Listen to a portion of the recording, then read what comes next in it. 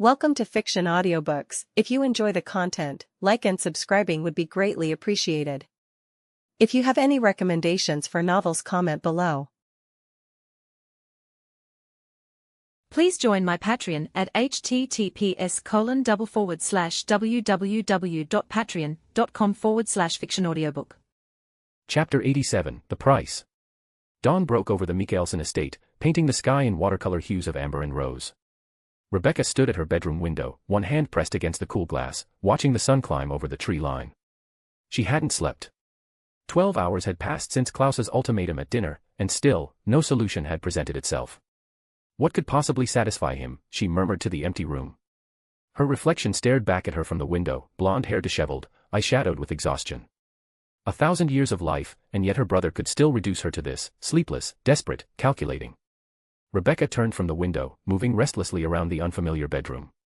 Everything in this house felt wrong, too modern, too pristine, lacking the patina of age she'd grown accustomed to. Or perhaps that was just the disorientation of waking after decades daggered in a box, the world having moved on without her. She trailed her fingers across the silk bedspread, untouched from the night. Klaus wanted her to offer something to Lucien in exchange for breaking her fertility curse. But what could she possibly give that would satisfy her brother's twisted sense of fairness? Material wealth meant nothing to a family that had accumulated riches across a millennium. Knowledge. Power. Connections. She had all these in abundance, but none felt enough to meet Klaus's demands. Her fingers closed around a crystal perfume bottle on the vanity. With a sudden surge of frustration, she hurled it against the wall, where it shattered into glittering fragments. Temper, temper. Rebecca whirled to find Cole leaning against her doorframe, a smirk playing across his lips. Get out, she snapped. Cole raised his hands in mock surrender. Just checking on my favorite sister. You've been pacing all night, I could hear you from 3 rooms away. I'm your only sister. Semantics. He stepped into the room, carefully avoiding the shards of crystal. Still fretting over Nick's little ultimatum. Rebecca turned away. I don't need your mockery right now. Who's mocking? I'm genuinely curious what you'll offer the boy. Cole flopped onto her bed, arms crossed behind his head. It's not every day someone can give us back what mother took. Us. Rebecca raised an eyebrow. I thought you only cared about getting your magic back. Magic first, certainly. But children. A shadow passed across Cole's face, there and gone so quickly Rebecca might have imagined it. Well, who wouldn't want to create something that might outlast even us? Rebecca studied her brother, searching for the trap in his words. Finding none, she sighed.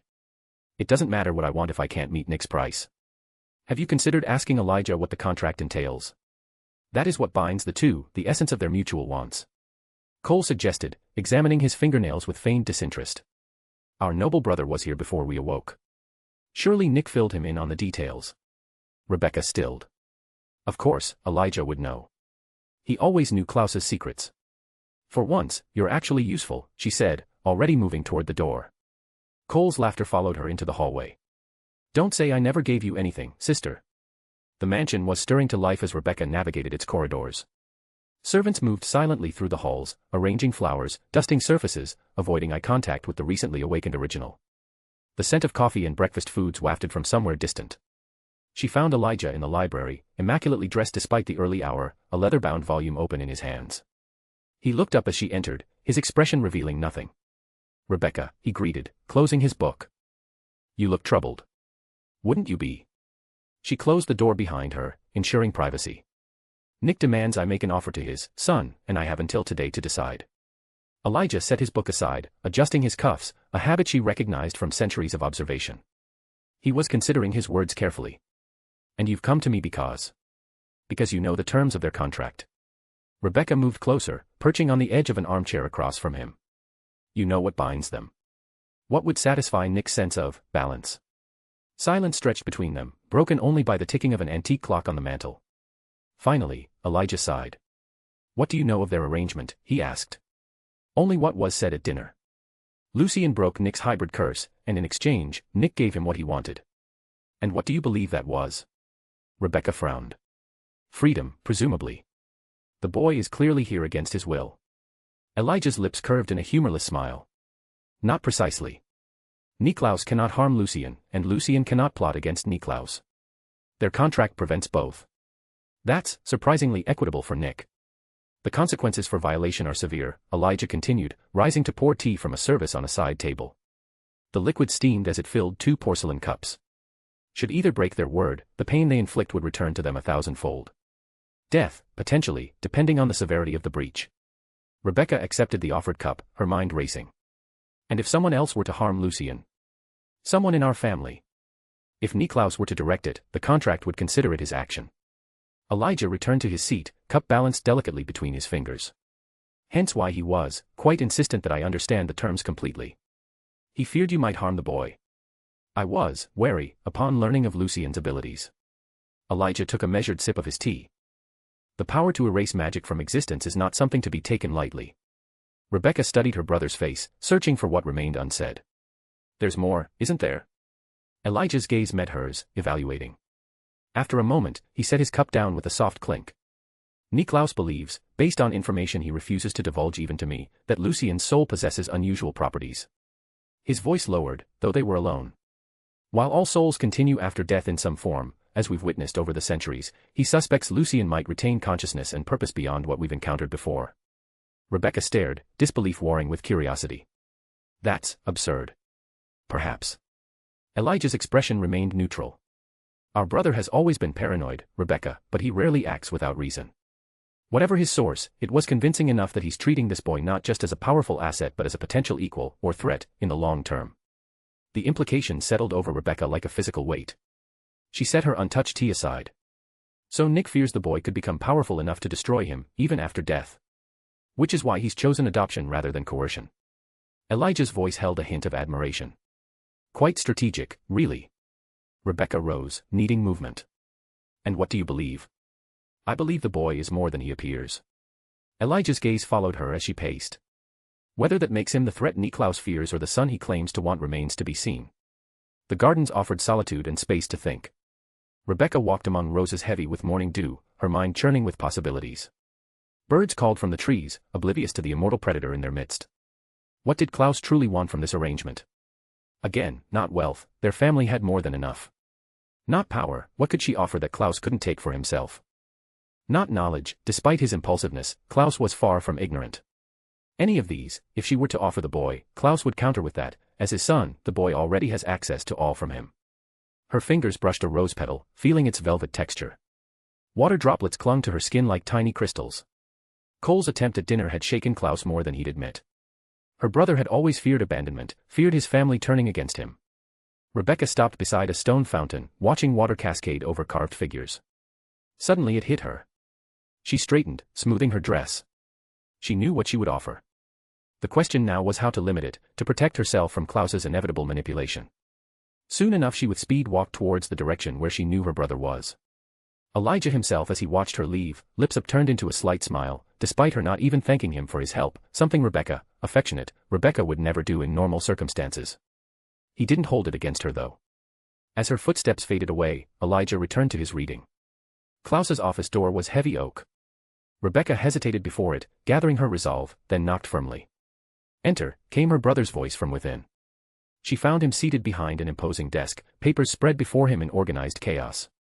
Morning light streamed through tall windows, illuminating dust motes that danced in the air. Claus looked up, his expression one of calculated casualness. Ah, sister. Come to a decision, have we? Before she could answer, a servant entered with a silver tray bearing a teapot and cups. Claus gestured for the men to set it down, the interruption creating a natural pause in their conversation. Rebecca remained standing, unwilling to cede the small advantage of height. I know what I wish to offer. A slow smile spread across Claus's face as he leaned back in his chair. Do tell. First, I want to be certain it will satisfy your requirements. Claus's smile widened. Only one way to find out, isn't there? He turned to the servant who was arranging the tea service. Fetch Lucien and Katerina. They should be present for this. The servant nodded and departed silently. Rebecca and Claus regarded each other across the desk, neither speaking. The ticking of a grandfather clock marked the seconds as they waited, the silence heavy. Minutes later, the door opened to admit Lucien and Catherine. The boy appeared well-rested despite the previous night's drama, dressed in clothes that were clearly new but suited him perfectly, Claus's doing, no doubt.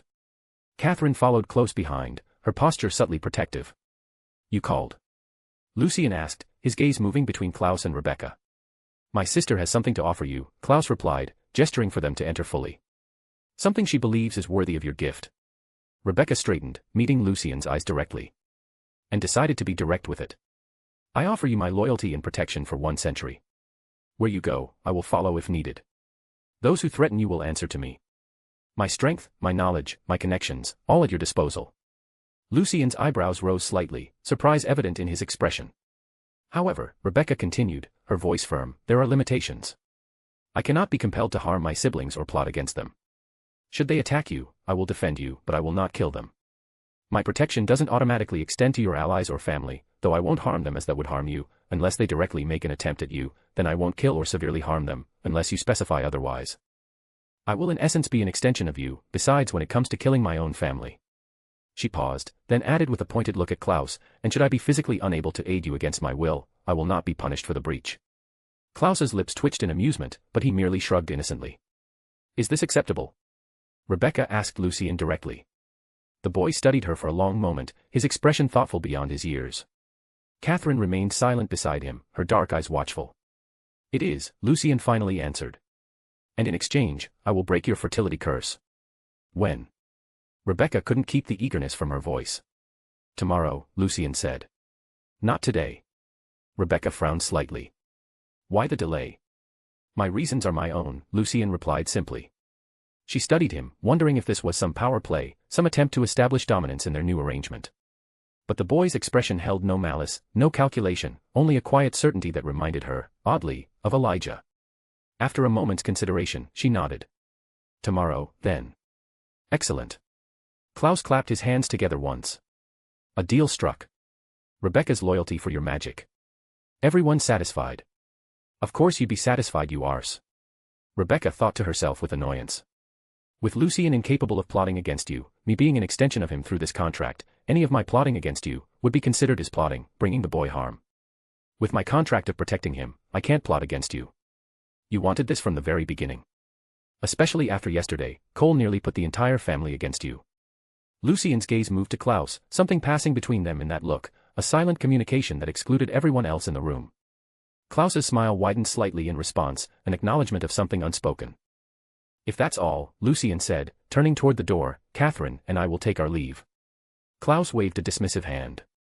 By all means. Catherine's hand settled on Lucien's shoulder as they departed, the door closing behind them with a soft click. Silence descended on the office. Rebecca exhaled slowly, tension draining from her shoulders. After a millennium of waiting, she was one day away from regaining what her mother had taken from her, the possibility of children, a family beyond her immortal siblings. Well, she said, breaking the silence, that's done. Indeed. Klaus rose from his chair, moving to pour himself tea. Though I must say, I'm surprised you came to terms so quickly. I expected more resistance. Would you have preferred that? Rebecca asked, accepting the cup he offered. Perhaps. Negotiation can be its own form of entertainment. His smile was almost genuine as he raised his cup in a mock toast. To new beginnings. Rebecca returned the gesture cautiously. To new beginnings. They sipped in companionable silence, a rare moment of peace between them. Rebecca allowed herself to hope, briefly, that this arrangement might bring some measure of stability to their fractured family. I won't allow a repeat, you know, Klaus said suddenly, his voice deceptively casual. Rebecca looked up, confused. A repeat of what? Klaus set his cup down with deliberate care. Marcellus. The name hit her like a physical blow. Rebecca stiffened, her cup frozen halfway to her lips. Klaus rose from behind his desk, moving toward her with slow, deliberate steps. I know you have a history with my son's sister. Don't, Rebecca warned, setting her cup down before she shattered it. Don't make me sound like some incestuous whore. But that's precisely what you were, weren't you? Klaus's voice was soft, almost gentle, which made his words cut deeper. I forbade you from pursuing Marcel. He was my son, my protégé. And yet. That was different, Rebecca protested, rising to face him. Marcel was grown, not a child. He made his own choices. As did you, against my explicit wishes. Klaus was close now, too close. And now here we are again, you, bound to a boy who can give you your heart's desire. A boy who will grow into a man under our roof. Understanding dawned, hot and humiliating. You think I would, with Lucien? He's a child. Now, yes. Klaus's eyes were cold despite his smile. But children grow, Rebecca. And you have pledged yourself to him for a century. This is about protection, not dash. I'm simply making my expectations clear, Claus interrupted. Control yourself. Or don't blame me for another dagger in your heart. Fury rose in Rebecca's chest, burning away her earlier hope. After everything, after centuries of loyalty punctuated by betrayal, after being daggered and boxed and carted around like furniture, he still saw her as something to control, to manipulate. She wanted to scream, to attack, to make him feel a fraction of the pain he'd caused her. Instead, she forced herself to nod stiffly. Understood, she managed through clenched teeth. Without another word, she turned and stalked from the office, her heels striking the floor harder than necessary. The door slammed behind her with satisfying force. In the hallway, Rebecca paused, pressing her forehead against the cool wall, trying to regain her composure. One more day. One more day, and she would have what she'd wanted for 1,000 years. She could endure Klaus's suspicion, his control, his threats, for that. She had to. Do tell me how you found it. What do you think of Rebecca's offer? Do you like it? I'm interested in your thoughts.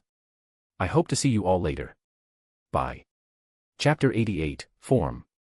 Catherine lounged on the massive four-poster bed, one leg dangling lazily over the edge as she examined the colorful cards spread across the silken comforter. Afternoon sunlight streamed through the tall windows of their shared room in Klaus's mansion, casting golden rectangles across the polished floor. I still don't understand the appeal, she mused, holding up a card depicting a massive blue dragon. Blue Eyes White Dragon. Seems rather straightforward for a game of strategy. Across the room, Lucien sat before a small easel, paintbrush moving in careful strokes. He didn't look up from his work as he answered. It's not just about the monster's power. It's about how you use it, he explained, dipping his brush into a small pool of crimson. The strongest card is useless without the right strategy. Catherine rolled onto her stomach, propping her chin on her hands as she examined another card. This one showed a golden dragon. And this one. The winged dragon of Ra. She traced the holographic surface with one manicured nail. One of the Egyptian god cards, yes. Lucien confirmed, his focus still on the canvas before him. Catherine arranged the 3 god cards in a row, Obelisk the Tormentor, Sly for the Sky Dragon, and the Winged Dragon of Ra.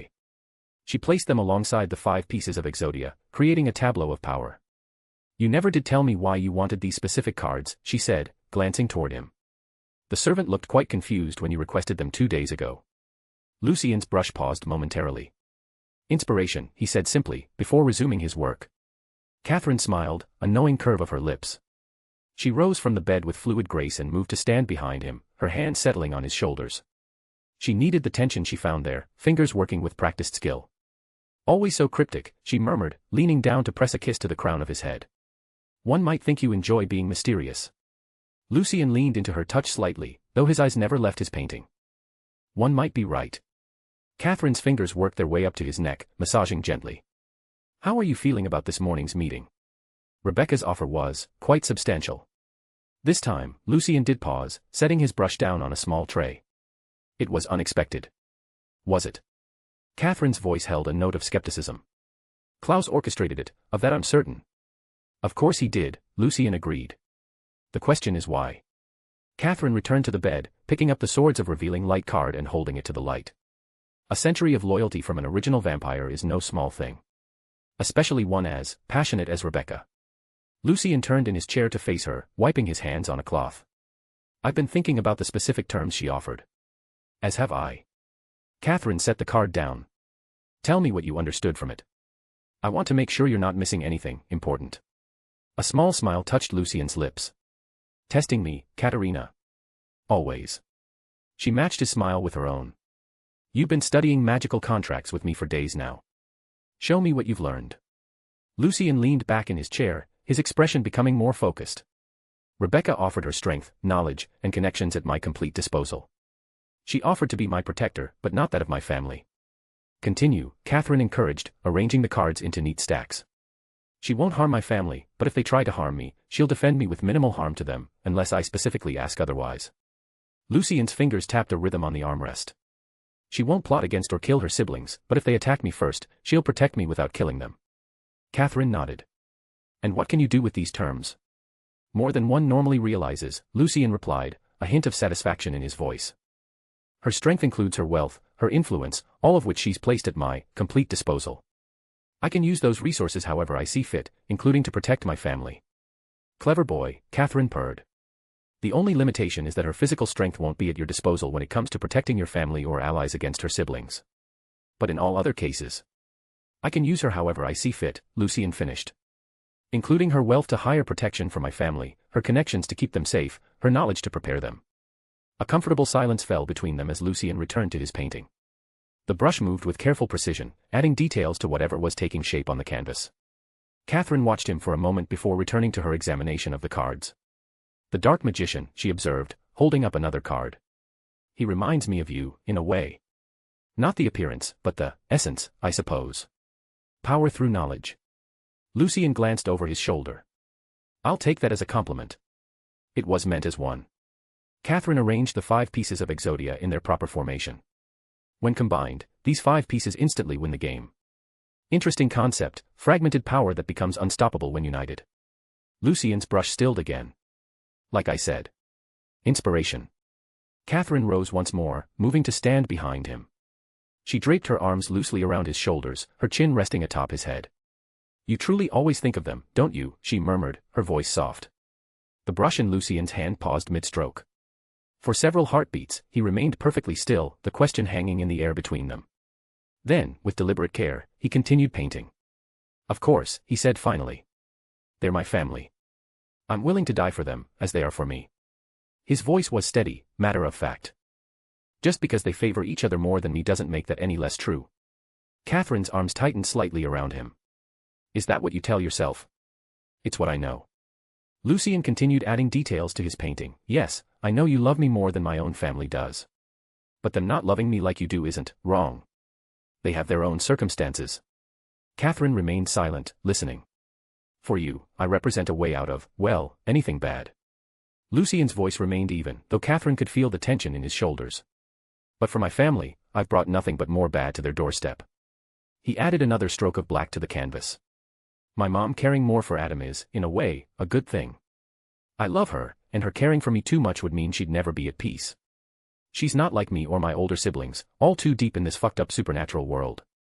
Lucien dipped his brush in water, cleaning it before selecting a different color. Her caring for Adam more is honestly her protecting herself, a protective measure her heart has chosen to use to save herself from the hurt that comes with loving me. His brush stilled, and he set it down carefully. Leaning back in his chair, he tilted his head up, staring at the ceiling. I'm honestly, in some ways, relieved by it. It would hurt them so much more if it was someone besides me who had to run away, who was in this situation. Catherine moved around to embrace him from behind, her arms encircling his shoulders. And is that not a protective measure of your own? She asked gently. To deal with them not loving you as much as you love them. A soft chuckle escaped Lucien. He turned his head, kissing her arm where it rested on his shoulder. His eyes met hers, a mixture of pain and acceptance in their depths. Maybe it is, he admitted. But it doesn't make me feeling this way any less real. Catherine's gaze drifted to the canvas, and her eyes widened slightly. Is that? She studied the completed painting. You're Kareen. The image depicted a towering figure in black armor, reminiscent of Darth Vader, but composed entirely of smokeless black and red flames. The helmet gleamed with an inner light, and where a lightsaber would be, a blade of pure crimson energy extended from a hilt of darkness. Yes, Lucien confirmed. That's him. Why are you painting him? Catherine asked, her fingers trailing along his shoulders. Lucien smiled enigmatically. You'll know soon enough. He rose from his chair and moved toward a cabinet on the far wall. Catherine watched as he retrieved an ancient leather-bound book and several small containers of various materials, herbs, powders, crystals, and what appeared to be bone fragments. He arranged them carefully on the table beside his painting. What are you doing? She asked, curiosity evident in her voice. Lucien glanced at her, a hint of excitement in his eyes. Didn't I tell you? I've been inspired. Catherine furrowed her brow, watching as he crushed the ingredients into a fine powder and transferred them into a ceramic bowl. The pieces weren't connecting in her mind until he turned to her, hand extended. I need you to give it to me, he said simply. Give you what? Catherine asked, confusion evident in her voice. An Iden apple, Lucien replied. I know you have more than one. Surprise flickered across Catherine's face. How did you? I never told you I had more than the one I used to save your life. Despite her confusion, she moved to retrieve her pouch from beside the bed. The small leather bag appeared ordinary, but when she reached inside, her hand extended far deeper than its dimensions should allow. From within the veil where her Kareen Nura had their treasures, Catherine received it from her and withdrew a perfect golden apple, its surface gleaming in the afternoon light. She placed it in Lucien's outstretched hand, then flopped down on the bed, resting her chin in her hands. "What exactly are you planning to do with that?" she asked. "You'll see," Lucien replied, placing the golden apple atop the powdered ingredients in the bowl. "I've given you enough hints." Catherine frowned. "What hints? Didn't we literally watch Yu-Gi-Oh episodes last night after dinner to help me relax?" "It was literally your idea, since you knew I liked them," Lucien asked, arranging the remaining materials around the bowl. Catherine's expression remained puzzled as she watched him work. "Are you sure about what you're doing?" she asked after a moment. "I don't know what this is, but it seems big. We don't want to antagonize Claus." Lucien shook his head. "Don't worry. I asked Claus about doing spells, and he agreed. The mansion has protection magic inside all the rooms, it will protect everyone if something misfires." Catherine nodded slowly, accepting his explanation though wariness remained in her eyes. Lucien stood silent for a long moment, taking a deep breath, centering himself. He closed his eyes, extending his hand over the golden apple in the bowl. The temperature in the room dropped noticeably, a chill settling over everything. He began drawing life force from the apple. Force lightning crackled from his fingertips, striking the powdered ingredients beneath the apple. The mixture ignited immediately, blue-white flames beginning to consume both powder and apple. Lucien simply continued to draw and draw and draw life force from the flames, for what seemed like minutes, with each second the room turning colder. Then, he began to chant. Ex anima mea, corpus fiat. Umbra vitae, manifestum apparit dash. Outside, the weather began to change. Dark clouds formed over the island, gathering with unnatural speed. Per sanguinem meum, per spiritum meum. Forma ex informi, visibilis ex invisibili. Lightning crackled in the sky, thunder rumbling in the distance. Catherine's eyes widened as she saw this from open the window, understanding dawning. Lucien dash. He continued, his voice growing stronger. Scientia divisa, nunc coniuncta. Surgit potentia mea in carne et umbra. Anima divisa, nunc integra. Throughout the mansion, the originals sensed the disturbance. Claus looked up sharply from his desk, his eyes narrowing. Elijah paused mid-sentence in conversation with Finn. Rebecca dropped the book she was holding. Cole smiled, a predatory gleam in his eyes. As one, they sensed where it was coming from, all moved from wherever they were. All towards Lucien's room. Sweat beaded on his forehead, his face contorting with effort as he pulled the life force from the burning apple, combining it with the essence of the spell. Finally, step one done, thought Lucien with gritted teeth, as he saw the floating orb of gold and blue liquid-like thing. Now, comes step two. With telekinesis, he slowly began directing the swirling energy toward his painting of Vader. The door to the room burst open as the originals arrived, finding it locked and breaking through, as the life force reached the painting. They froze in the doorway, witnessing the scene before them. Step 2, done, step 3 now begins. Though Lucien to himself, a wide excited grin forming on his face, uncaring to the original's arrival. "What the hell is going on?" Rebecca asked, the only one speaking up, everyone else, seeing a spell being done, but not willing to interfere, interested about what the boy is doing. Self-assured that nothing can harm them. "Dark night of flame, my mirror soul," Lucien began chanting again. The sky thundering louder, lightning beginning to strike the island itself. "From shadow's depths, I bid you rise whole dash." Suddenly the windows of the room cracked, and burst open, as howling winds entered, causing everyone to block their eyes. "What is the boy doing?" yelled Finn over the loud thunder and wind, now worried. "Something interesting," yelled back Cole with an excited laugh. "More like something insane," Rebecca yelled in counter. Elijah and Claus were the only ones silent, merely observing, still unconcerned, but growing interest. "Transform thyself from ember into might. To guard my path through darkest night." The painting began to glow with an intense red light that grew brighter with each word. Claus in interest instinctively took a step forward, only to be held back by Elijah's restraining hand. "Open your black wings wide and soar," Lucien continued, his voice strained with effort. "Cross through the veil from distant shore. Shroud the heavens with your shadow's pall. And cast your wrath upon them all." The red light intensified, forming a pillar that shot upward, breaking through the ceiling and into the sky above.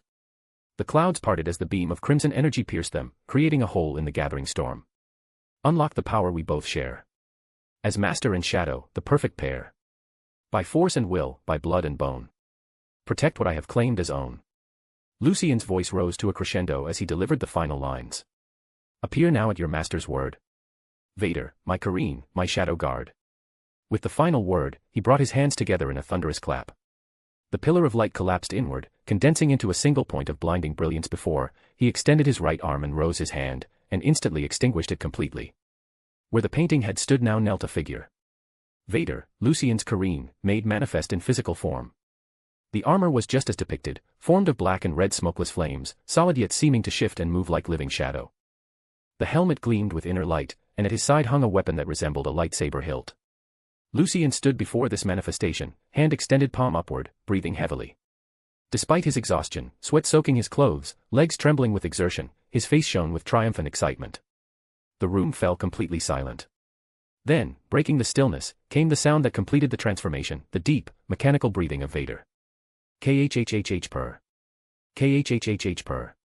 The original stared in stunned silence as the shadow made flesh rose to its full height, towering over everyone in the room, its featureless mask turning slowly toward them. Khhhh purr. Khhhh purr. Do tell me how you found the chapter.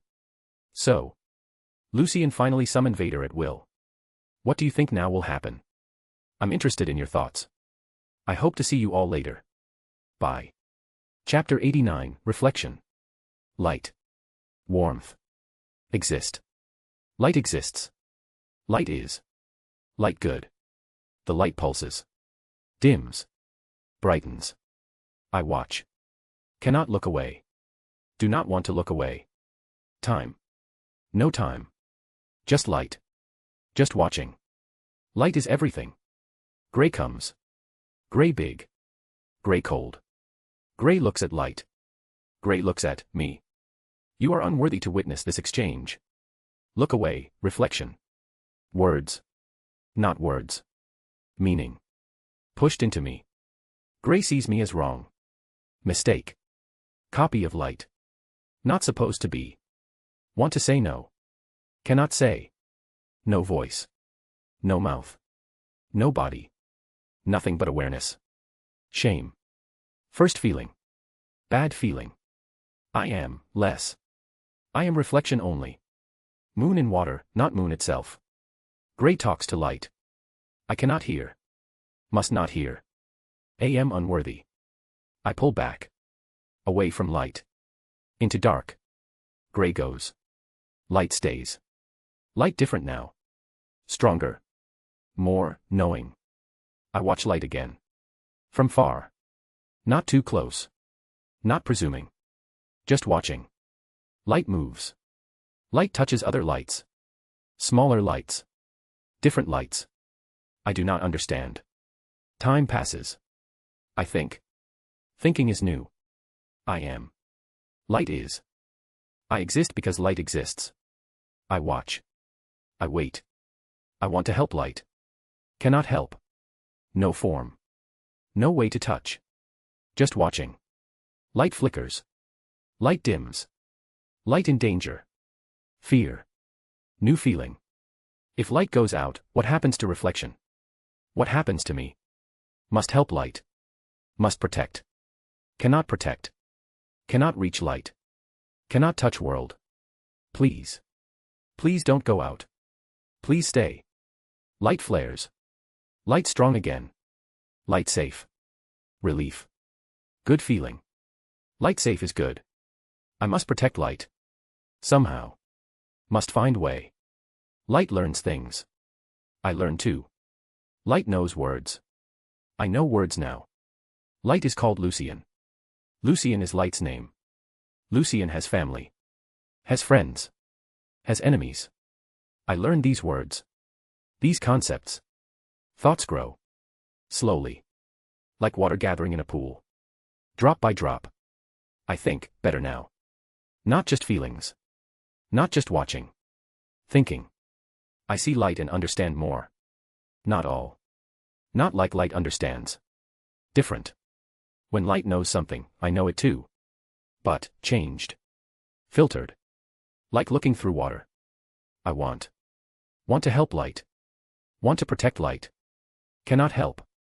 Cannot protect. No form. No way to touch world. I am reflection only.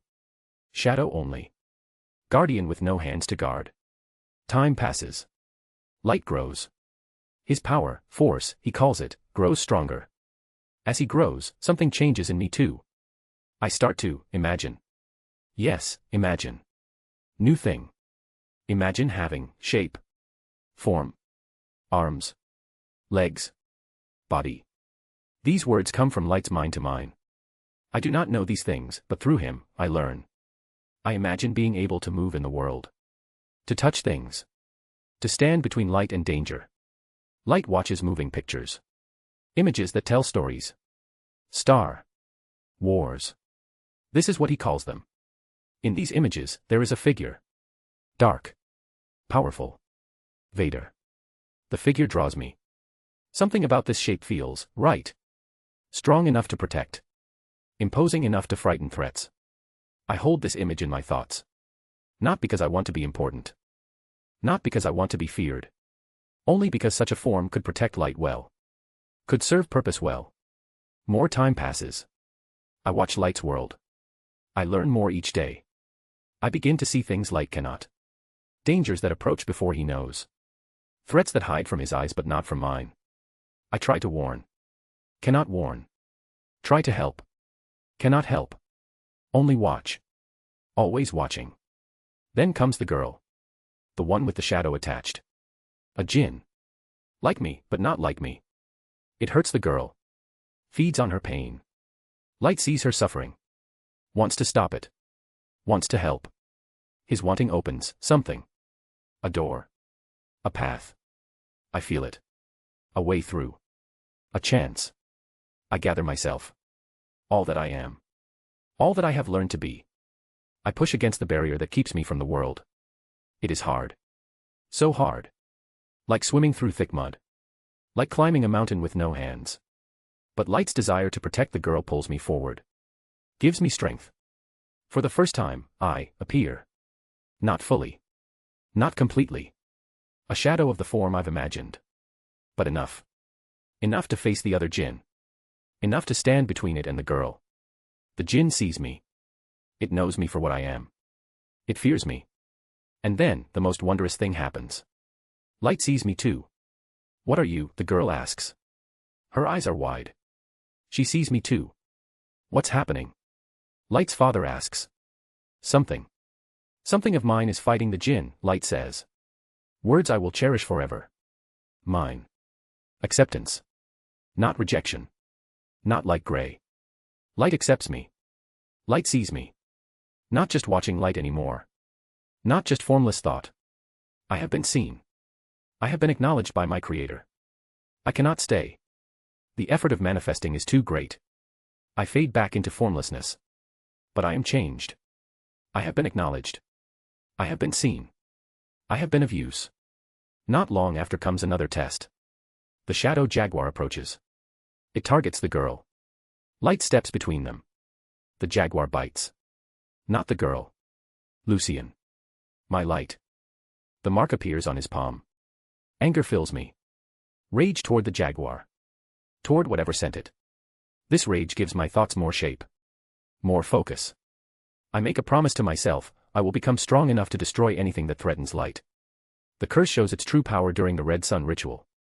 Light and the girl Elena are taken to another place. A place of blood and gods. I follow. My connection to Light is strong now. Strong enough to go where he goes, even to this strange realm. The danger to him is great. Greater than ever before. This pulls me into my strongest manifestation yet. I am still not solid. Still made of shadow and energy rather than flesh and bone. But I am present enough to fight beside him against the gods. Is that Darth Vader? Elena asks. Vader. Vader. A name. A name. A name. A name. A name. An amy, an amy, an amy, an amy, a name. An amina me a name. An amina me a name. I have a name. I battle. The battle teaches me new things. I feel resistance when my blade strikes a god's flesh. Feel pressure when Apophis wraps his coils around me. Feel the endless onslaught of blood demons. I swing my blade of energy through the demons, clearing a path. But there are too many. Wave after wave separates us. I fight harder, more desperately. I can sense Light's danger but cannot reach him through the horde. Then I feel it, Elena's death. I feel it through Light's pain. His anguish washes over me. I have failed. Failed in my one purpose. Failed to protect Light's want. The knowledge hurts worse than any wound. Then comes help, Catherine. The vampire. She descends with wings of black, wielding a sword of green fire. I do not trust her. But I cannot deny that she saves him when I could not. She carries both Light and Elena's body from the blood realm. The mark remains on his palm. Through his understanding, I learn what this means. Danger. Suffering. Monsters drawn to him like moths to flame. Anger fills me. Rage toward the jaguar. I want to break him. To cut him. To kill him. I hate him. I hate him. I hate him. I hate him.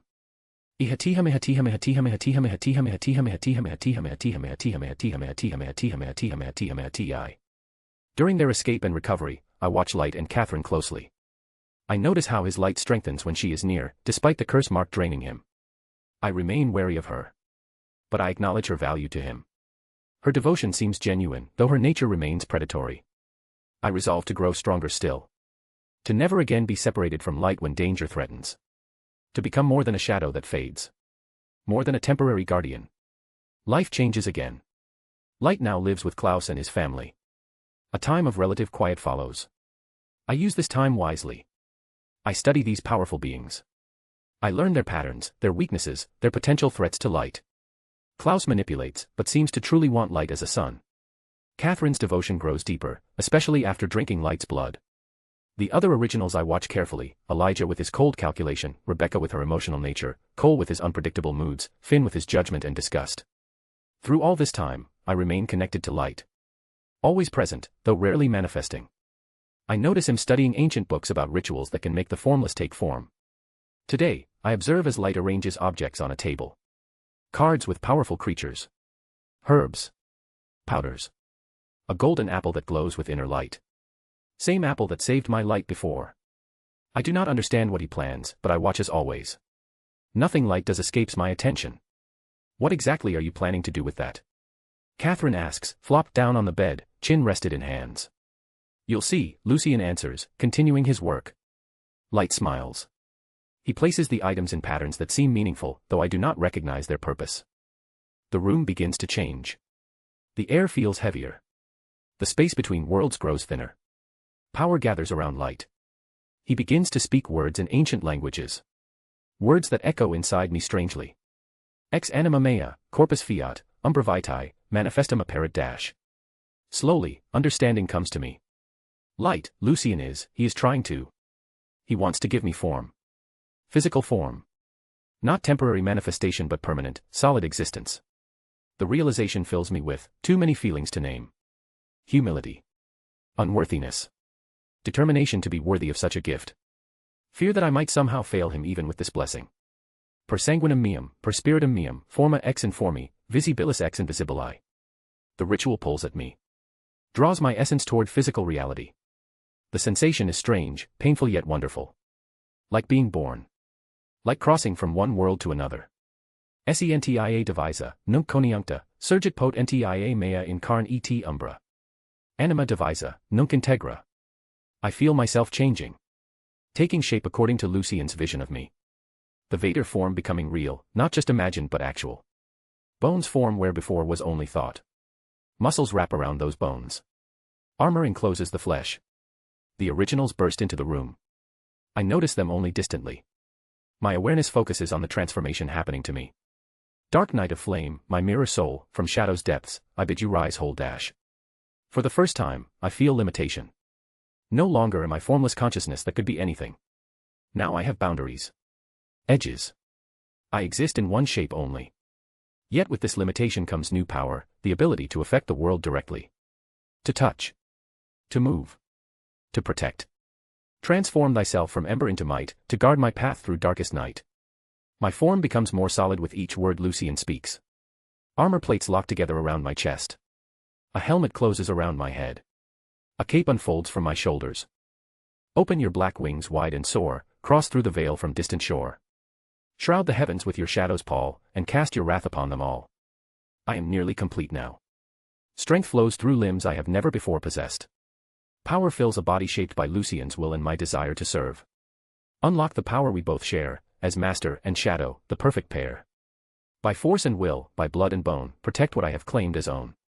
Lucien's voice grows stronger as he speaks the final words. Appear now at your master's word, Vader, my Kareen, my shadow guard. His hands come together in a thunderous clap. The energies of the ritual collapse inward, condensing into my fully manifested form. I kneel before my creator. The position feels right. Natural. For the first time, I experience the world through physical senses, the weight of armor against newly formed skin, the sound of breathing through my mask, the sight of the room through the lenses of my helmet. Everything is different now. Clearer. More defined. Colors are more vivid. Sounds more distinct. Energies more visible. I see the originals standing in the doorway. My new instincts immediately assess their threat level to Lucien. Claus watches with fascination, calculating new possibilities. Elijah maintains his composed expression, though tension shows in his slightly raised shoulders. Rebecca's face reveals surprise and wariness. Cole seems delighted by the chaos. Finn stands furthest back, wariness evident in his rigid posture. I flex my hands, feeling the power they contain. I take my first breath, hearing it amplified through my mask's vocoder. Khhhh purr. Khhhh purr.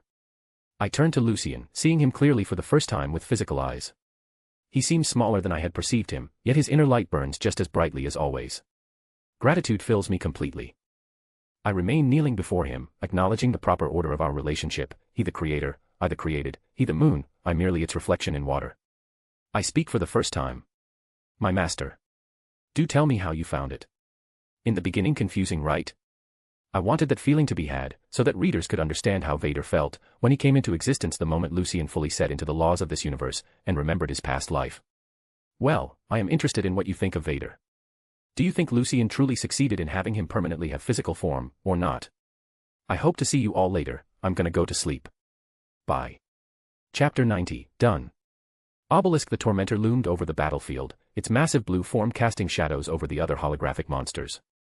Across the table, Elijah Michaelsen maintained his perfect posture, not a wrinkle in his tailored suit despite having spent the last hour engaged in what he would normally consider a frivolous activity. His dark eyes studied the field with the same intensity he might apply to a genuine battlefield. Your move has left you rather exposed, Elijah, Lucien remarked, leaning forward with elbows on the table. Slifer may be a god card, but even they have weaknesses. Elijah's lips curved into a subtle smile. I find it curious that a game ostensibly designed for children contains such complex strategic elements. The Egyptians would be quite intrigued by this modern interpretation of their deities. You've actually met ancient Egyptians. Lucien's eyes widened with genuine curiosity. Several, Elijah replied, adjusting his cufflink. Though I doubt they would have approved of reducing their pantheon to collectible cards. From her position on the chaise lounge, Catherine watched with amused interest. Are you stalling because you know you're going to lose, Elijah? Cole, who had been circling the table like a shark, laughed. Our noble brother doesn't lose. He simply allows others to experience the satisfaction of victory occasionally. Rebecca rolled her eyes but remained focused on the game. The creatures' forms hovered above the table, tangible enough to appear solid, yet clearly illusionary in their perfect detail and occasional shimmer when light passed through them. I believe it's my turn, Lucien said, drawing a card with a flourish. His eyes lit up as he could now do what he wanted, the card drawn not being the point. Finally, now the real fun begins. I do hope you're not about to employ some obscure rule to circumvent proper strategy, Elijah remarked dryly. Nothing obscure about this. Lucien stated. I sacrifice my 2 blue eyes white dragons to activate Obelisk's special ability. The twin dragons on Lucien's side of the field roared, a sound that seemed to vibrate the very air despite being merely illusion, before dissolving into streams of brilliant white light. The light flowed upward, pouring into Obelisk's eyes like liquid moonlight. When 2 monsters are sacrificed to Obelisk, Lucien explained, his voice taking on a theatrical quality, his force becomes infinite. Able to wipe out your entire field. Elijah raised an eyebrow. Infinite. That seems rather excessive. The blue god's form began to change, crimson energy spreading from its core outward through its massive limbs. The red glow concentrated in its fists, forming pulsing orbs of power that grew with each passing second. In war, Elijah, there is no such thing as excessive force, only victory or defeat, Lucien said. Obelisk drew back its glowing fist and then thrust forward. The holographic attack tore through Slifer the Sky Dragon, Dark Magician, and Dark Magician Girl simultaneously. The monsters shattered like glass, fragments dissolving into motes of light that scattered across the table. A counter displaying Elijah's life points dropped from 2,100 to 0 in an instant. And that's game, Lucien declared, unable to suppress his grin. Cole began clapping slowly. Bested by a child at a children's card game. How the mighty have fallen, brother. This was my first experience with this particular game, Elijah replied calmly, straightening his already immaculate tie. I find no shame in losing while learning. He cheated. All heads turned toward the doorway where Claus stood, arms crossed, leaning against the frame. Lucien's expression immediately shifted from triumph to indignation. I did not. What exactly did I do that constitutes cheating?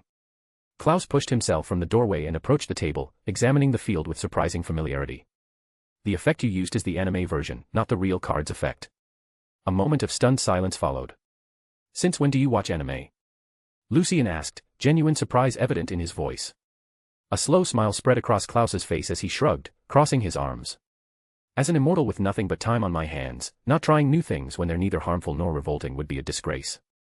Lucien quickly recovered, reaching for the obelisk card and holding it up.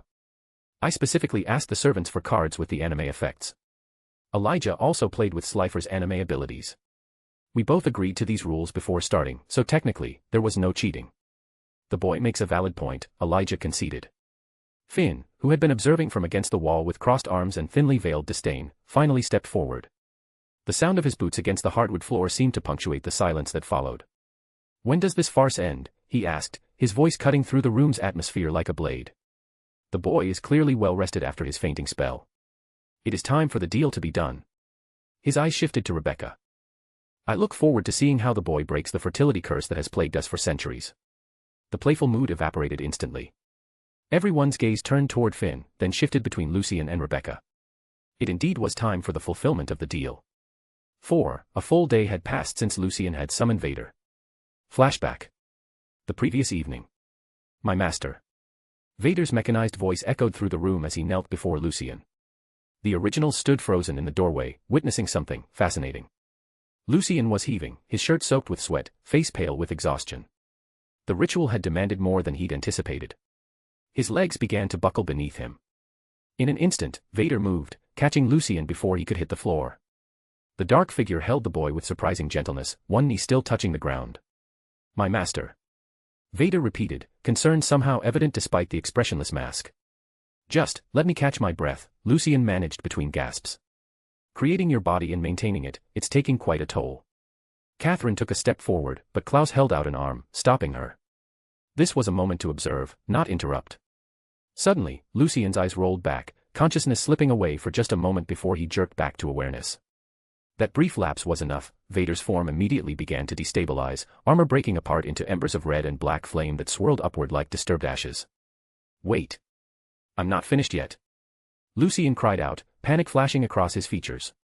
With desperate speed, he reached into his pocket and pulled out the dragon scale, the one he got when he killed Dracula's pet dragon. With a swiftness, he thrust the scale into the dispersing flames and shadow, then released it, as he then closed his fist, with the force, pushing all the embers towards the scale. A brilliant red light erupted from the point of contact, forcing everyone to shield their eyes. When the glow subsided, Vader was gone. In his place, lying on the floor before Lucien, was a card.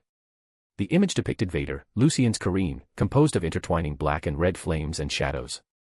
Lucien's hands trembled as he reached for the card, staring at it with a mixture of relief and disappointment. Before he could speak, his eyes rolled back once more, and he collapsed completely. Catherine and Rebecca moved in unison, vamp speed bringing them to his side before he hit the ground. Present day. A slow smile spread across Lucien's face as he met Finn's gaze. You're right. I'm full of energy and the contract has already been set on the parchment. He stood, gathering his cards with casual confidence. Let's go. Without waiting for the others, Lucien walked out of the room and headed toward the mansion's rear doors. The originals exchanged glances before following at varying paces. The expansive grounds that surrounded the Mikkelsen mansion stretched out before them, less a garden than a private park, with manicured sections giving way to more natural landscapes. Lucien strode toward an open field area, his steps light. A blur of tawny fur suddenly bounded across the lawn. Leo, Lucien's lion, tackled the boy playfully, nearly knocking him over. Instead of fear, Lucien laughed as the massive predator nuzzled against him, purring with a rumble that could be felt several feet away. Yes, I missed you too, Lucien said, scratching behind the lion's ears as though it were a house cat. Claus arrived first, stopping at the edge of the field to observe the scene. Elijah joined him moments later, standing precisely at his brother's side. The boy is trying quite hard, isn't he? Elijah commented quietly as they watched Lucien with the lion. Claus remained silent, his expression unreadable. Rebecca, Finn, and Cole continued past them, approaching Lucien directly. He had quite the nightmares during his fainting episode, nightmares that you, yourself have confirmed to be frequent. Elijah continued, studying his brother for any reaction. When Claus still offered no response, Elijah turned to face him fully. What is the boy's story, Claus? You most definitely know. His voice lowered further. During dinner days ago, you alluded to him never being able to have peace. Elijah's mind flashed back to the moment when Claus had grabbed Lucien's wrist, turning his palm upward to reveal the jaguar mark. Whatever that mark meant, it clearly connected to the boy's mysterious past. Claus continued to ignore him, walking forward to join the others. Elijah remained standing alone for a silent moment, his brows slightly furrowing before he finally followed. By the time everyone had gathered, they formed a loose semicircle in the open field. Leo stood protectively beside Catherine, while Rebecca and Lucien faced each other with several feet between them. The other originals positioned themselves as observers to what was about to unfold. A long moment of silence passed, broken only by the distant call of birds and the gentle rustling of leaves in the breeze. I think it's time to start, Lucien finally said, his voice carrying clearly in the open space. He stepped forward, closing the distance between himself and Rebecca. Lucien could sense her emotions, her excitement at the possibility of regaining what had been taken from her a millennium ago, yet dread at what the process might entail. Try not to embarrass us with your screaming, little sister, Claus called out mockingly. Pain is temporary, after all. Though his words seemed cruel, everyone present understood the underlying message. Claus was warning Rebecca to prepare herself for pain, his concern disguised as derision. Don't worry, Lucien said with surprising casualness. Last time was. An experience is the word for it, I suppose. Besides, then I had to break the hybrid curse, one linked to the moon itself. That's a lot harder than this one. He stopped an arm's length from Rebecca. This one can be easy. He raised his hand toward her. May I? Rebecca nodded, gracefully lowering herself to one knee before him. Lucien gently placed his palm on her shoulder. He closed his eyes, activating the domain he had prepared earlier. Rather than spending 10 minutes establishing the requirements in the moment, he had already completed the preparatory work, allowing for immediate activation. For an instant, Lucien's palm glowed red against Rebecca's shoulder. A shock of pain coursed through her body, not the agony she had braced herself for, but sharp enough to elicit a gasp from her lips. After a long moment, Lucien stepped back and withdrew his hand, placing it behind his back. Done, he announced with a cheerful smile. Rebecca looked up at him in confusion. Done. She stammered for a moment in shock. Are you sure? She asked as she rose to her feet. Lucien simply nodded. Again, the curse is nothing compared to the hybrid curse, which took a lot out of me. This one is small in comparison. A slow mischievous smile spread across his face as he regarded the original vampire. I'm looking forward to your service, he said, referencing her new role as his protector for the next century. Without another word, he turned and began walking back toward the mansion, leaving the originals to take in what had just happened. Wondering what to do now. Do tell me how you found it. Yeah, I wasn't gonna make a big deal of the fertility curse. Lucien after all broke it quite casually when doing it for Claus, having done it as a bonus, despite how hard the hybrid one was. Oh yeah, do tell me how you liked Lucien and Elijah's duel. I had fun imagining and writing it. I hope to see you all later. Bye. Chapter 91, Bonds. Darkness. Absolute, consuming darkness stretched in every direction, a void without end or beginning. Within this emptiness, Lucien stood alone, the only source of light, his body emanating a soft twilight glow that illuminated nothing but himself. He turned slowly, searching for something, anything, beyond the darkness. There was only the void and the distant sensation of standing atop something solid yet unseen. Then came the whispers. At first, they were indistinct, background noise like wind through leaves. But gradually, they grew clearer, more focused, until individual voices emerged from the cacophony. You're the reason I can never atone for Mary's death, his dad's voice echoed from the darkness. Every monster that comes for you is one more stone in front of the sin I can't wash away. Lucien closed his eyes, his jaw tightening. Not real, he whispered to himself. I gave up everything to protect Sam, Dean's voice came next, heavy with accusation. And now you're the one who'll get him killed. Your power, your enemies, they'll destroy him because of you.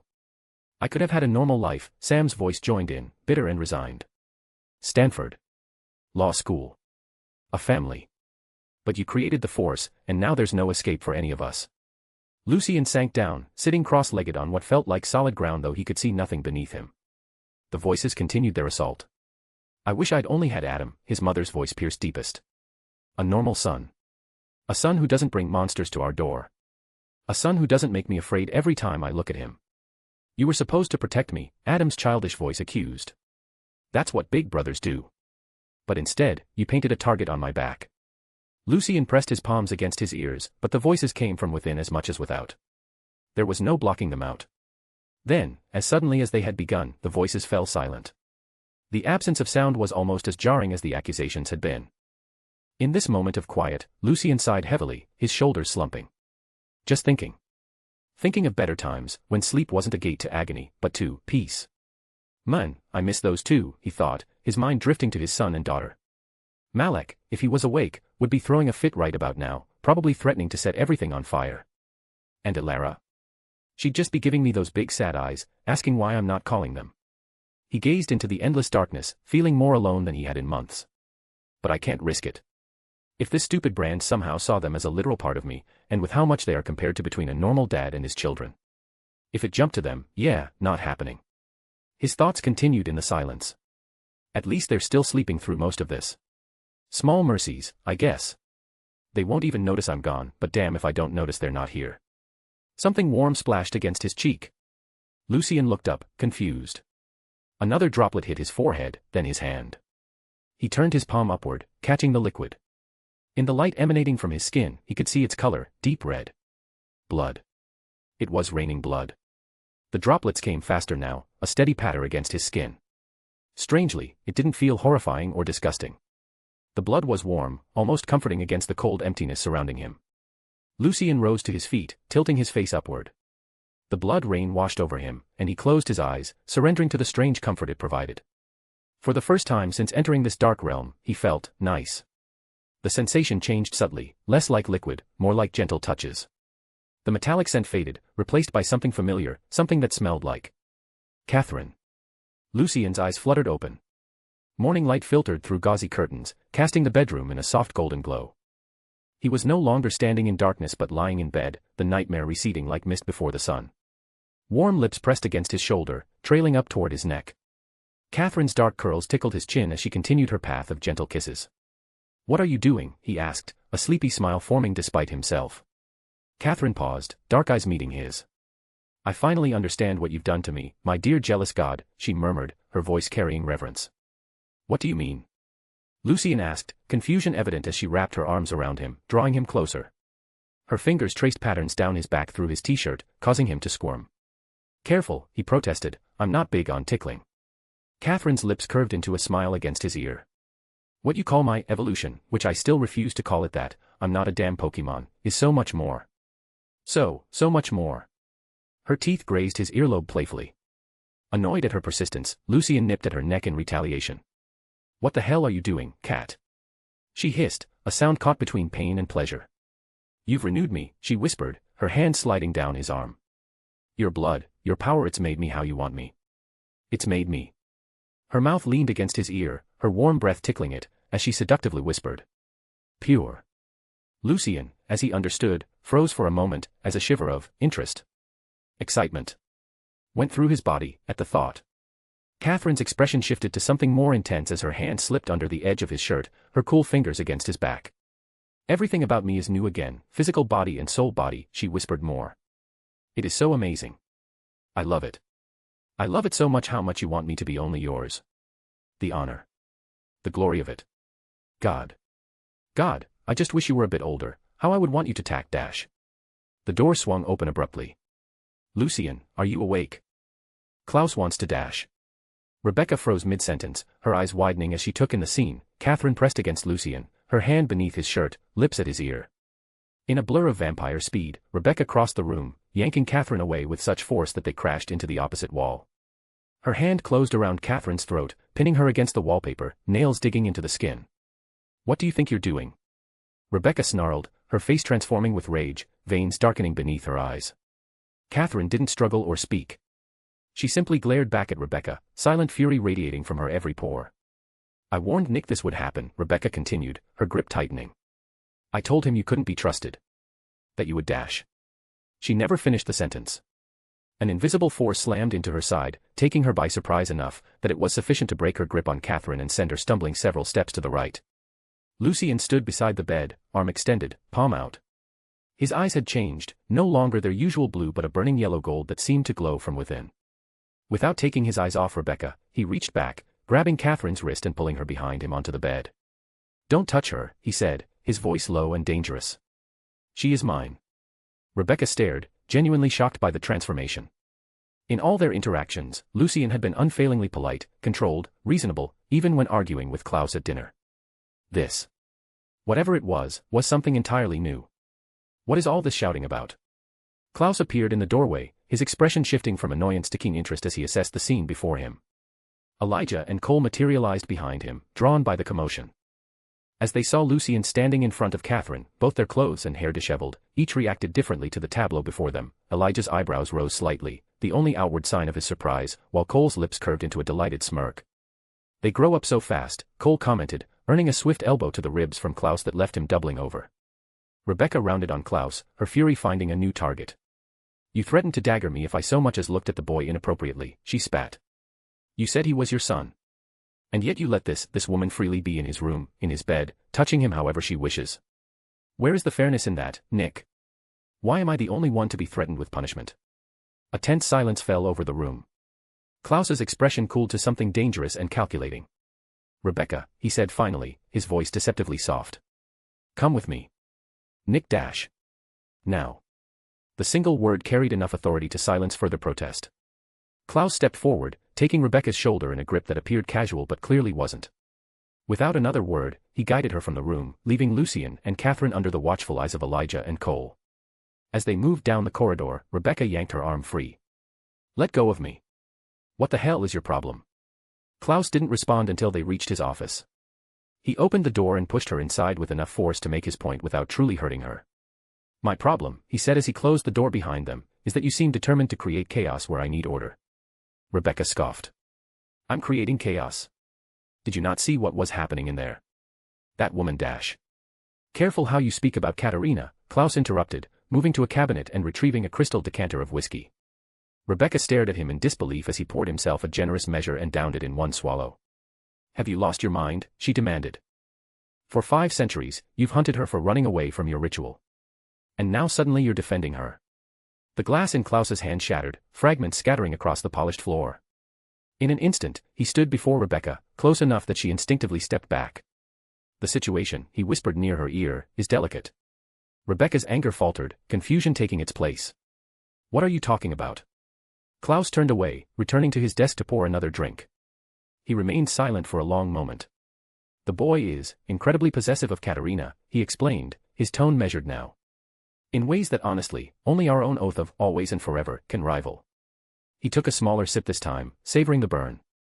"The only reason Lucien sought me out, the big bad hybrid, struck a deal fearlessly, was all to gain the cure for werewolf venom, my blood, to cure Katerina, who was bitten while saving the boy's soul from an evil god." Rebecca's eyes widened slightly at this revelation. "The boy has become incredibly protective of her," Claus continued. "Whether he acknowledges it or not, his care for Katerina supersedes any and all other care for anyone else in this world. He would burn down the world to keep her safe, and reduce it to further ruin were she to desert or betray him. Though I suppose it is fair, especially with how starved he has been for affection." The last part he murmured more to himself, remembering the memories of the boy he saw, though Rebecca heard it all too clearly. "So you're saying I should just ignore what's happening between them?" Rebecca demanded.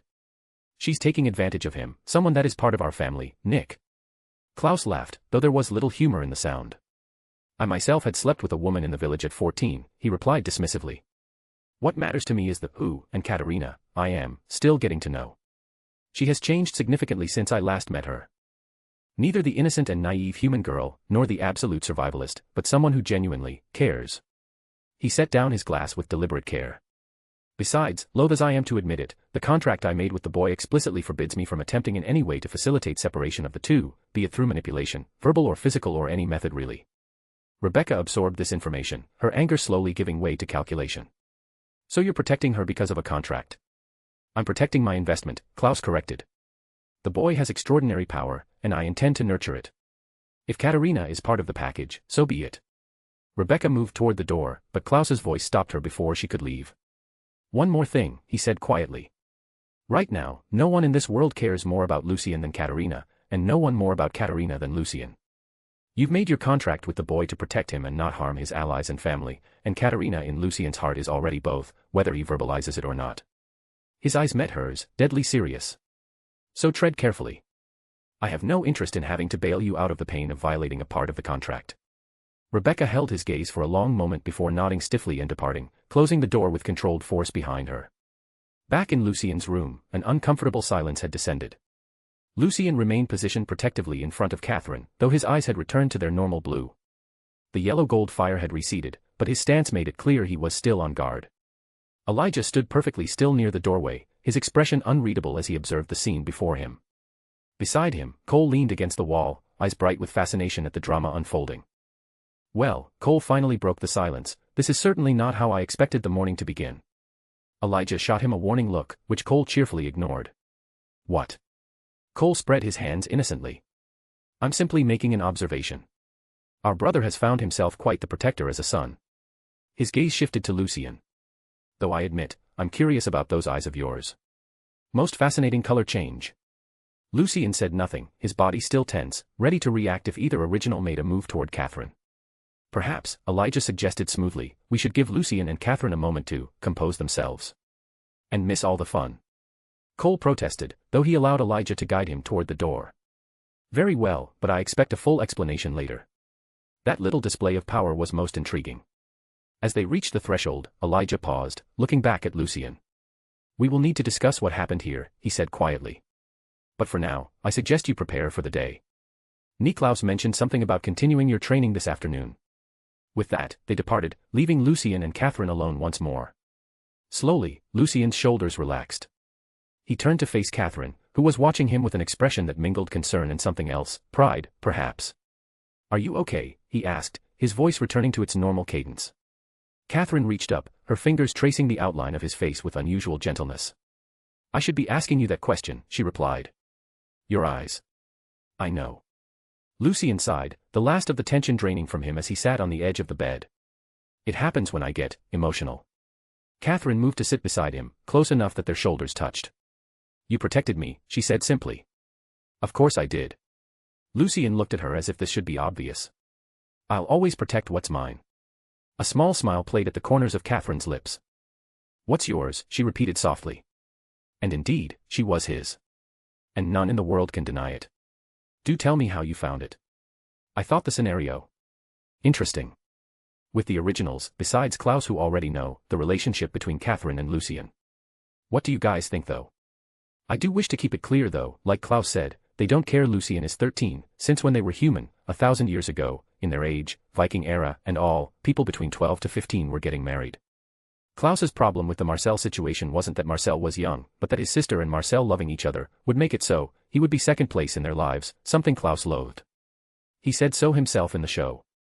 Claus is essentially, really, a Lucien who went a darker path by being the family's second. Well, I hope to see you all later. Bye. Chapter 92, Important Poll, kind of. Hello everyone. I hope you all are liking the FIC. So, I just want to say a couple of things. First, things first, you guys are right, things to seem to an extent to be getting a bit stale. But my friends, this FIC does have the slice of life tag, and before I can do a time skip, which I am planning to do soon enough, some things within the original family dynamic need to get established. A setup really for the future chapters. Claus already sees Lucien as his son, Rebecca as seen in last chapter, has grown to consider him family, her literally calling Lucien that, to Claus, confronting him about in her eyes not protecting Lucien well enough, because of her immense gratitude at what has been done for her. Elijah himself has gotten interested in the boy who has gotten his family back together. Cole interested in the boy that can open every path of power in front of him. Finn interested because of Finn reasons. I need to flesh these out a bit more, especially the Elijah part. Skipping over that would not be ideal in my eyes. Since Elijah is the most influential family member, when it comes within the family, if we take out Klaus's dagger threats. Now. The poll part. Honestly, it isn't much of a poll, since I've kinda made up my mind, but I believe it is fair to at least listen to you guys' opinions, and see what you want, and maybe you guys are able to convince me otherwise. The romance poll options. A. Only Elena. B. Catherine, and technically Nura, her Jinn doppelganger, 2, since she feels what Catherine feels, and Elena. C. Rebecca, I see this one as basically impossible, Catherine and Elena. D. Catherine and Rebecca, again, same thing as C. E. Catherine only. F. Elena only. G. Rebecca only. Me, I'm all for option B. I don't think Rebecca would be the sharing type, and I have been planning Elena since the beginning of this FIC, setting things up for that, so I don't wish to let go of that one. We've seen how to Elena, Lucien is the only oasis of safety in the entire universe. Elena herself has been shown to have grown immense care for Catherine too. It won't be being in love, since both Catherine and her are like in the established show, not into girls, only guys, but she wants Catherine there in her life too, and with how things are going on between Catherine and Lucien. Well, you get the idea. Well, I'm interested in what you guys would want, and whether you guys can convince me of otherwise. Do please keep respectful in the comments to those who disagree with you on one of these options. I know topics like this one can get heated. Well, I hope to see you all later. Bye. Chapter 93, Divine Wrath. Castle Dracula moved through the night sky like a dark cancer against the stars, its ancient stone architecture shifting and adapting as it traveled. Towers retracted and extended, walls thickened and thinned, the entire structure behaving more like a living organism than a building. Black clouds formed in its wake, trailing behind like a funeral shroud. At the highest tower, Dracula stood motionless, his pale hands resting on the stone parapet. Wind whipped his long black hair, but his face remained impassive as he observed the landscape below. The ice wall, that massive barrier separating the known world from the darker continents beyond, glowed faintly blue in the distance. Master. Hector's voice came from behind him, respectful but tinged with concern. Dracula didn't turn. We're crossing tonight. The territories beyond the ice wall are dangerous even for beings of our nature, Hector said, moving to stand beside his master. His silver-white hair caught the moonlight, creating a stark contrast to Dracula's darkness. No vampire has ventured there in centuries. I am not merely a vampire.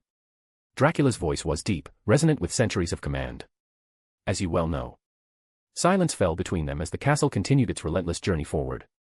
The ice wall grew larger in their vision, a towering barrier of ancient ice that stretched beyond sight in both directions. The wall marked the boundary of what humans were permitted to know. Beyond lay continents of darkness, places where reality itself had been scarred by events too terrible for conventional understanding. Isaac agrees with the journey. Hector asked finally. Isaac follows without question, Dracula replied. As should you. The castle approached the ice wall, its structure contracting slightly as if bracing for impact. Instead of collision, the dark stone simply passed through the glowing ice, causing ripples of blue energy to spread outward like disturbed water. As they emerged on the other side, the stars above changed configuration. The constellations here were unfamiliar, different versions of the patterns known to mankind. The air itself felt heavier, laden with ancient sorrows. There. Dracula pointed toward the horizon where a massive crater was now visible, stretching miles across the blasted landscape. The remains of Sodom and Gomorrah. Hector's breath caught audibly. Master, that place is exactly where we need to be, Dracula finished, turning from the parapet at last. His eyes glowed red in the darkness. Prepare the council chamber. We have much to discuss before we arrive. The council chamber occupied the heart of Castle Dracula, a vast circular room with a domed ceiling that somehow reflected the night sky above. A massive table of blackwood dominated the center, its surface polished to mirror brightness. Dracula sat at the head, fingers steepled before him. To his right sat Isaac, dark-skinned and intense. To his left was Hector, his features set in a troubled expression. You question my decision, Dracula stated, looking directly at Hector. Hector met his gaze steadily. I question the wisdom of entering a place of divine wrath, master. Even for one such as yourself. Divine wrath, Dracula repeated, a hint of amusement coloring his tone. Yes, I suppose that's it is. The crater was created by the Archangel Raphael, Hector continued. The scars of his power remain. No supernatural creature can endure such a place without being destroyed. Isaac, who had remained silent until now, finally spoke. You forget what our master truly is, Hector. His voice was calm, measured. He is not merely a vampire lord. I forget nothing, Hector replied, an edge entering his voice. But even God's chosen one must recognize limits. Dracula rose suddenly, his movement so swift that the candles flickered. He extended his hand toward a small reliquary on a nearby pedestal, a fragment of stone that glowed with faint white light. Approach it, he commanded. Isaac and Hector exchanged glances before rising. As they neared the reliquary, their steps became labored. Isaac's scars began to glow red, while Hector's face contorted in pain. This stone, Dracula explained, was touched by divine fire during the destruction of Sodom. A reminder of God's judgment upon sin. He reached out and grasped the stone directly. Where it should have burned him, should have rejected his vampiric nature, nothing happened. He held it casually, turning it in his fingers. I was, and remain, God's chosen one, Dracula said softly. His champion. Despite what I have become, he has never rescinded his protection. An oversight, perhaps. A bitter smile crossed his face. Or perhaps part of some greater design I no longer cared to understand. He replaced the stone and returned to his seat. The divine wrath that permeates the crater will not harm me. You two will remain protected as long as you stay close to me in the castle. Hector returned to his seat, his expression thoughtful. And what do we seek in this cursed place, master? What could possibly be worth such risk? A meeting, Dracula replied. With one who knew the cities before their fall. Isaac's eyes narrowed. You mean to summon the regent of hell? Dracula inclined his head slightly. Azazel. Yes. Silence fell over the chamber. Even Isaac appeared surprised by this revelation. Master, Hector finally said, his voice carefully controlled, dealing with hell's regent is dash. Necessary, Dracula cut him off. Azazel cannot normally enter the crater. The divine wrath bars demons from places they once corrupted, unless specifically summoned. And he will not refuse such a summons, the nostalgia alone will compel him to answer. And what do you hope to gain from this meeting? Isaac asked. Dracula's fingers traced patterns on the polished table. Azazel possesses something I need. Something that will help me recover my full strength. The castle shuddered slightly, the motion felt throughout the structure. We have arrived, Dracula announced, rising once more. Prepare the ritual components. We begin at midnight. The crater of Sodom stretched before them like an open wound in the earth. The ground was permanently scorched, with strange crystallized formations where sand had been fused to glass by divine fire. The air itself felt charged with judgment, making breathing difficult for any living thing. Dracula walked confidently down the gangplank extended from his castle, his boots crunching on the glassy surface.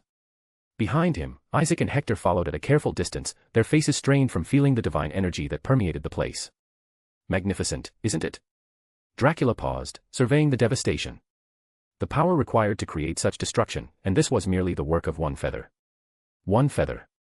Hector repeated, confusion evident in his voice. Dracula nodded. Raphael raised the entire city to the sky and flipped it upside down with just the tip of one of his millions of feathers. Then he let it fall. This crater is the result. He continued walking toward the center of the vast depression. The divine energy grew stronger with each step, causing Isaac and Hector to move more slowly, their bodies fighting the holy power that sought to purify them from existence. Dracula, however, showed no discomfort. If anything, he seemed to slightly draw energy from the place, his posture becoming more erect, his movements more fluid. Here, he said eventually, stopping at what appeared to be the exact center of the crater. This is where the ritual must be performed. Isaac set down the ornate box he had been carrying and opened it to reveal ritual components, black candles, a silver bowl, various herbs and powders, and a ceremonial dagger with a bone handle. Midnight approached. The ritual circle was complete, black candles burning with flames that somehow appeared darker than the surrounding night. Dracula stood at the center, the ceremonial dagger held loosely in his right hand. Begin, he commanded. Isaac and Hector started a low chant in an ancient language, their voices creating a dissonant harmony that seemed to thicken the air. Dracula raised the dagger and made a precise cut across his left palm, allowing the blood to drip into the silver bowl. Azazel, Iblis, Prince of Hell, Regent of the Pit, I summon thee, Dracula intoned, his voice carrying power that made the ground beneath them vibrate slightly. By blood freely given, by the covenant of old, by the scars of this place that once was yours, come forth. The divine energy of the crater seemed to react to the ritual, becoming more agitated. Small ripples appeared in the air, like heat distortions but more pronounced. Iblis, who once walked these streets as master, who shaped these souls to your design, who watched as heaven's wrath descended, I call you to the sight of your former glory. The candle flames suddenly stood perfectly still, no longer flickering despite the breeze. A silence fell over the crater, absolute and unnatural. Then, without dramatic effect or warning, a man stood before them. He appeared ordinary at first glance, middle-aged, dressed in an expensive suit, with the bearing of a successful executive. Only his eyes betrayed his true nature, yellow irises that glowed faintly in the darkness, holding knowledge and malice beyond human comprehension. Dracula, Azazel greeted him casually, as if they'd bumped into each other at a social function. It's been what, 7 centuries? You're looking well, considering. His gaze swept over the ritual circle with mild interest before taking in the broader landscape of the crater. Something like genuine emotion flickered across his face. He remained silent for a long moment, nostalgic, before he finally spoke. You know, he said, kneeling to run his fingers through the crystallized sand, most think this was just another case of divine punishment for garden variety sin. The usual fire and brimstone story they tell children. It wasn't only just homosexuality that brought the fate it got, though that was a big part of it, I suppose. He looked up, yellow eyes gleaming. Everyone simply has no idea what we built here. Dracula remained silent, allowing Azazel his moment. This was my masterpiece, Azazel continued, rising to his feet. 2 entire cities where every single inhabitant, every man, woman, and child, had been perfectly corrupted. Not just the usual vices, mind you. We're talking about systematic, ritualized depravity that would make even your vampiric courts blush. He began walking slowly around the ritual circle, gesturing to different areas of the crater as he spoke. It took generations. I started with the leadership, naturally. Corrupted the judges first, then the priests. By the 3rd generation, we had children being raised to believe that cruelty was virtue and compassion was weakness. Azazel pointed to a particular area of the crater. Over there was where they conducted the public tortures, entertainment, they called it. And there, the temple where they performed rituals that would have made Baal himself uncomfortable. His expression darkened. Then Raphael showed up. He didn't just destroy these cities, he made a statement. 1 feather, just one, and he lifted both cities miles into the sky before turning them upside down and letting them fall. Genuine anger flashed in his yellow eyes. Do you know what it's like to watch centuries of work undone in seconds?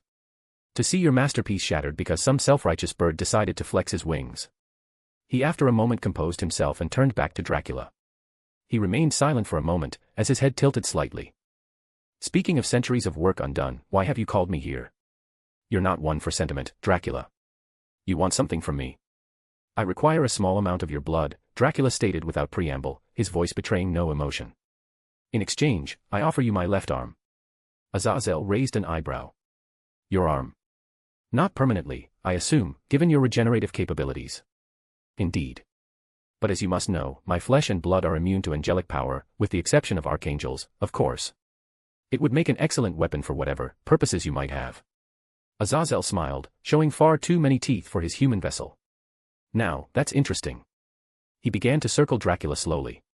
But I'm more curious about why the great Dracula, God's fallen champion, needs the blood of Hell's regent. His yellow eyes gleamed with malicious amusement. What exactly are you planning to do with my blood, Gabriel? Dracula did not let the taunt of calling him by the name he cast aside affect him. I am weakened, as you well know. Dracula's voice remained steady, matter of fact. My body, as God's chosen one, still requires divine energy to heal completely. Without prayer, I cannot access heaven's power. Well then, by all means dash, Azazel gestured dramatically to the heavens, pray. Get on your knees right here. I'm sure he's still listening. He laughed, the sound echoing across the crater. What the hell did you summon me for if that's all you need? Dracula's composure cracked slightly, his lips pulling back to reveal fangs. I need not remind you that despite your demonic princehood, you're still a fallen angel. His eyes narrowed. And not just any fallen angel. You're an Ifrit of the Jinn, a fallen angel, and a demon prince. The original tribrid. The first of your kind. He straightened, regaining his perfect composure. A being of incalculable power. Your blood contains traces of all 3 natures, and that combination will provide enough power to heal me and strengthen me for what I must do. Azazel stared at Dracula for a long moment before bursting into genuine laughter. Well, when you put it like that, how could I refuse such flattery? He approached Dracula, extending his left hand. We have a deal. Dracula reached out with his left hand to shake. In a blur too fast for even his eyes to track, Azazel ripped Dracula's entire arm off at the shoulder. Dracula staggered but didn't fall, his face betraying only the slightest twitch of pain. Blood began to pour from the wound. Isaac and Hector lunged forward instinctively, but Dracula raised his remaining hand. Stay back, he commanded, voice perfectly steady despite the massive agony. Azazel examined the severed arm with interest, telekinetically suspending the blood that threatened to drip onto the ground. Nice musculature. Very firm. You clearly work out. With his free hand, he materialized an empty crystal vial from nowhere. A quick gesture, and the vial filled with his own blood, darker than human blood, with strange golden motes floating within it. He tossed the vial casually toward Dracula, who caught it one-handed. Well, pleasure doing business with you. Azazel turned away, the severed arm tucked under his own like a newspaper. He waved backward without looking. Deal's done. Places to go, souls to corrupt, you know how it is. As he walked away, he called over his shoulder, do let me know how that works out for you. I'm genuinely curious if it'll kill you or cure you. His laughter echoed as he simply took a couple steps and vanished, leaving Dracula standing one-armed in the crater of divine wrath. Mikhailson Mansion. In the spacious bedroom, Lucien slept soundly in the center of the king-sized bed, his breathing deep and even. The covers had been pulled to his chest, his brown hair splayed across the white pillow. Catherine stood by the window, fully dressed in an elegant outfit, not yet having prepared for sleep. Her silhouette was outlined in silver moonlight as she gazed out at the grounds, one hand resting against the glass. Suddenly, the door opened without a knock, its hinges moving with deliberate slowness. Catherine tensed instantly, her body coiling like a spring. She didn't turn, but her reflection in the window glass showed eyes that had darkened with wariness. Claus stepped into the room, closing the door behind him with a soft click. He didn't acknowledge Catherine at all, moving directly to the bed where Lucien slept. For a long moment, he simply stood there, studying the boy's face with an expression Catherine couldn't quite read, something between calculation and genuine concern. Then, with surprising gentleness, Claus lowered himself to sit at the edge of the bed. The mattress dipped slightly under his weight, but Lucien didn't stir. Claus reached out, hesitating for just a moment before running his fingers through Lucien's hair in a gesture that seemed almost paternal. His touch was light enough not to wake the boy, yet deliberate, as if confirming something to himself. Catherine remained frozen by the window, unwilling to break whatever strange spell had fallen over the room. She had never seen Claus touch anyone with such care, not in all her time of knowing him. "He sleeps deeply," Claus observed in a whisper, not looking away from Lucien's face. Catherine moved a few steps closer, keeping her voice equally low. "He exhausted himself today. Breaking Rebecca's curse probably took more from him than he let on." Claus shook his head slightly, still running his fingers through Lucien's hair. "No. The boy doesn't lie. He abhors lies." His voice carried absolute certainty. Breaking Rebecca's curse was trivial for him. He said as much. Catherine frowned.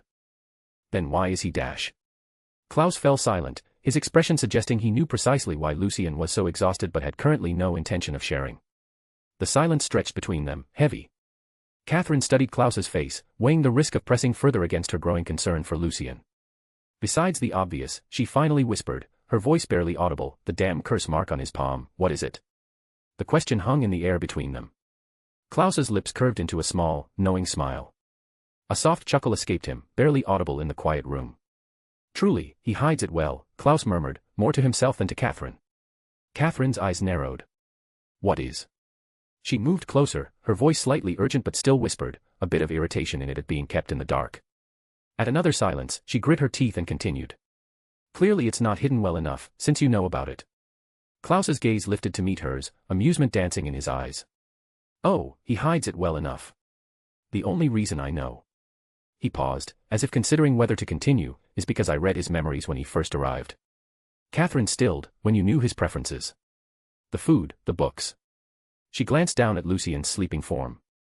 So, he was right. She had her own suspicions, but wasn't completely sure, unlike Lucien.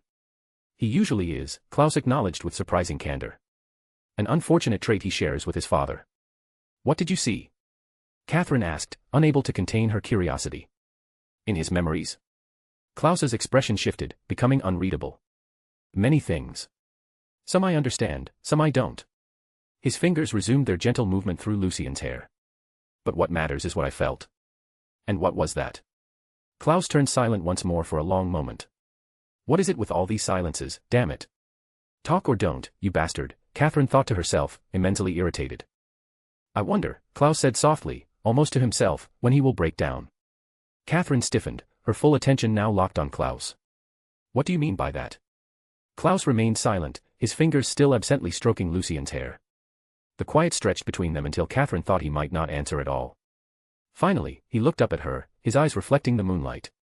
"Have you ever considered, Katerina, the price of omniscience?" When she didn't respond, he continued, his voice taking on the cadence of a storyteller. "It truly baffles me how ignorant everyone has been when it comes to the boy. You and his family know of his empathetic abilities, do you not?" Catherine gave a slow, cautious nod, despite the question being rhetorical. "Then consider this." Claus leaned forward slightly, his voice dropping even lower. "When one can see into the heart of humans, truly see them, and be constantly aware of what they feel towards certain things, such as situations where they would abandon them, what do you imagine that person would feel?" "Loneliness," Catherine answered, the word barely audible. "Indeed." Claus's lips curved into a knowing smile. "But that's merely the beginning. Such a person would also come to believe that the only one they can truly count on, the only one who will never abandon them, is themselves." He rose from the bed, moving with deliberate slowness to the window where Catherine had stood earlier. "They know, you see. They know precisely the situations where their loved ones will choose others over them. And so they begin planning." Claus traced a finger along the windowpane. "They think strategically, constantly calculating ways to prevent those scenarios from ever materializing, so that the choice never becomes necessary, and their loved ones don't abandon them for another. He turned back to face her, moonlight casting half his face in shadow. This creates a mentality that is almost godlike. He threw Catherine a meaningful look. The constant vigilance, the manipulation of circumstances, the orchestration of events to ensure their place in others' hearts. Catherine remained perfectly still, absorbing his words. Such a person will never truly know peace, Claus continued, his voice almost hypnotic now. They are always planning 10 steps ahead, always ensuring they cannot be abandoned. The only time they feel secure is when they become. He paused, selecting his words with precision, the primary loved one. The one valued above all others. His eyes locked with Catherine's. For what else would one call their God, if not the center of their existence? The being they place above all others. A small, sardonic smile played at his lips. Though I suppose the boy does dislike being worshipped.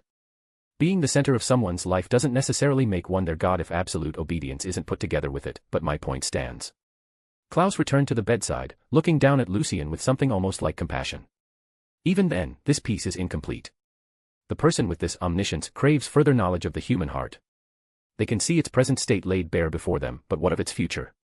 He gestured elegantly with one hand. How will they ensure they won't be abandoned tomorrow? That the person who values them above all today won't find someone else to cherish more tomorrow? Klaus's voice softened further. They become obsessive, constantly checking the emotional state of those they've claimed as theirs.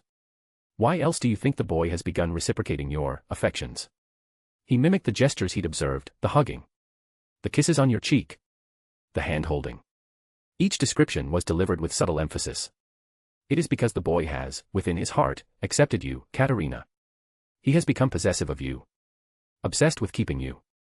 Klaus's expression became almost pitying. And that is the true burden of seeing too clearly into others' hearts. You begin to see yourself as their keeper, their protector, their God. And gods, as we both know, are terribly jealous creatures. As Claus finished speaking, Lucien stirred slightly in his sleep, his brow furrowing as if troubled by dreams. A small sound escaped his lips, not quite a word, but enough to indicate his sleep was lightening. Claus straightened immediately, his gaze shifting from the boy to the door. It seems our conversation is disturbing his rest, he whispered, moving with silent grace toward the exit. Catherine remained frozen for a moment, processing everything Claus had said. As his hand reached for the doorknob, she found her voice. Why are you telling me this? She asked. Claus paused, his back to her.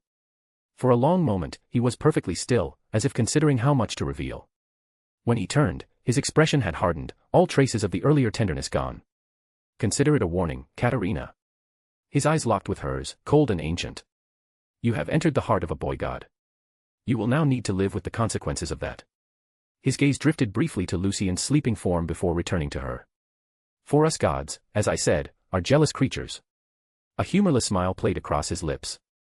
And you know how I deal with my siblings caring for someone more than they care about this family. Catherine felt a chill run down her spine as memories flooded her mind. How many lovers of his siblings Claus had murdered over the centuries, how many times he had daggered his siblings when they grew too attached to others. All to prevent the breaking of, always and forever, all to ensure he would never be abandoned. You think he'll become like you, Catherine whispered, the realization dawning on her face. Klaus's smile widened slightly, though it never reached his eyes. No, Katerina. I think he already is. With that, he slipped through the door and was gone, leaving Catherine alone with the sleeping boy and the weight of Klaus's warning pressing down on her like a physical force. She moved to the bedside, studying Lucien's face in the moonlight. He looked so young, so innocent in sleep, nothing like the jealous god Claus had described. And yet. Catherine gently brushed a lock of hair from Lucien's forehead with her left hand, her touch feather light. As if sensing her presence even in sleep, he turned slightly toward her hand, a small smile forming on his lips. What are you dreaming of, my little god? She whispered, settling onto the edge of the bed where Claus had sat moments before. As if in answer, Lucien's hand reached toward her right hand and grabbed it gently. His hold a bit tight. Do tell me how you found it. I hope you like the Azazel and Dracula scenes, I like writing them. Also. What do you think? Is Claus right about Lucien being like him, literally? I'm interested in your thoughts. Well, I hope to see you all later. Bye. Chapter 94, A Brother's Quest. The sun had long since set over the small town of Millbrook when Sam Winchester finally returned to his motel room.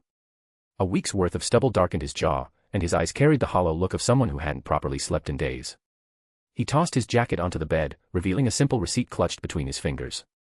The motel room walls had disappeared beneath layers of research. Maps marked with red pins tracked movement patterns across 3 states. Newspaper clippings detailing gas leaks and chemical spills connected with red string to photographs of seemingly ordinary locations. And at the center of it all, a grainy image of a dark-haired woman with a confident smile, Pamela Barnes. Sam placed the receipt carefully on the table, alongside 14 other mundane items, a coffee cup with lipstick residue, a pen from another motel, a gas station receipt, a strand of hair, a napkin with fingerprints, and other seemingly worthless objects. Each item labeled with a date and location. Each representing another step in his pursuit. He sat heavily on the bed, pulling out one of his many disposable phones. 3 missed calls from Dean. 5 from his father. He ignored them and played the latest voicemail. Sam, it's Dean. Again. Look, I get you need space, but it's been a 3 days, man. At least let us know you're alive. Dad's getting worried, and you know how he gets. Just call, okay? I don't want to have to hunt you down again. Sam's expression didn't change as he deleted the message.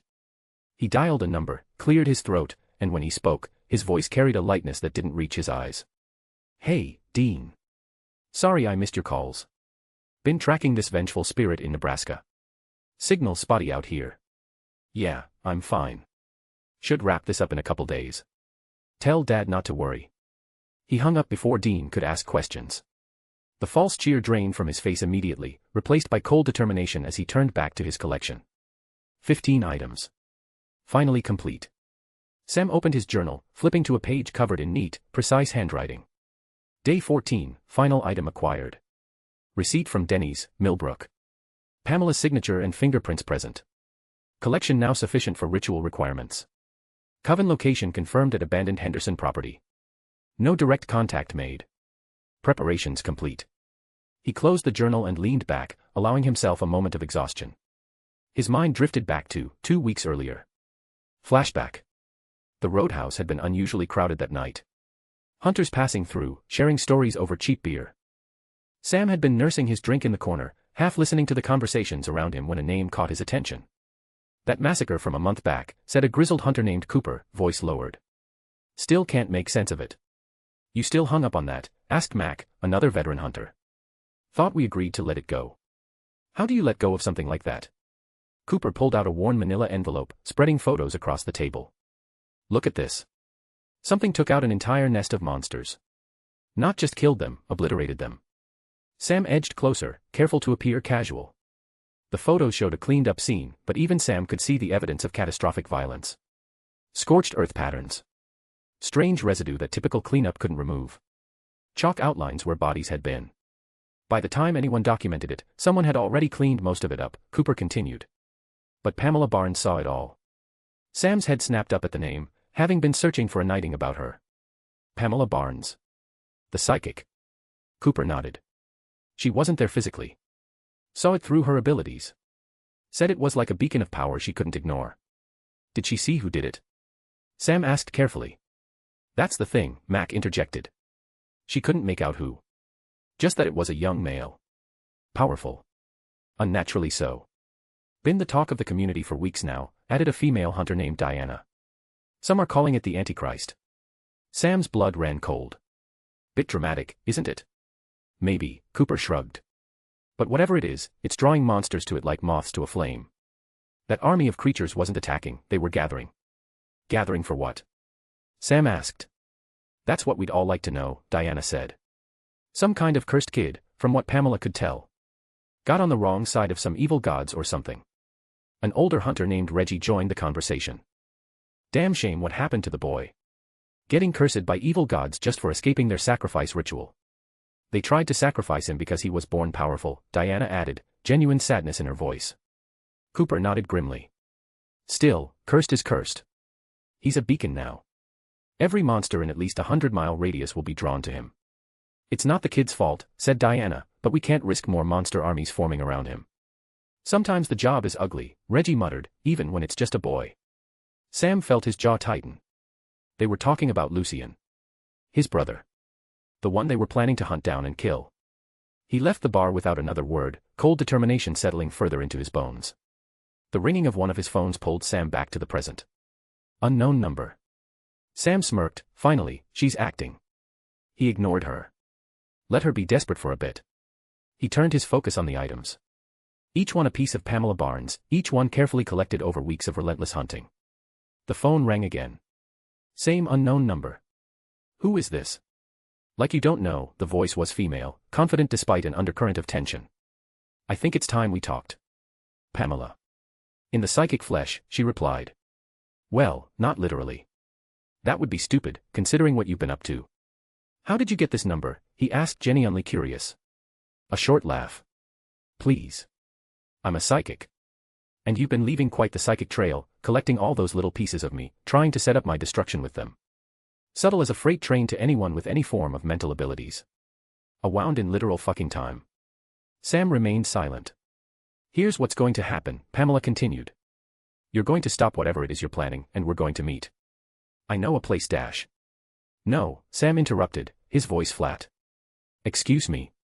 You're not the one with leverage here, Pamela. You'll meet me where I say. He could hear her skeptical smile through the phone. Leverage. Come on, Sam. You're a hunter. You've been gathering those items to force me to talk to you. Well, here I am, talking. Mission accomplished. Sam's laugh held no humor. Is that what you think this is? Am I wrong? You know what I found while tracking you down? Sam's voice remained eerily calm. A coven of witches who've been hunting you for years. Something about a ritual you interrupted. They were quite upset. A pause. You're bluffing. The Henderson property, about 5 miles outside of Millbrook. I've been there. Seen what's left of their ritual site. They're still active, still looking for you. The silence stretched longer this time. You wouldn't, Pamela finally said. You're a Winchester, one of John's boys. You don't work with witches. You're right. I don't work with them. Sam's voice hardened. But I have 15 items connected to you. Enough for a powerful curse. And I know exactly where to leave them. You wouldn't, she repeated, less certain now. You're the reason hunters know about my brother, Sam said, the first real emotion creeping into his voice. You're the reason they're calling him the Antichrist. The reason they're hunting him. Sam, I didn't dash. You're the primary source of information about him. So tell me why I should care what happens to you. Because you're not a killer, Pamela challenged. Not of innocent people. You think you're innocent? Sam's voice dropped lower. You've made my brother a target. And honestly, cutting off their source of information about him might be the best way to protect him. And what about information for you? Don't you want to know what I saw? Sam's reply was chilling in its indifference. I'll get by. The silence that followed carried the weight of Pamela's realization. This wasn't the Sam Winchester she'd heard about. This was someone else entirely. Westfield Motel, Sam finally said. Room 17. Tomorrow at noon. Come alone, no tricks, or those items find their way to some very motivated witches.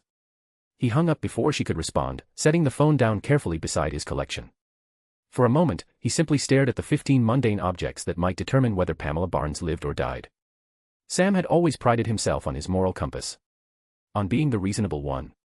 The one who saw shades of gray when Dean and his father saw only black and white. He looked at his reflection in the motel mirror, hardly recognizing himself. A week of stubble. Hollow eyes. The face of a man who had crossed lines he once thought immovable. For his little brother, he would cross many more. Is this how Dean always felt? Is this what it feels like to be an older brother? Sam questioned himself, curiously, before shaking his head, deciding such thoughts can be for later. He returned to his journal, making one final entry. Pamela contacted. Meeting arranged for tomorrow. Decision pending on which coven. Will determine based on information provided. Priority remains protection of Lucien at all costs. He closed the journal and leaned back on the bed, staring at the ceiling. Tomorrow would determine Pamela's fate. And perhaps his own. Outside the motel room, rain began to fall, washing away the day's heat and casting the world in shades of gray. Like the world itself was trying to wash Sam back into the person he was before this. Do tell me how you found it. I know it's kind of short, but I wanted one focused on Sam. Did you like him in this chapter? He was quite based on when. Actually, I'll let you guys guess on what version in the show he is based on here. Well, I hope to see you all later. Bye. Chapter 95, Debts. The living room of the Mikkelsen mansion lay quiet in the early evening light. Shadows stretched across the polished floor, cast by the setting sun through half-drawn curtains. The fireplace stood cold and empty, its ornate mantle adorned with artifacts from centuries past, reminders of a family that had witnessed the rise and fall of civilizations. Elijah Mikhaelson sat alone in a leather armchair, his posture impeccable despite the hour. A half-empty glass of amber liquid rested on the side table beside him, untouched for the past 20 minutes. His fingers drummed a slow, deliberate rhythm on the armrest, the only outward sign of his inner contemplation. The past week had been remarkable. His siblings, all awakened from their daggered slumber, under one roof without bloodshed. Rebecca, her bitterness tempered by newfound hope. Cole, his chaotic energy channeled into research rather than destruction. Even Finn, the eternal moral compass, engaged in family discussions rather than only despising their state of existence. And Niklaus. His volatile, paranoid brother seemed almost at peace. All because of one boy. His thoughts turned to Marcel, as they often did when observing Klaus with Lucien. He remembered his own genuine fondness for the boy, his attempts to guide him. And he remembered Klaus's jealousy, the subtle barbs, the escalating tension. His own painful decision to withdraw, to act with calculated coldness, all to redirect Klaus's focus. He would not repeat that mistake. The soft click of the door interrupted his thoughts. Cole strolled in, a crystal tumbler of dark liquid in hand, his eyes bright with their perpetual mischief. Well, Cole drawled, dropping onto the facing couch with theatrical grace, if it isn't my favorite big brother, looking utterly devoid of joy. He took a deliberate sip from his glass. One would think the peace and harmony of family life was actively draining your immortal soul. Elijah's lips curved into a small, tired smile. Cole.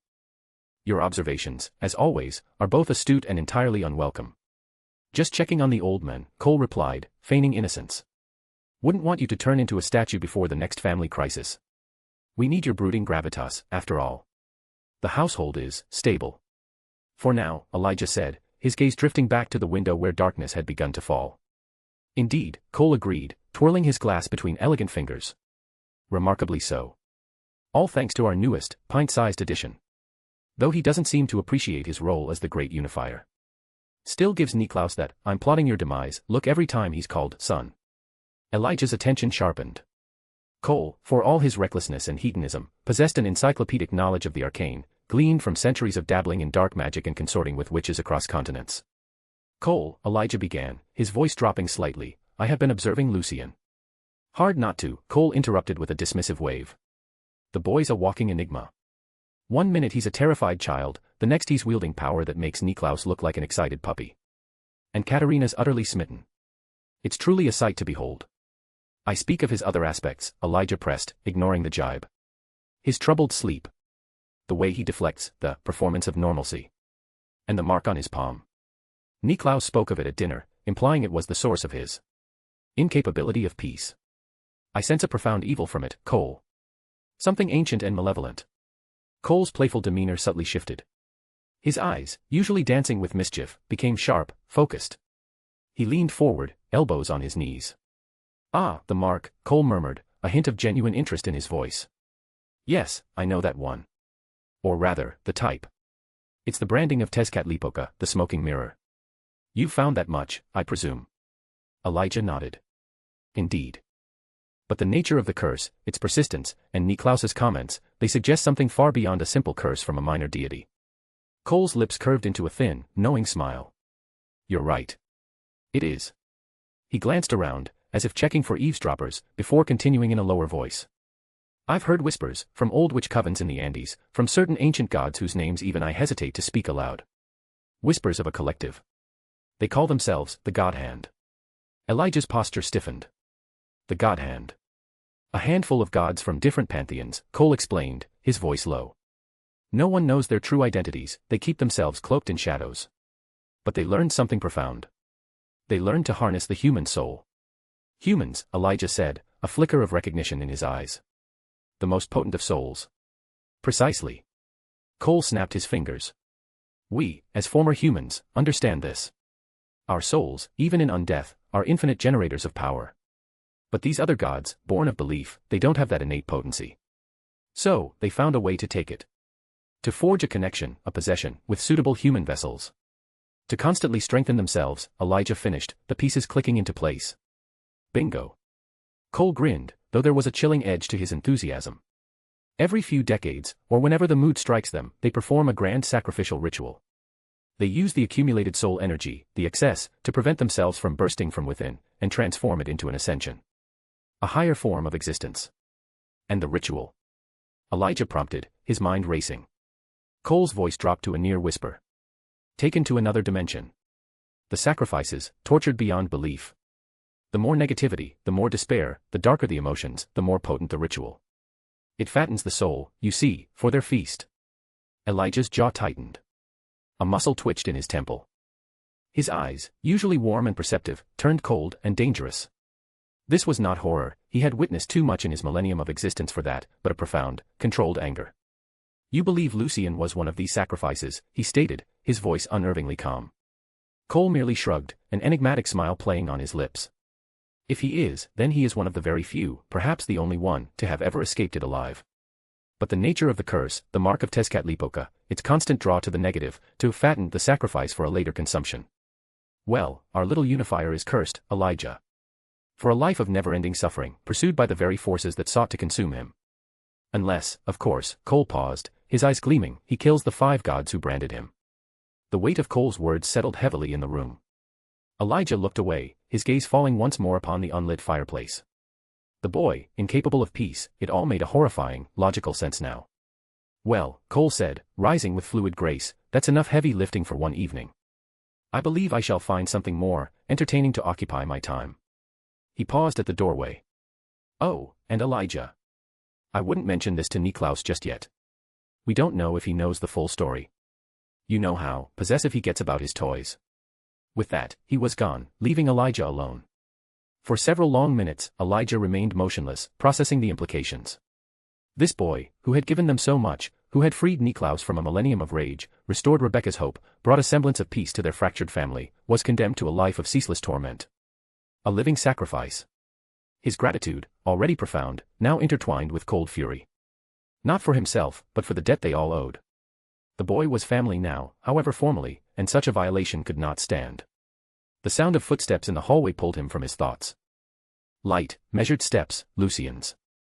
The boy appeared in the doorway, hesitating when he saw Elijah. Sorry, he said, starting to back away. I didn't know anyone was in here. No need to apologize, Elijah replied, his voice carefully modulated. It's a common area. Lucien nodded but remained in the doorway, clearly uncertain whether to enter or retreat. Elijah observed him with new understanding, the careful way he held himself, the subtle tension in his shoulders, the watchful eyes that missed nothing. A child carrying the weight of God's malice. I was just leaving, Elijah said, rising from his chair with fluid grace. The room is yours. As he passed Lucien in the doorway, he noticed the boy's palm, the jaguar mark darker today, almost pulsing. Elijah paused, just for a moment. Lucien, he said quietly, whatever burden you carry, remember that debts in this family are always repaid. He met the boy's eyes briefly. Always. Without waiting for a response, Elijah continued down the hallway, his steps measured and purposeful. The boy's presence had given them peace. Now it was time to return the favor, in the only way the Michaelsons truly understood. The following morning found Elijah in the mansion's extensive library, surrounded by ancient texts. Daylight filtered through tall windows, dust motes dancing in the golden beams. He'd been there since before dawn, methodically working through volumes on Aztec deities, blood curses, and interdimensional travel. Most accounts were frustratingly vague, mentions of Tezcatlipoca demanding sacrifice, warnings about the consequences of defying divine will. Nothing specific about marks that bled continuously or attracted negativity. He closed another ancient tome, adding it to the growing stack of unhelpful references. This wasn't merely academic curiosity. The boy's mark was clearly causing him pain, and its constant bleeding seemed to be worsening. Understanding it was the first step toward potentially addressing it. The door opened, and Elijah looked up to find Claus watching him with undisguised amusement. 3 nights in the archives, brother. Claus observed, leaning against a bookshelf. One might almost think you cared about the boy's condition. Elijah closed the book before him. I'm concerned about anything that might disrupt this household. The mark is clearly significant. Claus hummed noncommittally, examining the titles Elijah had gathered. And have your researches yielded anything useful? Unfortunately, no. The specific nature of his curse appears unique. Elijah straightened the stack of books. Perhaps you might share what you know. You've been uncharacteristically reticent about the boy's background. Klaus's smile didn't reach his eyes. Perhaps I'm simply enjoying watching you piece it together yourself. This isn't a game, Niklaus, Elijah said, his tone sharpening slightly. The boy is clearly suffering. Ah, Klaus's smile widened. So you do care. I care about the stability of this family, Elijah corrected. Something you claim to want as well. The brothers stared at each other for a long moment before Claus relented slightly. The mark is a curse from 5 ancient gods, he explained, his tone casual despite the weight of his words. It draws monsters to the boy like a beacon. The more creatures he killed, the more powerful ones it attracts. And there's no way to remove it. Klaus's expression darkened. Only by killing the gods who placed it. Or by the boy's death. Elijah absorbed this information silently. Claus pushed himself away from the bookshelf. Now, if you'll excuse me, I promised my son a training session this morning. Don't want to keep him waiting. As Claus left, Elijah remained motionless, his mind working through the implications. 5 gods. One's ever-growing in strength. A curse that could only be broken by their deaths. The enormity of the task was staggering. From the terrace, Elijah observed as Claus guided Lucien through a series of combat forms.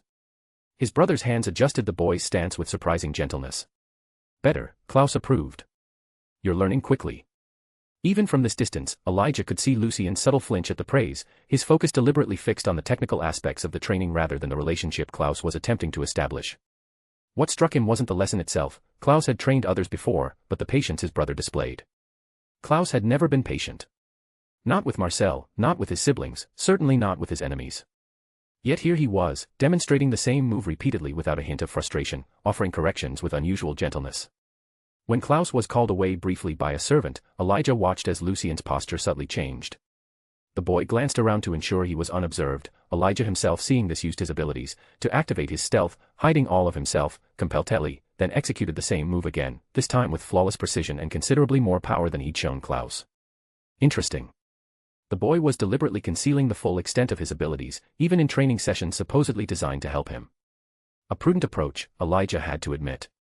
In a household of predators, revealing one's true capabilities was rarely wise. As Claus returned, Lucien immediately reverted to his previous level of performance, competent but not exceptional. The boy was playing a long game, revealing only what was necessary while maintaining his own secrets. A strategy Elijah himself had employed countless times throughout the centuries. Perhaps they were more alike than he had initially realized. That evening, the family gathered for dinner in the grand dining room. Crystal chandeliers cast warm light over the long mahogany table, reflecting off fine china and silver. Servants moved silently, bringing course after course of exquisitely prepared food, a performance of normalcy that fooled no one. Elijah observed the tableau before him with new eyes. Claus at the head of the table, commanding attention. Rebecca beside him, her usual cynicism tempered by a newfound lightness. Cole and Finn opposite each other, their mutual distrust momentarily set aside. Catherine beside Lucien, her hand occasionally brushing his arm in a gesture that was both possessive and protective. And Lucien himself, at Klaus's right hand, the position of honor. The boy maintained his careful facade, responding to questions with just enough detail to satisfy without revealing anything meaningful. His smile never quite reached his eyes. So, Lucien, Rebecca said during a lull in conversation, Nick tells me you've been practicing your abilities. Any new developments? Lucien shrugged, his fork pushing food around his plate. Nothing special. Just the basics. Oh, come now, Claus pressed, you're being modest. Your progress has been remarkable. Just following instructions, Lucien replied, his tone carefully neutral. I've been meaning to ask, Cole interjected, his eyes glinting with mischief, that rather impressive display with the lightning, is that something you could teach? Or is it unique to your particular talents? Lucien's gaze flicked to Cole, wariness evident. It's not really something that can be taught. It's just something I can do. Fascinating, Cole murmured, his expression suggesting he found the boy's reticence more interesting than any answer might have been. The conversation shifted to other topics, but Elijah continued to observe Lucien throughout the meal. The boy's careful deflections, his measured responses, his subtle monitoring of everyone at the table, all signs of someone who had been trained as well as learned the hard way that vulnerability was dangerous. After dinner, as the family dispersed, Elijah noticed Lucien slip away quietly, heading toward the eastern wing of the mansion. Without conscious decision, Elijah followed, maintaining a discreet distance. The boy made his way to one of the smaller libraries, a space rarely used by the family. He closed the door behind him, but Elijah could still through the door, one of his own unique abilities within the family, not much truly capable of hiding from his sight. Lucien moved to a window seat, settling with his back against the wall, knees drawn up. For a long moment, he simply sat there, his carefully maintained facade slowly crumbling now that he believed himself alone. The exhaustion was evident in the slump of his shoulders, the way his head rested against the window. His left hand lay palm up on his knee, the jaguar mark visibly bleeding now, dark droplets falling onto the cushion below. Elijah watched as Lucien closed his eyes, his breathing becoming measured and deep. The bleeding from the mark slowed, then stopped entirely. The boy's expression smoothed, tension draining from his features. He noted that when he first arrived the bleeding didn't harm the boy, but it seems that over time, it had began taking its toll. Weakening and tiring Lucien. Like any normal bleeding would. This, he also realized, was how Lucien coped, finding moments of solitude to drop the performance, to manage the curse through whatever means he had discovered. A brief respite from the constant vigilance required in a house of monsters. Elijah withdrew silently, his decision made. He would not intrude on this private moment, this small island of peace in the boy's turbulent existence. But neither would he forget what he had witnessed. Dawn found Elijah on the eastern balcony, watching the sun rise over the ocean. These quiet moments had been his ritual for centuries, a brief pause before the day's complexities began. Movement on the beach below caught his attention. Lucien walked alone along the shoreline, far enough from the house to believe himself unobserved. The boy moved slowly, shoulders slumped in exhaustion or defeat, a stark contrast to the careful composure he maintained around the family. As Elijah watched, Lucien stopped and stared out at the horizon. Then, in a sudden burst of emotion, he thrust his hand forward. A massive wave rose from the calm sea, towering 30 feet before crashing back with explosive force. Another gesture sent water spiraling upward in a perfect column. Another created a whirlpool that spun violently before dissipating. Each demonstration of power grew more impressive than the last, abilities far beyond what the boy had ever revealed in Klaus's training sessions.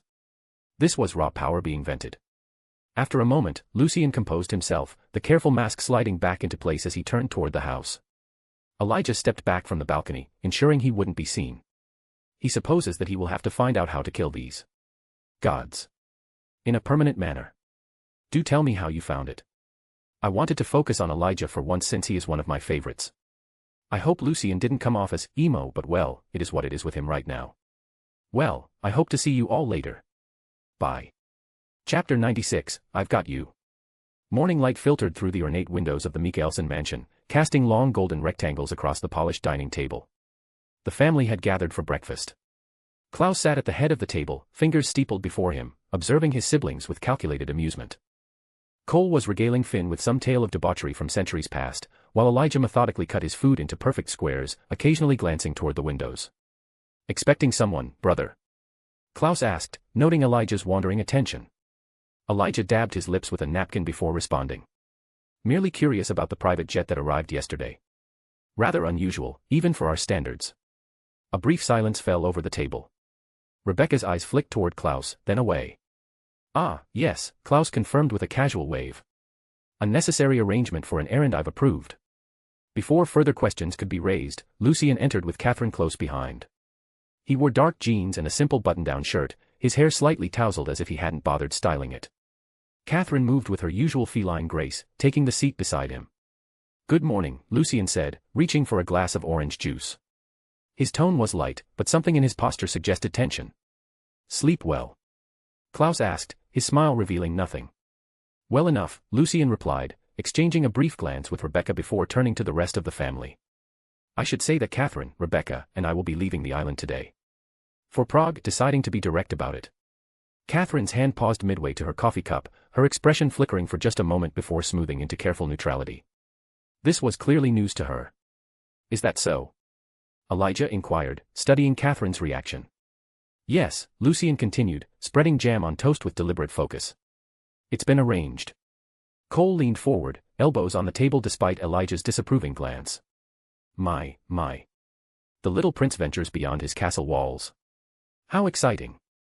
Finn observed silently, his eyes moving between Klaus and Lucien. I've already made the necessary preparations, Rebecca added, a hint of smugness in her tone at being included in the planning.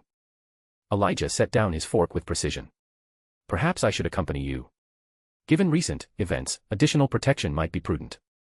An excellent suggestion, Klaus agreed too quickly. One can never be too careful. Another silence fell, heavier this time. Catherine's eyes narrowed slightly as she studied Lucien. He continued eating as if nothing unusual had transpired, though his shoulders carried a subtle tension. As breakfast concluded and the family began to disperse, Lucien approached Klaus, who remained seated, swirling a glass of blood-spiked orange juice. One final thing before we go, Lucien said, his voice carrying across the room. Everyone paused, turning back to observe. Klaus's lips curved into a slow, amused smile. Yes. We need to verbalize our agreement, Lucien stated firmly. That whatever harm might come from this trip is not your responsibility. Your act of allowing me to leave doesn't constitute causing harm if something happens to me, but you still cannot directly or indirectly cause me harm. The room fell completely silent. Elijah and Rebecca exchanged glances, while Catherine's attention sharpened, her gaze moving between Claus and Lucien. Claus studied Lucien for a long moment, his expression unreadable. Before we formalize this, are you certain about this trip, Lucien? His eyes flicked briefly toward Catherine before returning to Lucien's face. Absolutely certain. The sidelong glance wasn't lost on Catherine, whose posture straightened imperceptibly. Something about this journey involved her, but what?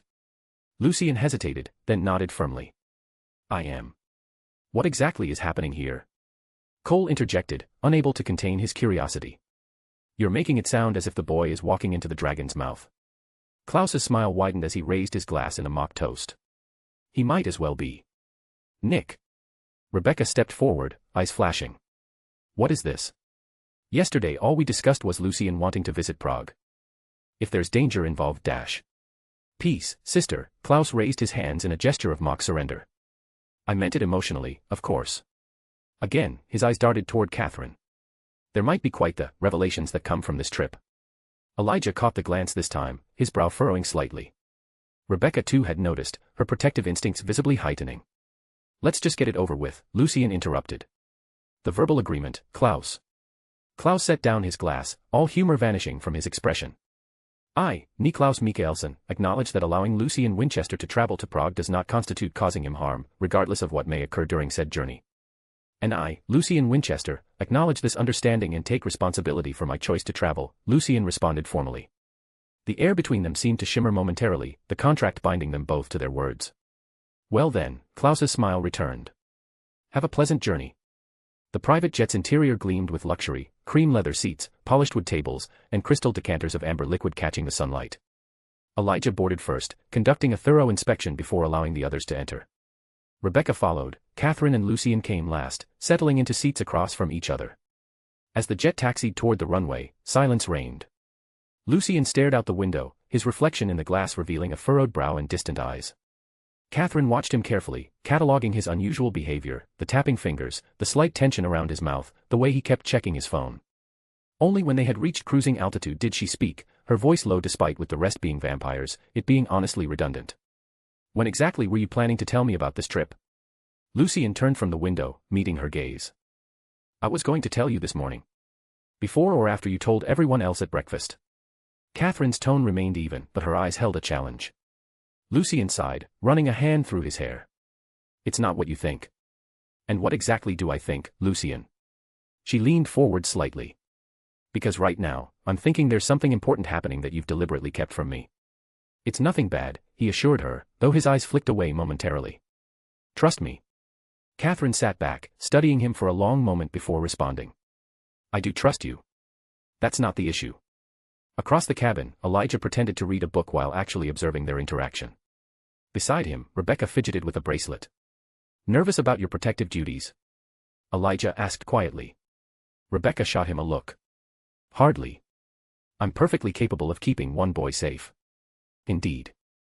Elijah turned a page he hadn't actually read. And do you know what awaits in Prague?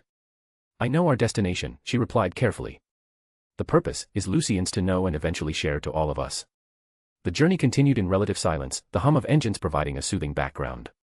Catherine eventually pulled out a magazine, though her eyes frequently lifted to study Lucien, who had returned to staring out the window. As they began their descent into Prague, Lucien's nervousness became a bit more, his fingers drumming more against his knee. Elijah noticed but made no comment, simply adding this observation to his mental catalogue. Prague greeted them with brilliant sunshine, the historic skyline of spires and terracotta roofs creating a postcard-perfect welcome. As they descended the jet stairs, a black limousine waited on the tarmac, a driver in a crisp suit holding a sign reading, Mikaelson. Elijah conducted a subtle security assessment, his eyes scanning rooftops and shadows. Rebecca positioned herself slightly behind Lucien, her stance casual but ready. Catherine kept pace with Lucien, her gaze alternating between their surroundings and his increasing tenseness. Inside the limousine, the driver confirmed their prearranged destination in accented English. Lucien nodded, then immediately pulled out his phone, studying a map of Prague. As they traveled through the city, Catherine attempted casual conversation. Prague has always been one of my favorite cities, you know. The architecture is remarkable, some of these buildings have stood since before even I was born. Lucien responded, barely looking up from his phone. Elijah and Rebecca exchanged glances, a silent communication passing between them.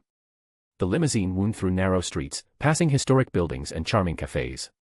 Suddenly, Lucien straightened. Turn here, he instructed the driver, pointing to a side street. We need to change direction. The driver hesitated, glancing in the rearview mirror. Sir, the destination dash has changed, Lucien finished firmly. Turn right at the next corner, then left onto Karlova Street. Catherine's eyebrows rose. Care to share what's happening? Just a slight detour, Lucien replied, his eyes fixed on the streets passing outside. After several more turns and additional instructions from Lucien, the limousine pulled to a stop beside a quaint restaurant with outdoor seating. Red and white checkered tablecloths fluttered in the gentle breeze, and hanging baskets of flowers adorned the entrance. We're here, Lucien announced, his voice carrying a strange mix of determination and apprehension. And where exactly is here? Catherine asked as they exited the vehicle. You'll see, Lucien replied. Just wait a moment. A moment of silence fell over the group as they waited. The sounds of the city continued around them, distant traffic, conversations in check, the clatter of dishes from inside the restaurant. The restaurant door opened, and a young woman emerged carrying several shopping bags. She was tall and slender with dark hair cascading past her shoulders. Her features held a striking familiarity, high cheekbones, almond-shaped eyes, the proud tilt of her chin. She looked up, her gaze landing on Catherine. Her eyes widened in shock, her body freezing mid-step. The shopping bag slipped from her fingers, falling to the cobblestones with a soft thud. Catherine stared back in confusion, her brow furrowed slightly. In the silence that followed, Lucien stepped forward, his voice carrying a slightly forced cheerfulness. After your change, he began, addressing Catherine while gesturing toward the frozen woman, I found out I could sense you better. So much better that I can now sense those who have your blood inside of them, related to you by blood, I mean, if they're close enough in the bloodline that is. Catherine's attention remained fixed on the stranger, but her head tilted slightly toward Lucien as he spoke. I remember the story you told me, he continued, about your life before Claus, before you asked for my help. And, well. He paused, scratching the back of his head awkwardly. Nadia is alive. She's been alive for centuries. She turned herself into a vampire and has apparently been searching for you all this time. Lucien fell silent for a long moment, shifting his weight uncomfortably before extending his hand toward the still-frozen Nadia. Tada. Hope you like the early birthday present. Catherine remained motionless, her eyes now intensely focused on Nadia's face. Slowly, recognition dawned as she studied the woman, the echo of her own features reflected back at her. Before Catherine could speak, Nadia surged forward with vampire speed, colliding with Catherine in an embrace that would have knocked a human off their feet. Catherine remained stunned for several heartbeats, her arms hanging at her sides as Nadia clung to her, the younger vampire's body trembling with suppressed emotion.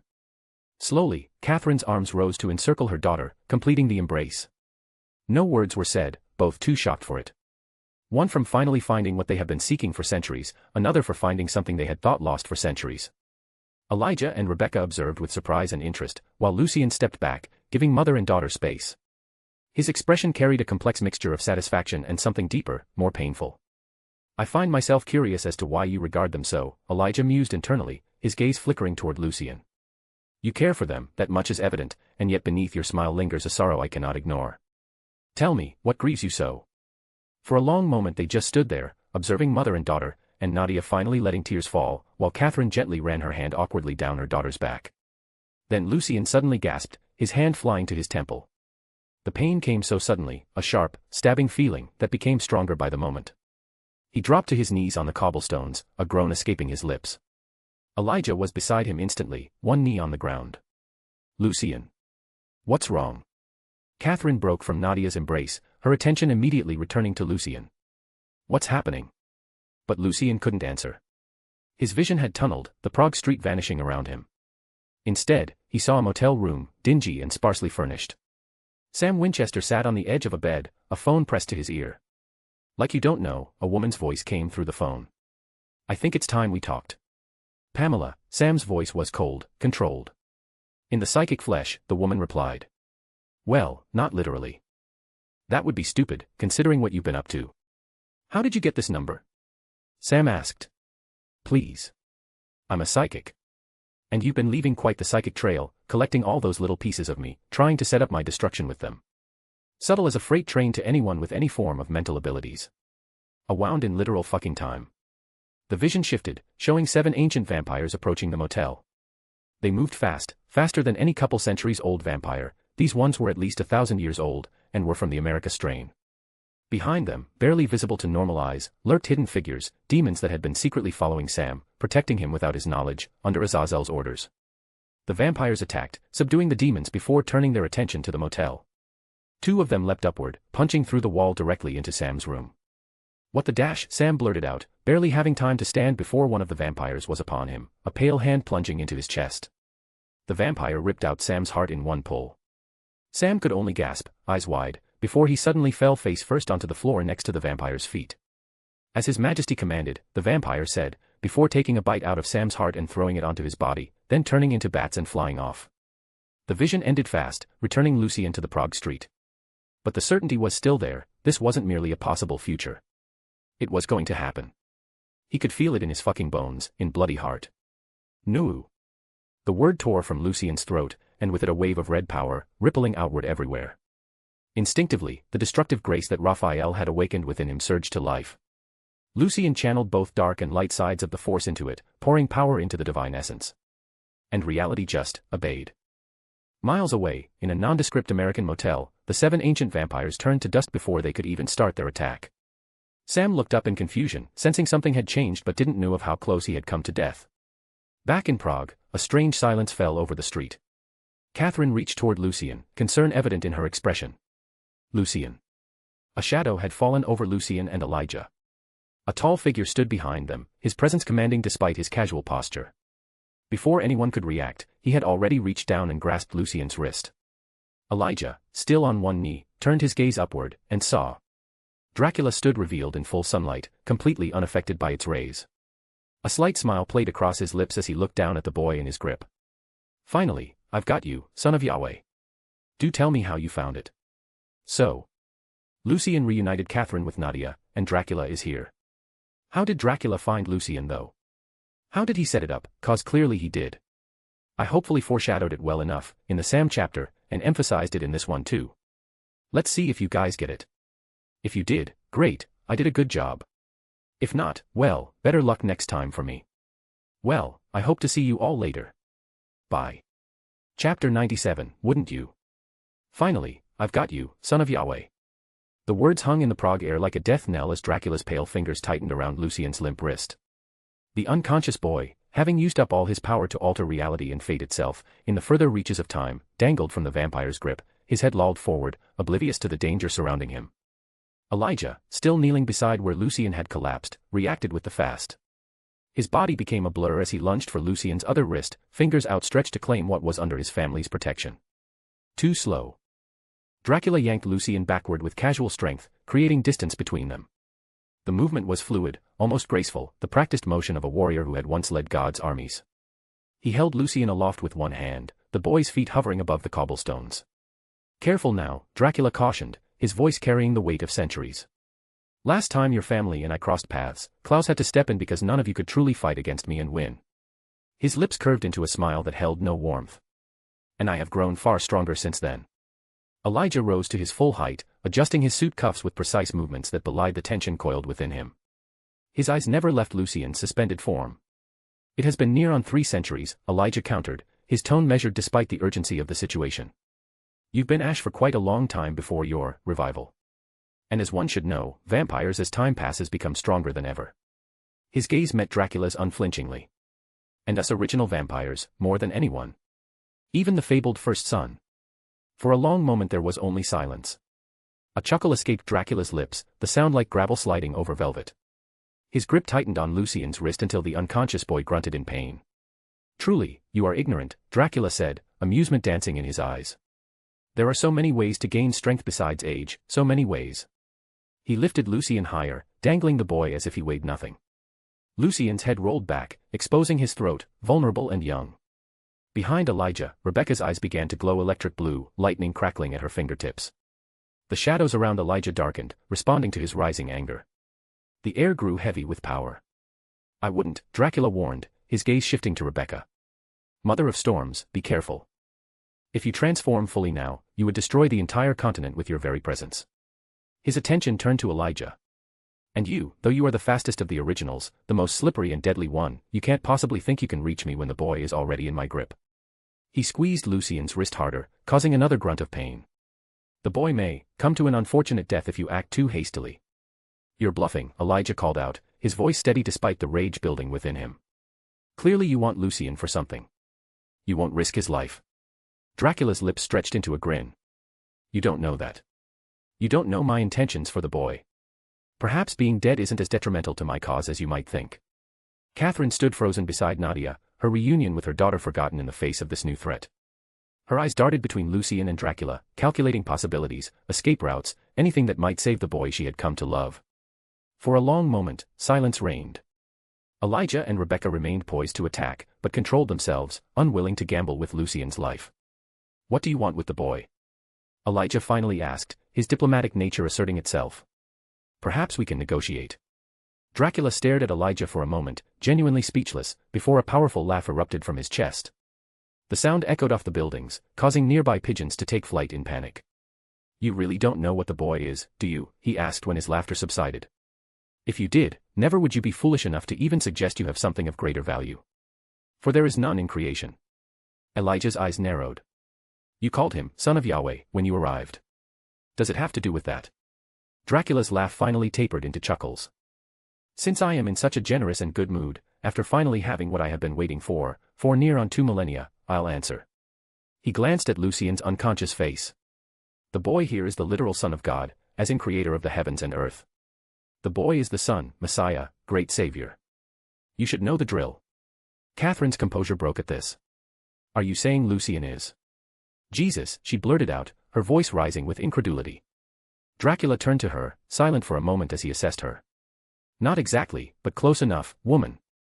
The boy here is the only creation capable of surpassing the very archangels, the mightiest being second to God alone. His eyes gleamed. Within the right conditions, that is. Understanding dawned in Elijah's eyes. You want to use him, to gain your own weapon. A slow smile spread across Dracula's face. Wouldn't you? He asked softly. In all of creation, the 4 archangels stand at the top. It is their will that drives forth fate. There are so many strings. None of you just see it. Elijah was silent for a moment, taking in the information, reasoning with it, trying to still buy time, to truly understand. If you are right about the boy, Elijah said, then it is delusional levels of arrogance from you to even think you can control him for your purposes. Is that so? Dracula tilted his head. I recall there being another being able to tame the cosmic. Ever heard of the end of days? Where Lucifer will bind death itself to his whims. That's Lucifer, Elijah replied, as if Dracula had said the most ridiculous thing imaginable. A spell's a spell, Dracula countered with chilling simplicity. Another silence fell over the street, heavy. Elijah's mind raced. Finally, he had what he wanted. Confirmation. In a burst of vampire speed that distorted the air around him, Elijah charged forward, aiming to grab Lucien from Dracula's grasp, knowing for certain now that the vampire lord needs Lucien alive. Dracula, anticipating the move, suddenly threw Lucien backward through the air. The boy's unconscious body flew like a rag doll toward a brick wall at fatal levels of speed. For a heartbeat, both Elijah and Rebecca froze in shock and horror.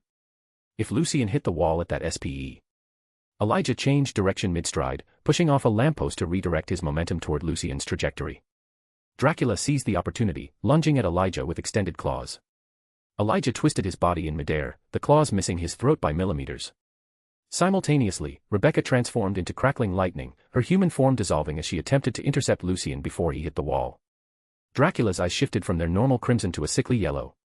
He extended his hand toward Rebecca, and a beam of yellow energy shot forth, disrupting her lightning form. The energy crackled against her electrical essence, forcing her partially back into solidity. A mirror materialized in Lucien's path, suspended impossibly in midair. From its reflective surface, a dark-skinned man, Isaac, extended his torso and arms, reaching out to catch Lucien. His hands closed around the boy's shoulders, using his own magic to slow the boy down, catching him, stopping his momentum with a pained grunt.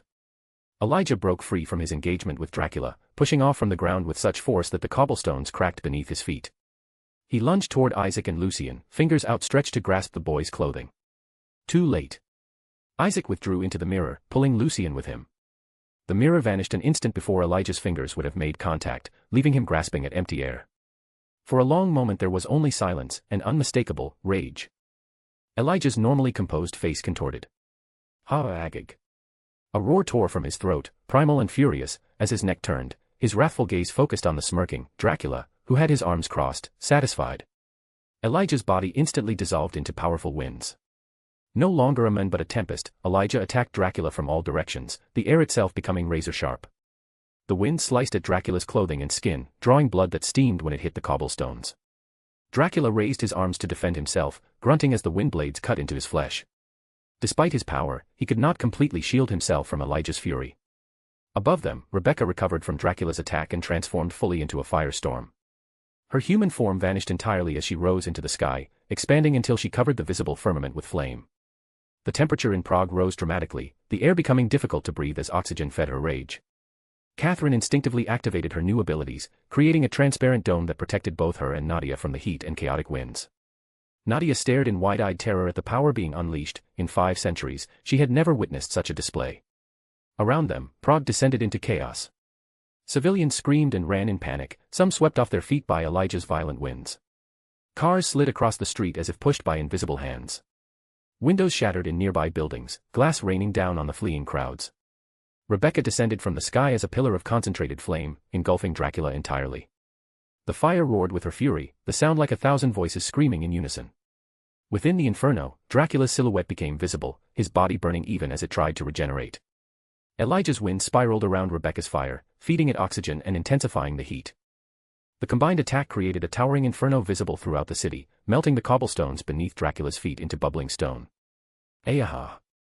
Dracula's agonized roar echoed across Prague, the sound inhuman in its pain and rage.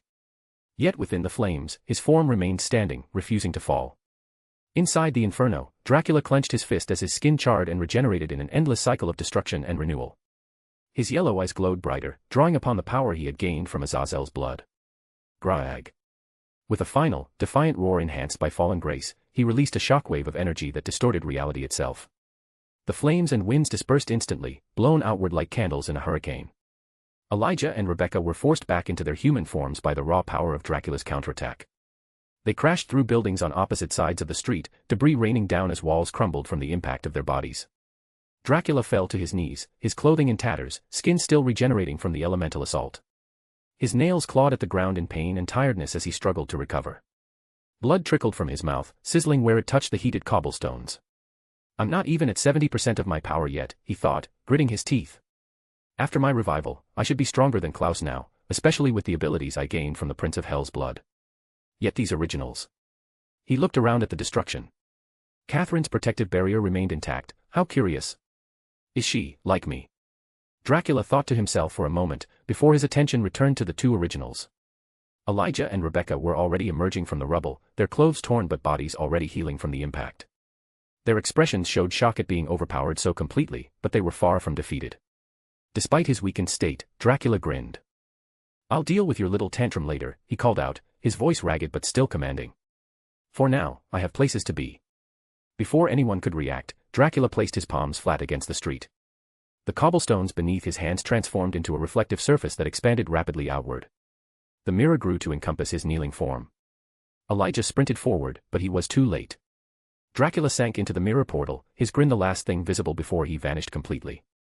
The mirrored surface reverted to normal cobblestones the moment he disappeared. Catherine lowered her barrier and rushed to help Rebecca to her feet. Are you all right? She asked, genuine concern in her voice. Rebecca nodded, brushing debris from her hair. I'll heal, she said grimly. But Lucien. Elijah stood alone where Dracula had disappeared, his fists clenched at his sides. For the first time in centuries, he had failed to protect someone under his family's care. The realization burned worse than any fire Rebecca could conjure. Nadia remained frozen several paces back. What should have been a joyous reunion with her mother had turned into a nightmare, something she could barely understand. The 4 survivors stood amid the devastation of Prague's historic street, the sound of approaching sirens wailing in the distance. The battle was over. They had lost. Do tell me how you found it. Did you like it? So. How exactly is Dracula planning to make Lucien surpass Michael and Lucifer, and become his weapon? What does he even want such a weapon for? I'm interested in your thoughts. I hope to see you all later. Bye. Chapter 98, to explain, do read please. Hello everyone, hope you guys are still enjoying the FIC. I know not a lot of you liked what happened in the previous chapter, but well. Look, Dracula has been hyped up as a strong and knowledgeable enemy for 60+ chapters. I've already given the hierarchy and that Dracula comes back stronger than what killed him near a dozen chapters ago. Dracula also gained a power boost from Azazel's blood, the strongest prince of hell, one of the top tiers really only much below archangels and above only. I already hinted at beings with future sight and strong enough mental abilities reacting to destruction of something precious in the Sam and Pamela chapter, A Wound in Time. Dracula is also God's former champion, it all adds up. As for Vader, Vader was shown to need Lucien have the stamina to keep him present and needs to be summoned as his physical body is in a card. Otherwise he can't interfere. Lucien himself used 100% max power, even Raphael Grace, to alter fate weeks in advance. That's insane levels of power use. I really think a lot about how to keep things logical. I don't wish to give readers bullshit. It just happened this way this time. As for what happens next, let me just cook alright. I'm not going to give things that are repetitive or expected, but I will make sure to at least foreshadow a bit of it, and I already have for what comes next. Hope you guys stick around and I hope to see you all later. Bye. Chapter 99, Tell Me. The mirror portal rippled like disturbed water as Dracula emerged into the throne room of his castle. The journey had been taxing, especially in his weakened state. For a moment, he stood tall, regal despite his tattered clothing and the lingering evidence of battle on his pale skin. Then, his dignity briefly faltered, he collapsed to one knee. The vast chamber, with its vaulted ceilings and ancient tapestries, fell silent save for the crackling of torches in their iron sconces. Shadows danced across stone walls that had witnessed centuries of darkness. My lord.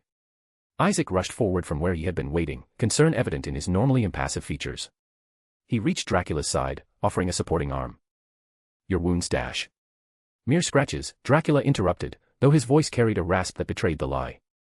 He examined his arms where the skin was still regenerating from Rebecca's fire and Elijah's wind blades. Nothing that time won't heal. His crimson eyes lifted to Isaac's face. Where is the boy? Exactly where you ordered him to be, my lord, Isaac replied with quiet satisfaction. Secured in the eastern dungeon. Hector is finalizing the restraints as we speak. Dracula nodded, rising slowly to his feet. Though he attempted to hide it, pain flickered across his features. The originals had proven more formidable than anticipated. These originals, he mused, more to himself than to Isaac. They've grown stronger than I expected. Fascinating. With visible effort, Dracula straightened to his full imposing height. His wounds continued to heal, albeit slower than usual. He adjusted what remained of his cloak, a gesture of composure regained. Take me to him, he commanded. Now. The descent into the castle's depths was marked by the steady drip of water against stone and the distant moans of other prisoners. Torchlight cast elongated shadows as Dracula and Isaac moved down a spiral staircase worn smooth by centuries of use. The preparations were made according to your specifications, Isaac said, his voice echoing slightly in the narrow passage. The chains are ancient, predating even your time, my lord. Recovered from Jerusalem during the Third Crusade. Dracula nodded, his footsteps measured and deliberate. And the sigils? Enochian, as you requested. Hector transcribed them precisely. They reached a heavy wooden door reinforced with iron bands and marked with symbols that seemed to shift when viewed directly. Isaac produced an ornate key and worked through several locking mechanisms. For a moment, both men stood before the door, a brief silence hanging between them, anticipation mingling with the damp, cold air of the dungeon corridor. Then Isaac pushed the door open. The cell beyond was spacious for a dungeon, with a high ceiling and walls of fitted stone that glistened with moisture. 4 torches cast flickering light from iron brackets, illuminating the 2 prisoners within. Lucien hung against the far wall, unconscious, his wrists and ankles secured by ornate chains that seemed to pulse with subtle energy. His bare chest rose and fell with shallow breaths. Beside him, Stefan Salvatore huddled in the corner, knees drawn to his chest, face hidden as if to make himself as small as possible. Hector turned from securing the final restraint, offering a respectful bow as Dracula entered. My lord. The containment is complete. Dracula approached Lucien slowly, studying the boy with interest. He circled him once, noting the steady pulse at his throat, the youthful features now slack in unconsciousness. Explain their function, Dracula commanded, gesturing to the chains. As you specified, my lord. Hector indicated the ancient metal links. These chains contain Enochian sigils that respond to divine energy. Should the boy attempt to access his powers, be they celestial or mental in nature, the sigils will activate, causing pain that adapts to his threshold. Essentially, the more he resists, the worse it becomes. Isaac moved closer to examine the restraints. Impressive craftsmanship, Hector. The binding points are perfect. I've also added the blood seal at the base of his spine, Hector continued. It should prevent any external divine intervention on his behalf. No prayers will reach out. Dracula nodded, satisfaction evident in his expression as he traced a finger along one of the chains. And the monitoring spell? In place. We will know immediately if he attempts to escape. A silence fell over the cell, broken only by the distant dripping of water and Stefan's shallow breathing. Hector shifted his weight slightly, his curiosity warring with self-preservation. Finally, he spoke, his voice carefully modulated. Perhaps I might ask, my lord. Hector began, his eyes fixed on the floor rather than meeting Dracula's gaze. This boy, if he truly is the Son of God as you believe, what does that mean for us? Would not Yahweh himself descend with wrath upon those who imprison his son? Isaac shot Hector a warning glance, but Dracula merely smiled, a cold expression that never reached his eyes. An intelligent question, Hector, Dracula replied, turning his attention fully to his forge master. You misunderstand the nature of what a Son of God truly is. Dracula circled Lucien slowly, the angels are God's children, as is humanity itself. But these rare beings we call sons, they are something altogether different. He paused, his eyes distant as if recalling ancient knowledge. They are vessels, Hector. Pure vessels capable of containing God himself were he to descend to earth. Jesus was not God's offspring, he was God's vessel for a time, a perfect container for divine essence. Isaac's eyes widened slightly at this. And this boy possesses the same capacity. Indeed. Dracula nodded, studying Lucien's unconscious face. The universe treats these vessels differently. They exist in a state of potential divinity. Not gods themselves, but capable of housing godhood. And with that comes certain rights. Hector's curiosity once more overcame his caution. How can you be certain this boy is such a vessel? A shadow passed over Dracula's face. Because I was once God's champion, the protector of his prophets. Even now, corrupted as I am, I feel my original nature responding to this boy. His voice hardened. Even now, I feel the command to protect him, a command I choose to ignore. To get to the point, Hector, heaven won't interfere. For they didn't interfere with Jesus. So long they believe it is part of their script. Their plan. They won't act. Though something about his words, when he said script, made it seem like he was talking about more than simply the story of sacrifice.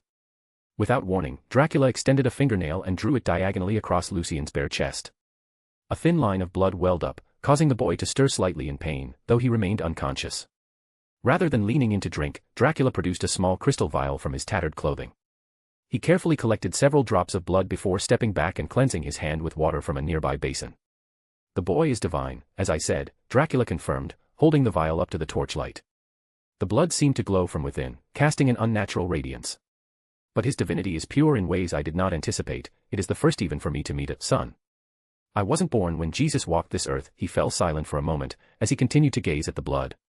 I cannot simply drink his blood to heal myself or regain my strength. He returned the vial to his pocket carefully. He is akin to the sun. Drinking directly from him would destroy me from within, his blood is simply too potent. Isaac frowned, concerned. Then how will you obtain what you need from him, my lord? How will you regain your full strength? A slow smile spread across Dracula's face, revealing the tips of his fangs. It is quite simple, really. He turned and gestured toward the huddled form in the corner. The boy will need to feed his blood willingly, and to reduce its potency, our little Ripper will be the one it is fed to. Stefan's head snapped up at these words, true horror dawning in his eyes. I will then drink from Stefan instead, Dracula continued, his tone casual as if discussing the weather. The willingly offered blood will no longer attack me from within, and with its potency diluted through Stefan's body, it will serve my purposes perfectly. Stefan made a strangled sound in his throat, the closest he could come to protest without his tongue. Tears began to stream down his face as he pressed himself harder against the wall, as if trying to pass through solid stone to escape. A brilliant solution, my lord, Isaac nodded with approval. Hector remained silent, his eyes moving between Lucien's unconscious form and Stefan's terror-stricken face. The scientific part of his mind noted the elegant solution while something deeper, something he tried to suppress, recoiled at the cruelty of using one prisoner to process the other. In the corner of his mind where Hector kept his most private thoughts, he reflected on Stefan's particular suffering. Few knew the true reason behind Dracula's methodical breaking of the Ripper of Monterey. It wasn't just about creating another loyal servant. It's about venting. The compulsion Claus had used was thorough. Stefan had no memory of the blood-soaked jazz clubs of Chicago, no recollection of calling the original hybrid friend.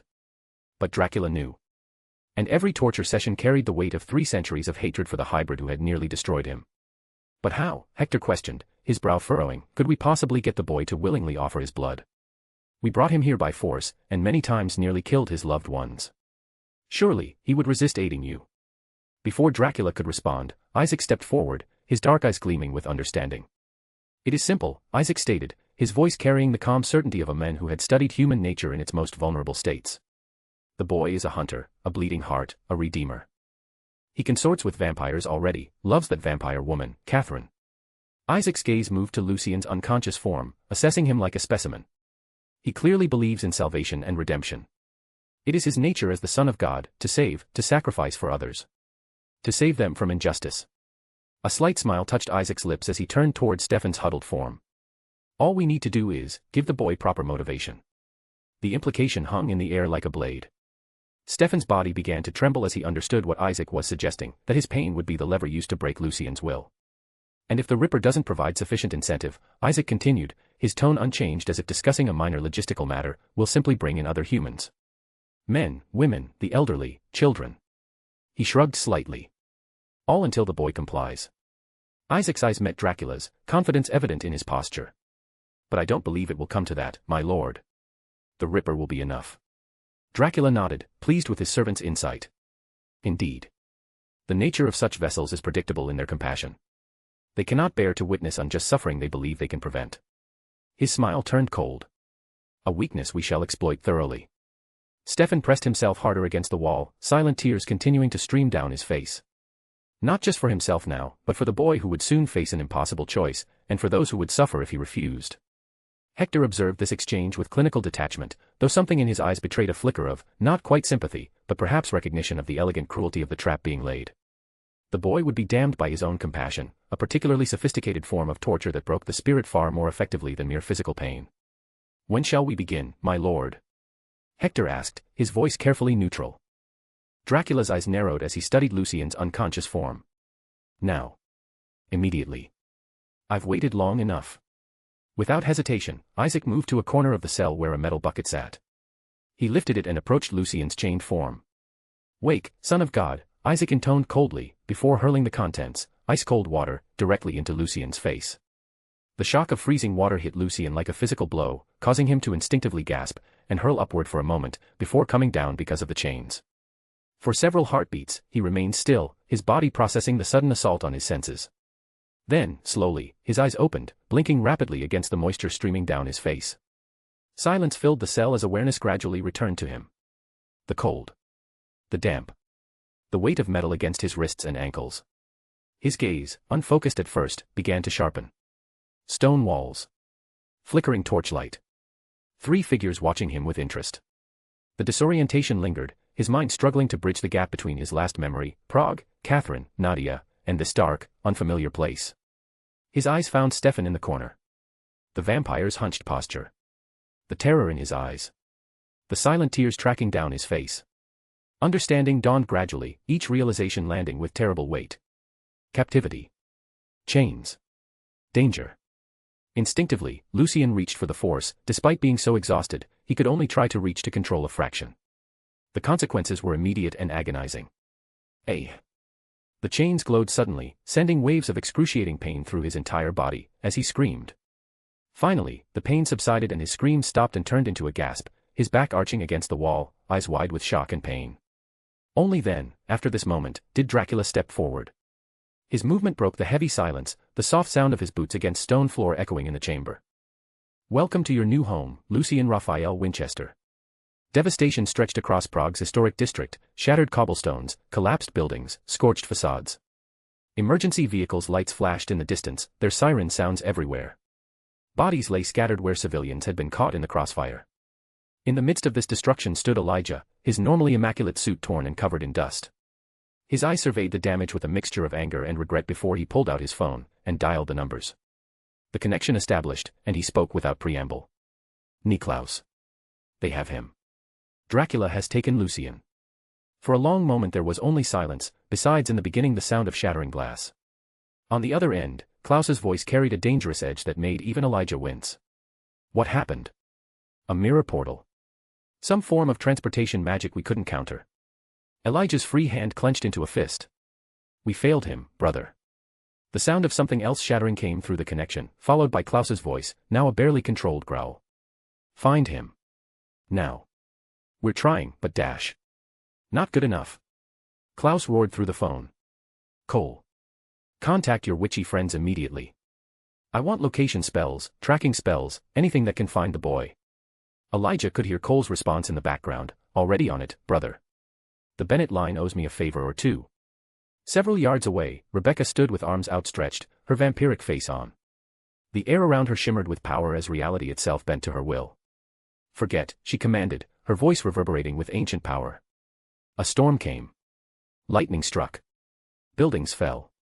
The command rippled outward like a visible wave, washing over emergency workers, civilians, and damaged buildings alike.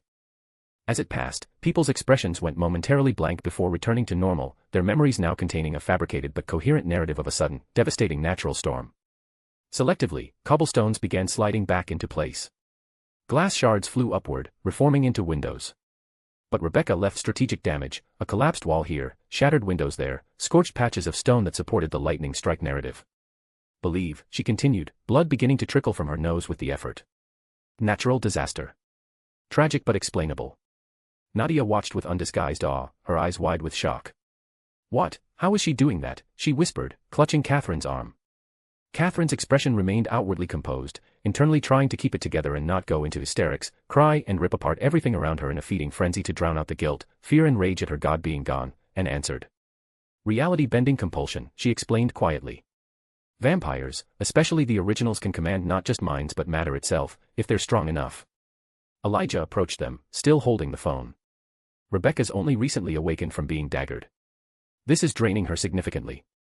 He watched his sister with concern as more blood began to trickle from her nose. The more life force we store, excess blood we've consumed, the more powerful our compulsion becomes. Emergency workers continued tending to the dead and injured, now fully believing they were responding to a freak weather event that had struck without warning, lightning bolts that had shattered buildings and claimed lives in an instant of natural fury. Then why aren't you helping her? Nadia asked. Elijah was stumped for a moment, he tried to begin to answer. I'm coming to you. Now. Through the phone, Klaus's voice suddenly came, having gone dangerously quiet. Klaus, the jet dash. Too slow. The line went dead. Elijah lowered the phone slowly, his expression grim as he understood what was coming. In the Mikkelsen mansion thousands of miles away, Klaus stood in the shattered remains of his study, rage radiating from him in almost visible waves, his eyes gold. Find him. Klaus growled at Cole before storming out to the balcony. Outside, Klaus tilted his face to the sky, allowing his fury to consume him completely. His body began to crackle with electrical energy, blue-white lightning dancing across his skin.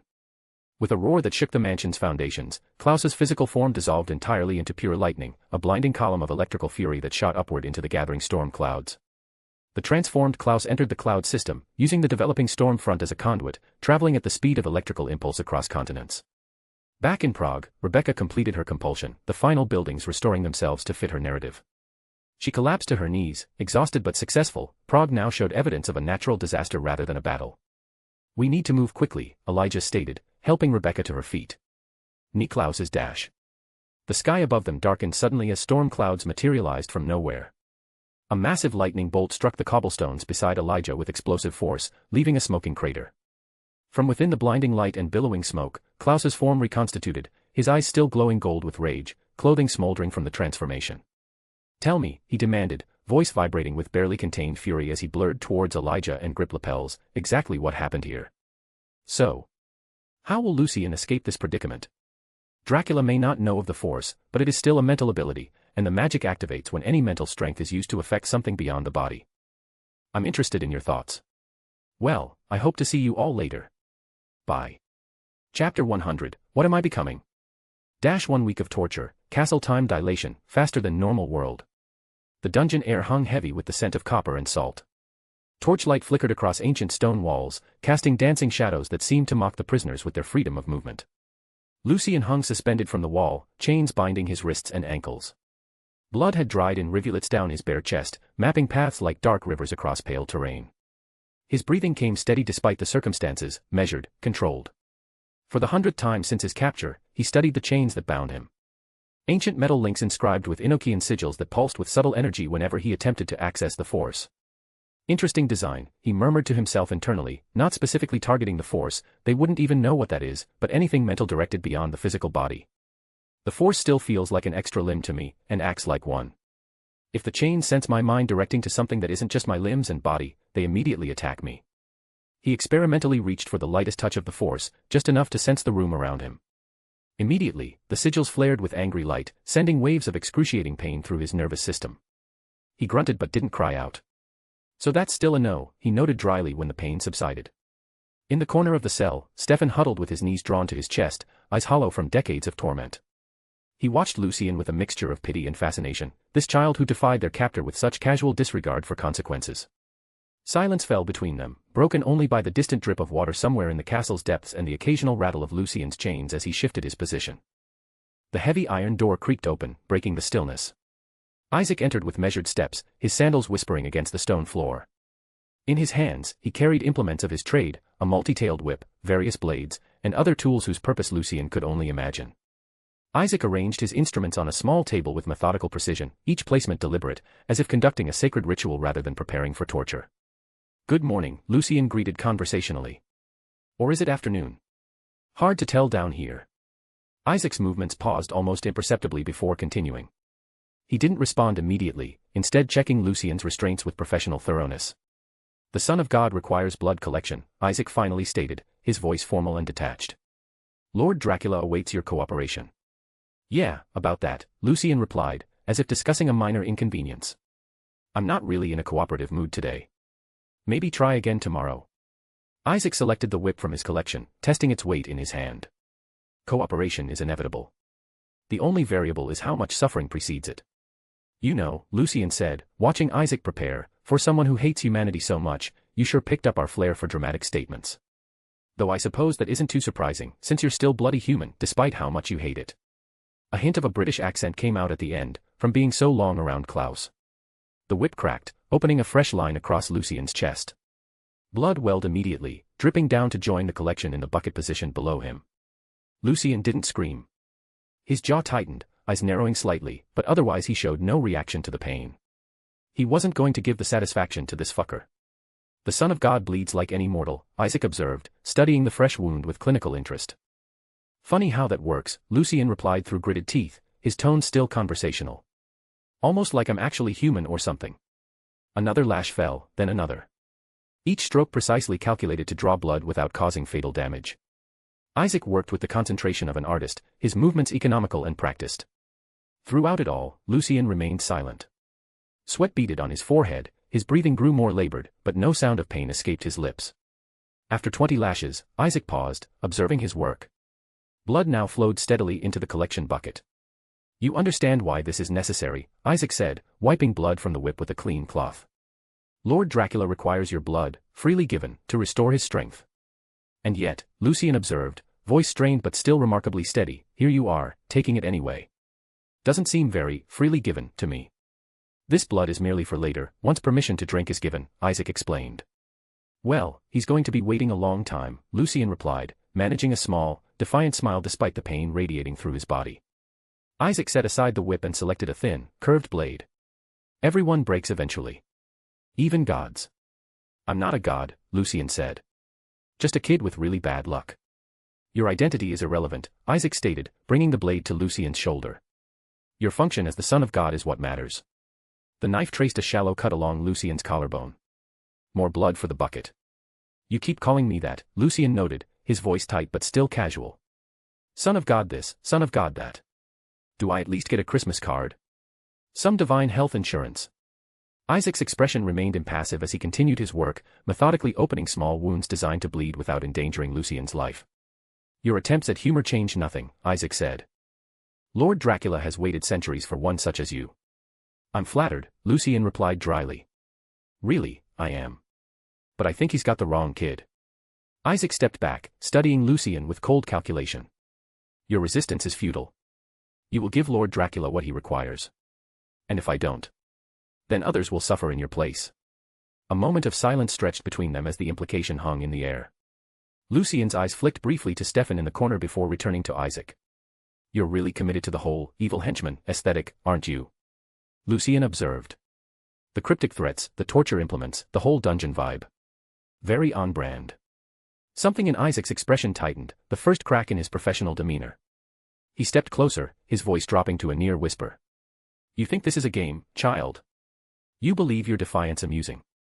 Lucien met his gaze steadily. I think you're a sad, broken man who found the biggest bully in the playground to hide behind. Isaac's composure slipped further, his eyes hardening. He opened his mouth to respond when Lucien gathered what little moisture remained in his mouth and spat directly onto Isaac's sandaled feet.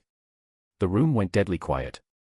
Isaac looked down at the bloody spittle on his immaculate sandal, then back to Lucien. With deliberate control, he set down his blade and wiped his foot with a clean cloth. The silence stretched, heavy. Then, with unexpected swiftness, Isaac stepped forward and grabbed a fistful of Lucien's hair, yanking his head back to force eye contact. Their faces were inches apart, Isaac's breath hot against Lucien's skin. Perhaps you require motivation, Isaac said, his voice controlled despite the rage evident in his eyes. He gestured with his free hand toward Stefan's huddled form. Observe the Ripper of Monterey. Once feared across continents, now reduced to this. Stefan flinched at being mentioned, pressing himself further into the corner as if trying to disappear. The Ripper thought himself strong as well, Isaac continued, still speaking of Stefan in the third person despite his presence. He believed he could resist Lord Dracula's will. That his reputation for violence would protect him. Isaac's grip on Lucien's hair tightened painfully. Lord Dracula instructed me to break him. I removed his limbs, piece by piece, forcing him to consume human blood to regenerate. When his screams became tiresome, I cut out his tongue. Stefan made a small, strangled sound in the corner, his eyes wide with remembered terror. The Ripper learned true fear then, Isaac continued, his voice soft but carrying clearly in the silent dungeon. When I took his manhood, he finally understood his place. Most fascinating was his adaptation. He gained such control over his vampire healing that he now prevents his tongue and member from regenerating, lest we remove them again. Lucien's expression remained defiant, but a slight widening of his eyes betrayed his horror. You see, Son of God, Isaac concluded, there are fates worse than pain. There are humiliations that break the spirit far more effectively than any physical torture. Lucien's eyes narrowed, and with sudden viciousness, he spat again, this time directly into Isaac's face. Blood-tinged saliva struck Isaac's cheek and eye. He recoiled instantly, releasing Lucien's hair and stepping back. He instantly wiped his face clean with a fresh cloth, then rinsed with water from a nearby basin. The only sound was the splash of water and Stefan's shallow breathing. Isaac's movements were controlled, methodical, but the tremor in his hands betrayed his rage. He dried his face, set down the cloth, and turned to retrieve his sword from the table. The blade gleamed in the torchlight as he approached Lucien again, its point hovering just below the boy's chin. I cannot remove your tongue, Isaac said, his voice deadly quiet. Lord Dracula requires your verbal consent to consume your blood. The sword point traced downward, over Lucien's chest, past his navel, stopping just above his groin. But there are other parts less necessary to our purpose. Lucien's eyes widened, genuine fear flashing across his face for the first time. Perhaps, Isaac continued, without your manhood, you might find yourself more willing to cooperate. Something snapped in Lucien then, a surge of primal rage that transcended pain and fear. With strength born of desperate fury, he pulled against his right restraint. The ancient chain links groaned against stone as muscles strained.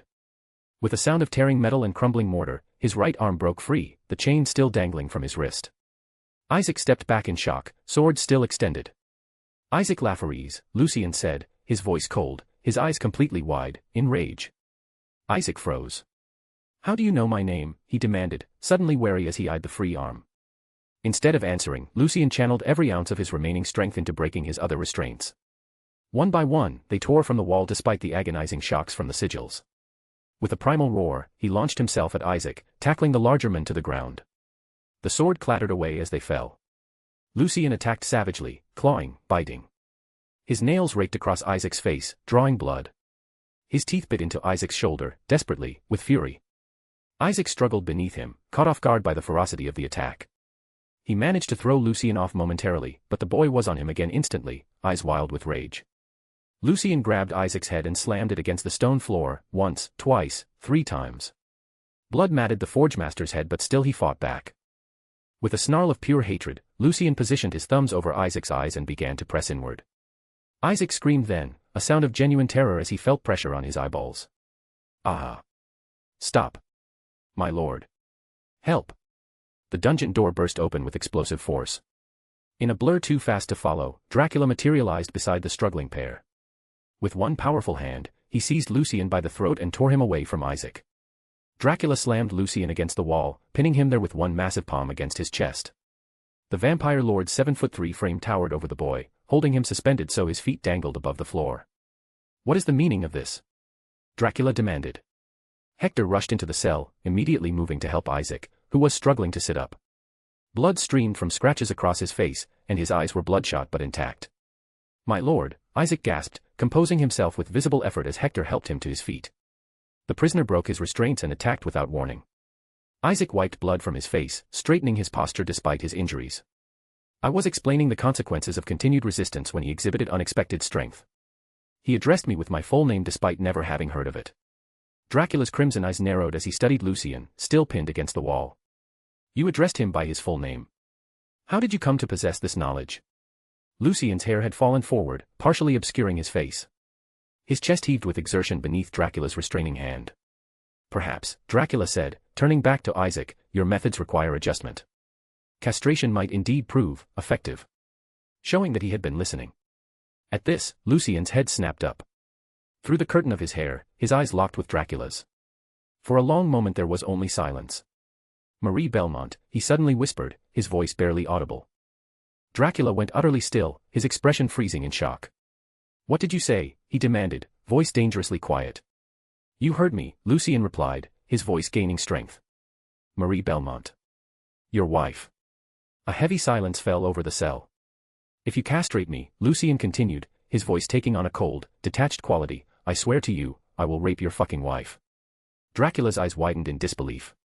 "Don't think you can keep me here forever," Lucien continued, his voice growing increasingly unhinged. "The soul is immortal. And I am, in your own words, the Son of God. Heaven will eventually come." His lips twisted into a mockery of a smile. "And if you think you can make me powerful enough to wipe out the entire host to get to your wife and revive her, yeah, I've already figured out your galaxy-brained idea. How you think this story is going to go? Do you really think, really think, you'd still be able to control me?" Lucien's voice rose, becoming more frantic with each word. "I will rape your wife right in front of your damn face, and then throw her into hell and have demons have their way with her. You can torture me however much you want, there will be payback for that later." His eyes were wide now, his voice cracking with emotion. "But castrating me?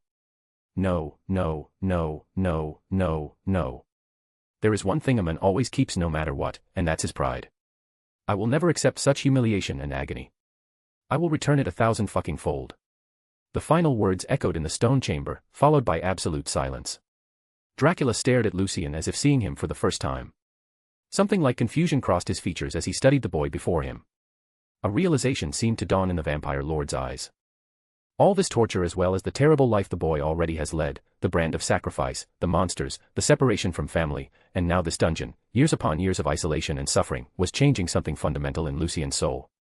He was witnessing the corruption of a son of God. The creation of something else entirely. This was how demons were made from humans in hell.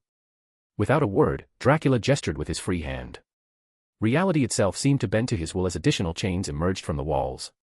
He secured Lucien once more, repairing the broken restraints and adding new ones for good measure. "Leave us," Dracula commanded, not looking at Isaac or Hector. The two forge masters exchanged glances before bowing slightly and departing, closing the heavy door behind them. For a long moment after they left, Dracula simply studied Lucien, his expression unreadable. Then, without another word, he turned and exited the cell, the door closing with a heavy thud of finality. Alone again except for Stefan's silent presence, the full weight of what he'd just said crashed down on Lucien. His face contorted in disgust, not at Dracula or Isaac, but at himself. He retched violently, his empty stomach producing only bile that burned his throat and spattered the floor beneath him. Tears, unbidden and unwelcome, not out of fear, but out of disgust, began to track down his cheeks, mingling with blood and sweat. For a long moment he was silent. "What am I becoming?" he finally whispered to the empty air, his voice breaking on the final word. In the corner, Stefan watched in silence, his eyes reflecting a terrible understanding. "Do tell me how you found it." "So, yeah. That happened. Yeah, Isaac first before torturing Lucien with hurting innocence, wants to collect as much blood as possible, and weaken him mentally, so that he understands the suffering Stefan and the humans will suffer, by first torturing Lucien.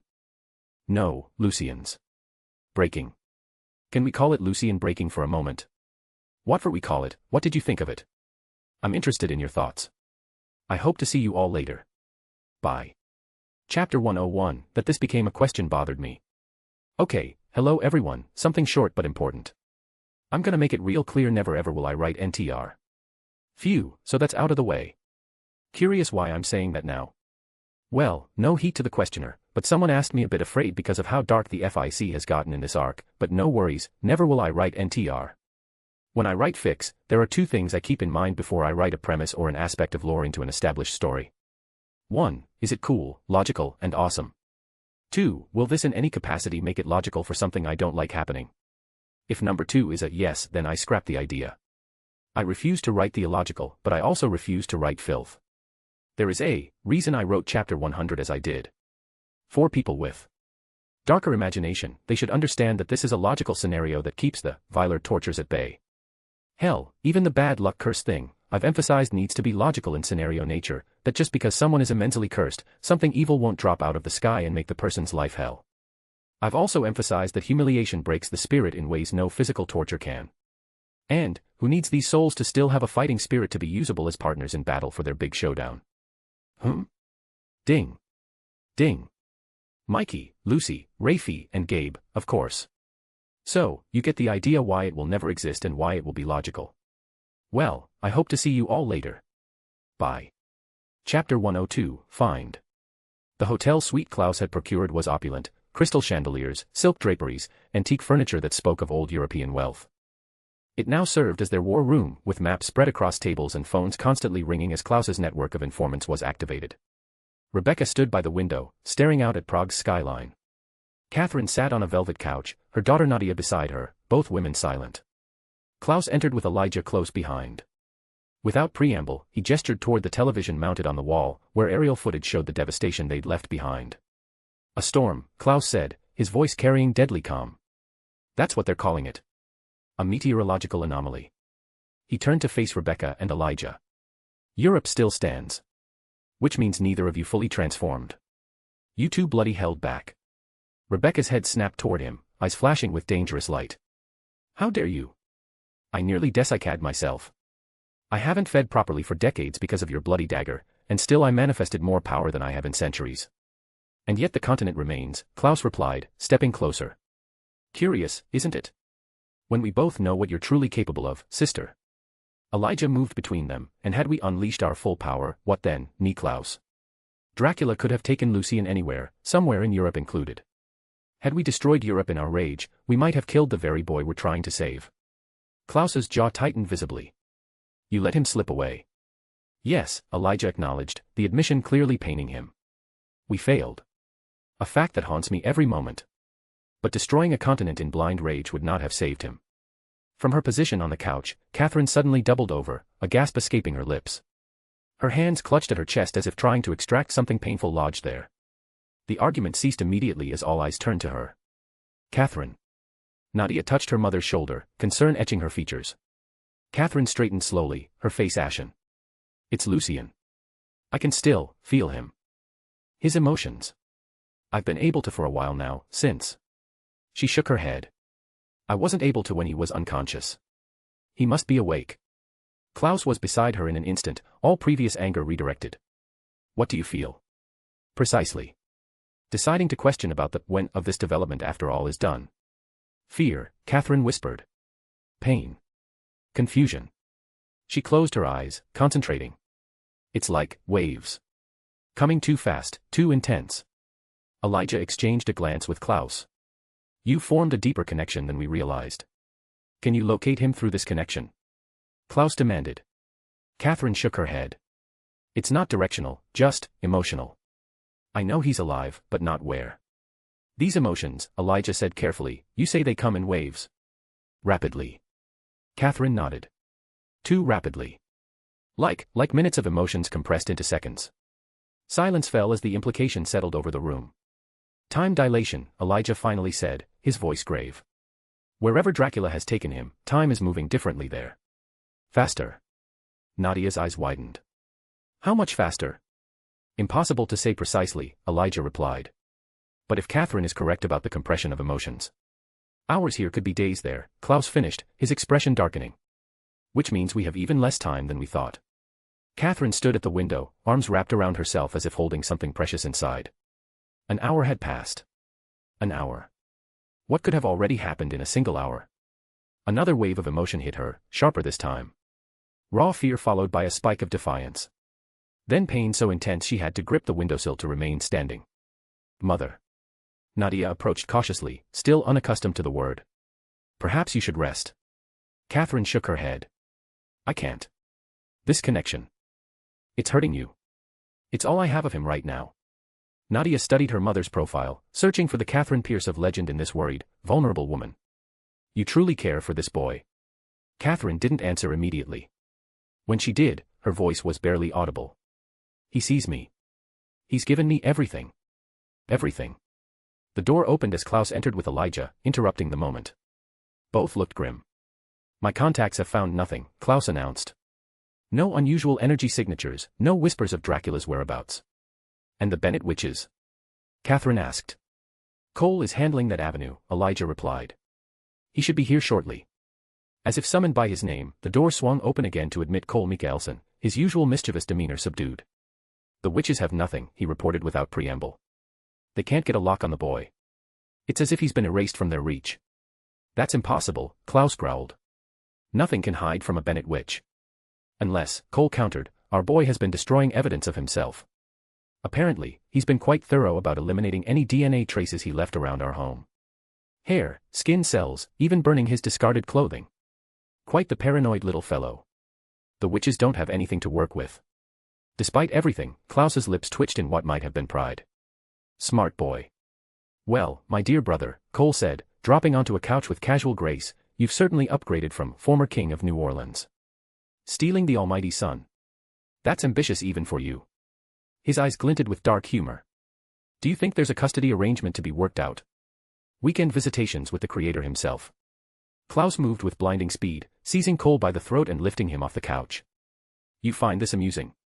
Cole didn't struggle, meeting Klaus's fury with calm. Coping mechanism, brother. Some of us laugh in the face of cosmic absurdity. For a moment, it seemed Claus might actually harm his brother. Then, with visible effort, he released him and stepped back. Find me a way to locate him, Claus ordered, or your next dagger nap will make the last one seem like a pleasant dream. The tension in the room was shattered by a gasp from Catherine. She clutched at her chest again, this time dropping to her knees. Her eyes widened in horror at something only she could feel. Catherine. Nadia rushed to her side. It's worse, Catherine whispered, her voice breaking. So much worse now. He's terrified. And in pain. Elijah knelt beside her, his expression grave. Torture. The word hung in the air like a physical presence.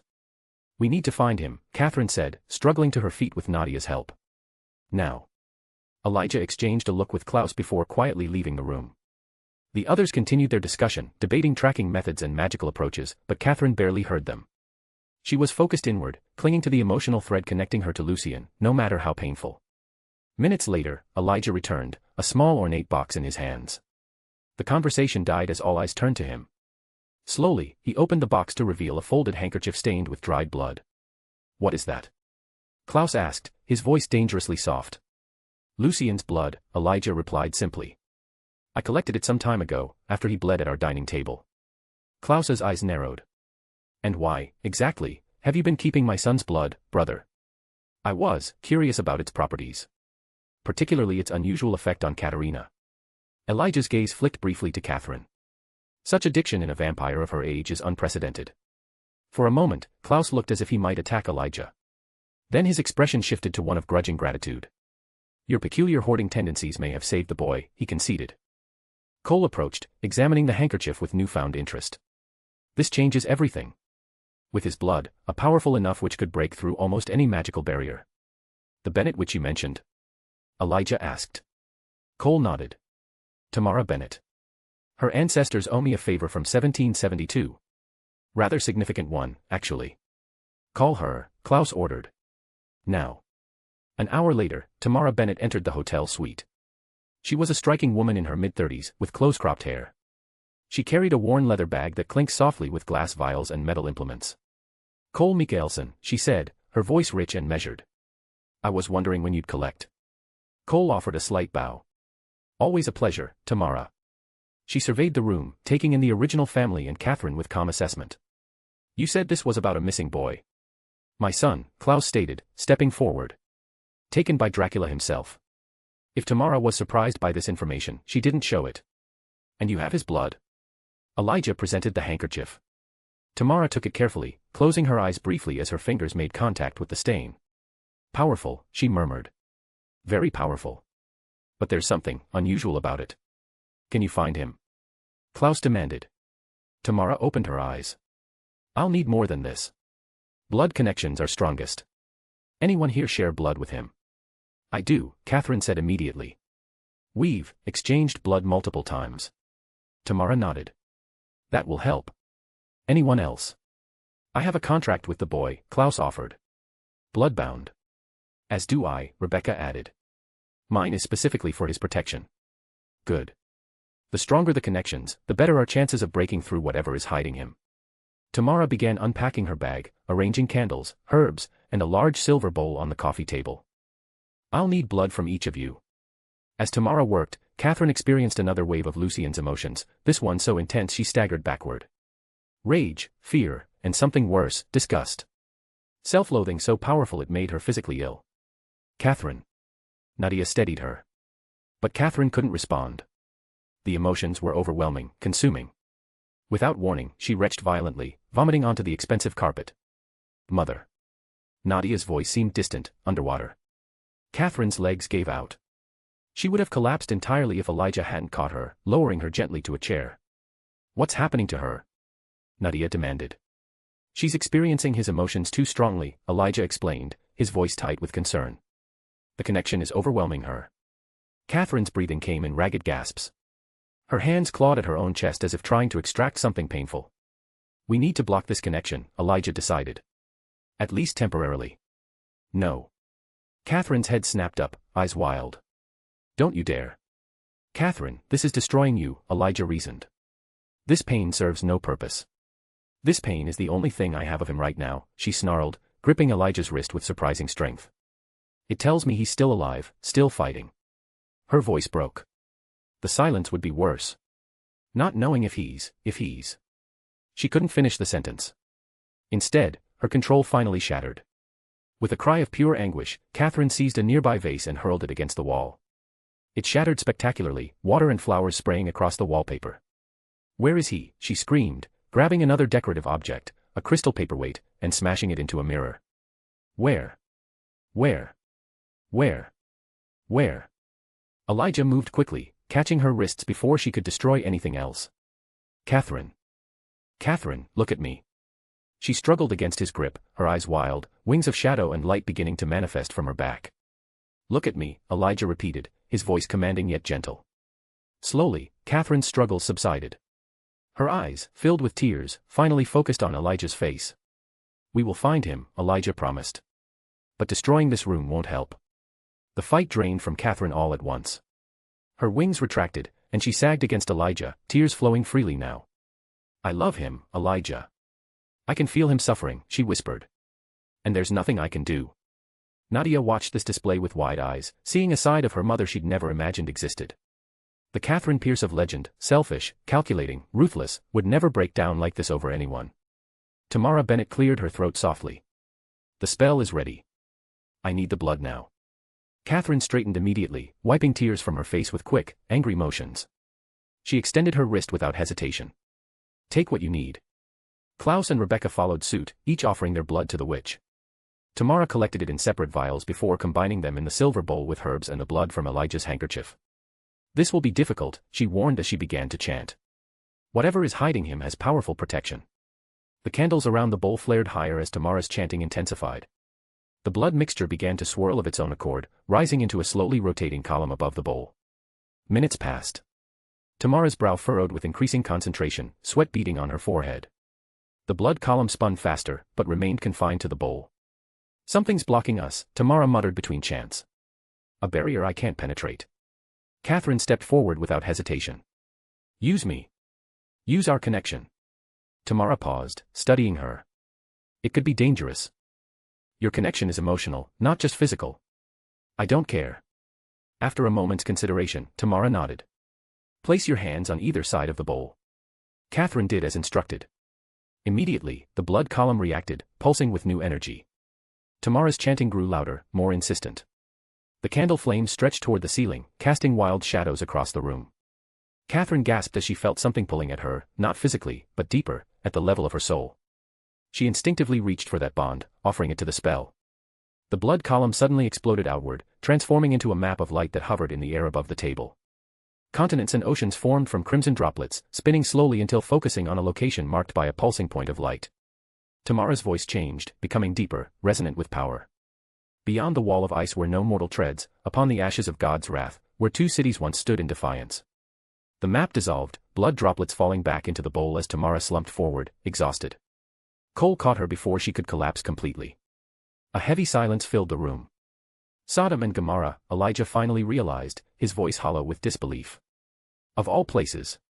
What does that mean? Nadia asked, looking between the siblings. Klaus's expression had darkened to something truly dangerous. It means Dracula has chosen his battlefield with diabolical precision. The ruins of Sodom and Gomorrah remain saturated with divine wrath, Elijah explained.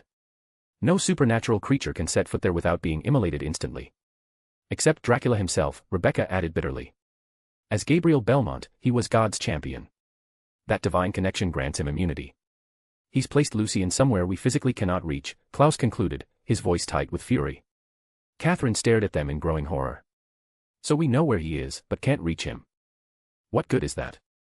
She seized a remaining vase and hurled it against the wall. Every moment we waste, he suffers more.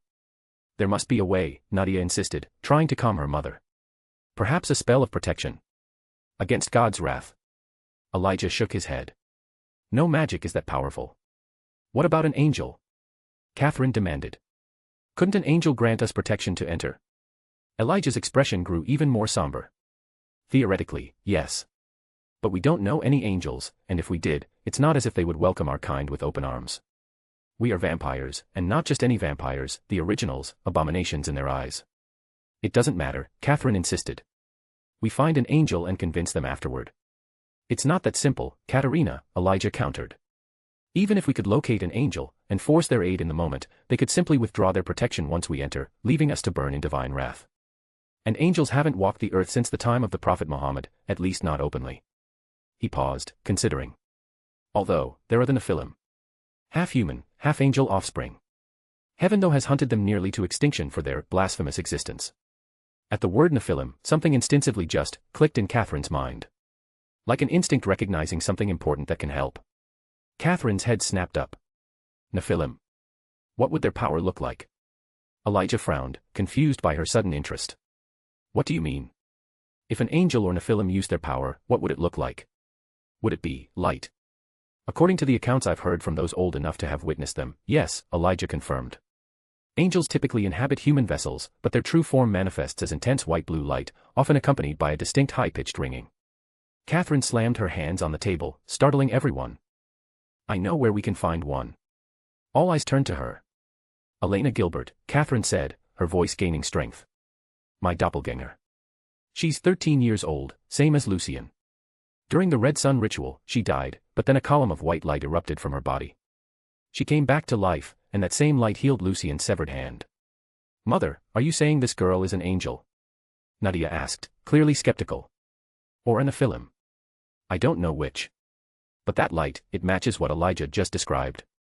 Klaus's expression shifted subtly as he accessed memories. She's right. I can see it in Lucien's memories, a column of pure white light emanating from the girl, healing his injuries, restoring his hand. Where is this girl now?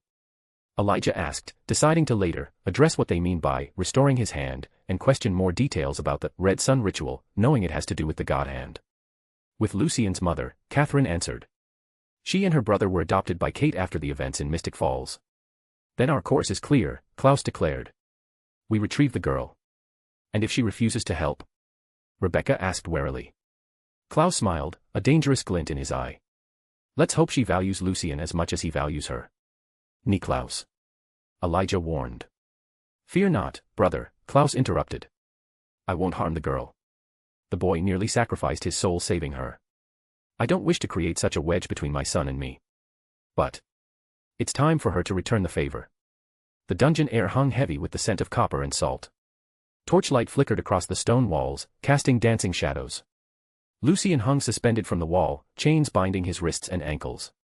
There was still a lot of dry blood against his bare chest. In the corner of the cell, Stefan still huddled with his knees drawn to his chest, eyes hollow.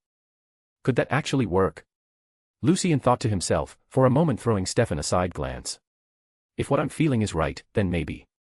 The heavy iron door suddenly creaked open, breaking the stillness. Isaac entered with measured steps, his sandals whispering against the stone floor. But this time, he wasn't alone.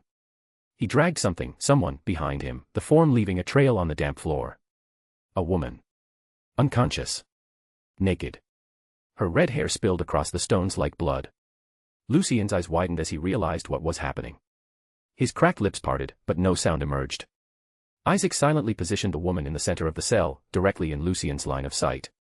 He arranged his torture implements on a small table, knives, pincers, brands, ensuring Lucien could see each one clearly. Then he lifted a bucket of water, like he's done countless times to Lucien already, and threw its contents onto the woman's still form. Ooh. She awoke with a violent gasp, her body convulsing from the shock of cold.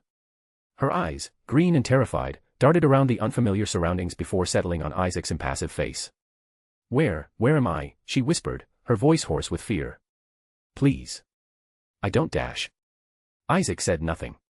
He simply turned, locking eyes with Lucien, his meaning perfectly clear. "No," Lucien whispered, pulling desperately against his chains. "No. She has nothing to do with this." Isaac remained silent as he selected a thin blade from his collection, his eyes never leaving Lucien's as he approached the trembling woman. "Please," she sobbed, trying to crawl away. "Please don't. Do tell me how you found it." So. Stage 2 of the torture is beginning, the one where Lucien isn't the one being physically harmed, but the innocent. "Tell me, what do you think will happen? Will Lucien give in? Will it be fast, or will it take time with many victims piling up? Or do you think our boy has found a way out? If so, how? Well, I'm interested in your thoughts. I hope to see you all later. Bye." Chapter 103, Say Yes. For a long moment, the only sounds were the distant drip of water somewhere in the castle's depths and the woman's shallow, frightened breathing. Isaac finally broke the silence, his voice soft yet carrying clearly in the enclosed space. "The Son of God remains stubborn," he observed, addressing no one in particular. "Perhaps he requires motivation." He moved to the woman, grabbing a fistful of her red hair and yanking her to her knees. She cried out, hands instinctively rising to her scalp. "Please," she whimpered. "I don't know where I am. I don't know what you want." Isaac positioned her directly before Lucien, forcing her to face him. With his free hand, he pressed the tip of a knife against her stomach, just hard enough to draw a small bead of blood. "Look at him," Isaac commanded. When she hesitated, he twisted his grip on her hair. "Look at him." The woman raised her tear-filled eyes to Lucien's hanging form. "This is quite simple," Isaac explained, his tone conversational despite the scene unfolding. "Lord Dracula requires the blood of the Son of God, freely given. All the boy needs to say is yes, and your suffering ends before it truly begins." Lucien remained silent, head still bowed, hair concealing his expression. "Tell him who you are," Isaac ordered the woman. "Your name. Your life. Make yourself real to him." The woman swallowed hard, her voice emerging as a trembling whisper. My name is Elaine. Elaine M. Morgan." Her words caught on a sob. "I'm 22. I study literature at Northwestern. I have a younger sister named Beth. She's 16. We were supposed to go shopping tomorrow for her birthday present." As she spoke, Stefan pressed himself harder against the wall, as if trying to meld with the stone itself. "I work part-time at a bookstore," Elaine continued, her words tumbling faster as Isaac pressed the knife slightly harder against her skin. "I have a cat named Fitzgerald. I was walking home from my evening class when..." She faltered, fresh tears spilling down her cheeks. "Continue," Isaac prompted, twisting the knife slightly. "My parents are divorced. Dad lives in Seattle now. Mom still keeps his favorite coffee mug even though she pretends to hate him." A hiccuping sob interrupted her.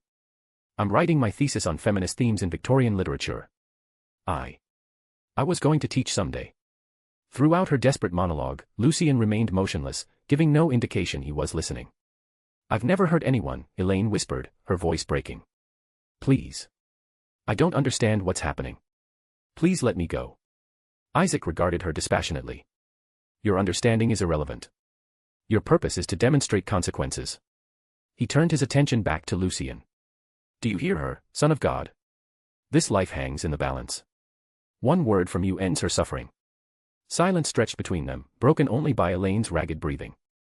I'm I'm afraid of the dark, she continued unprompted, her words dissolving into incoherent sobs. I sleep with a night light still. My sister teases me about it but. Her voice failed her completely then, replaced by deep, heaving sobs that shook her entire body. Tears and mucus streamed down her face as panic overtook her ability to form words. For a long moment, the only sound in the dungeon was her broken crying. Isaac's patience visibly thinned. Continue speaking, he ordered. Elaine tried to comply, opening her mouth, but only strangled hiccups emerged. I can't, she finally managed, her breathing erratic. Please don't. Isaac's expression hardened. Without warning, he leaned forward and sank his teeth into her exposed shoulder. Aya. Elaine's scream echoed off the stone walls, high and piercing. Isaac bit down harder, tearing away with a jerk of his head. In the corner, Stefan began rocking violently, hands clasped over his ears, eyes squeezed shut. Incoherent gurgles escaped his ruined mouth as he tried to block out the sounds. Stop. Lucien's voice erupted suddenly, his head snapping up though his face remained partially hidden by his hair. Stop touching her. Finally, he spat a small piece of flesh onto the floor, blood dripping from his lips. Isaac maintained his grip on the struggling woman, watching Lucien with cold interest. I will fucking end you, Lucien snarled, pulling against his chains with renewed fury. I will tear you apart piece by piece. I will feed you your own teeth and tongue. I will disembowel you and make you watch as I burn your entrails before your eyes. His threats echoed in the chamber, each more violent than the last, a torrent of rage pouring. When his fury finally exhausted itself, silence once again claimed the dungeon. Only the sound of Elaine's whimpers and Stefan's muffled gurgles remained. Isaac wiped blood from his mouth with methodical precision, his composure unshaken by Lucien's outburst. Your threats are meaningless, he observed calmly. I have consumed human flesh before. For Lord Dracula, I would eat this woman alive before your eyes. He pressed the knife more firmly against Elaine's stomach, drawing a thin line of blood that trickled down to her navel. But you can stop this, Isaac continued. One word. Yes. That is all Lord Dracula requires to drink your blood. Your permission, freely given. Lucien's chest rose and fell rapidly, his breathing audible in the quiet dungeon. What will it be, son of God? Her life, or your pride? The ultimatum hung in the air between them.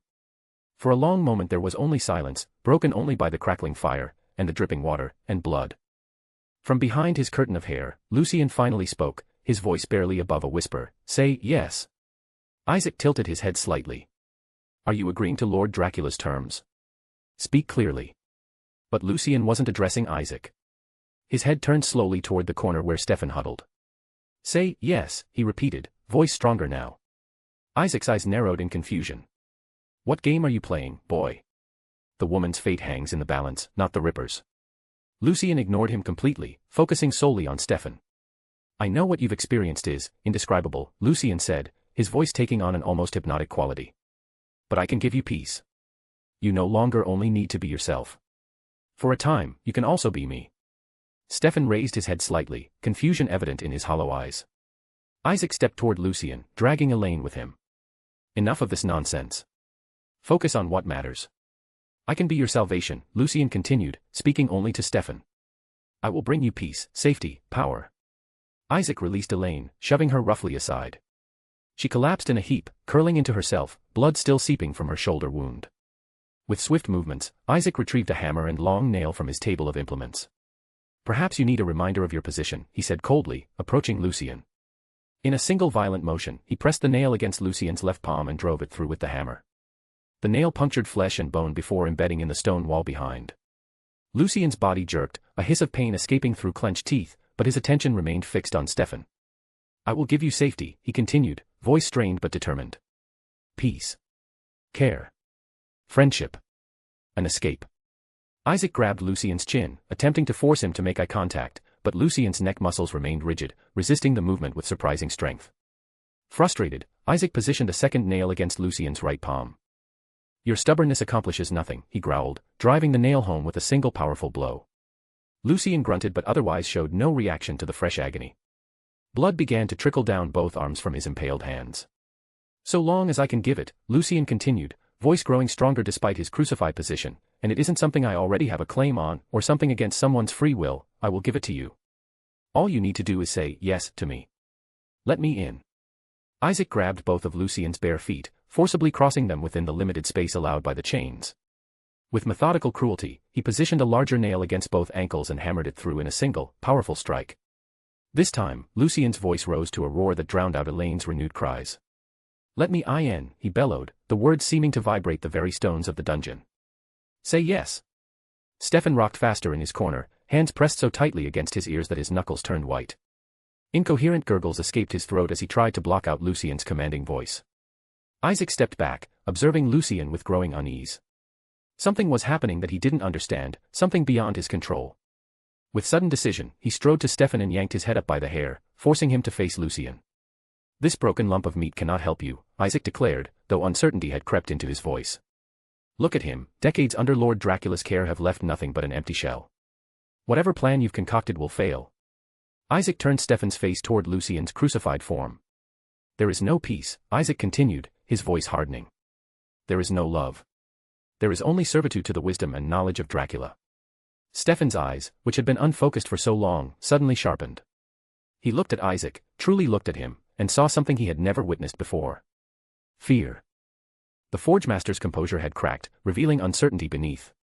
Stefan's gaze shifted to Lucien, hanging crucified against the wall, blood streaming from his hands and feet. The boy who Dracula himself had named Son of God was offering salvation, offering escape. And his tormentor was afraid. A strange sound filled the dungeon, a hissing, wet noise like meat being reconstituted. Isaac looked down and recoiled in shock. Stefan's tongue, which he had kept from regenerating for decades, was growing back. Not only his tongue. Between his legs, the manhood Isaac had removed was reforming as well.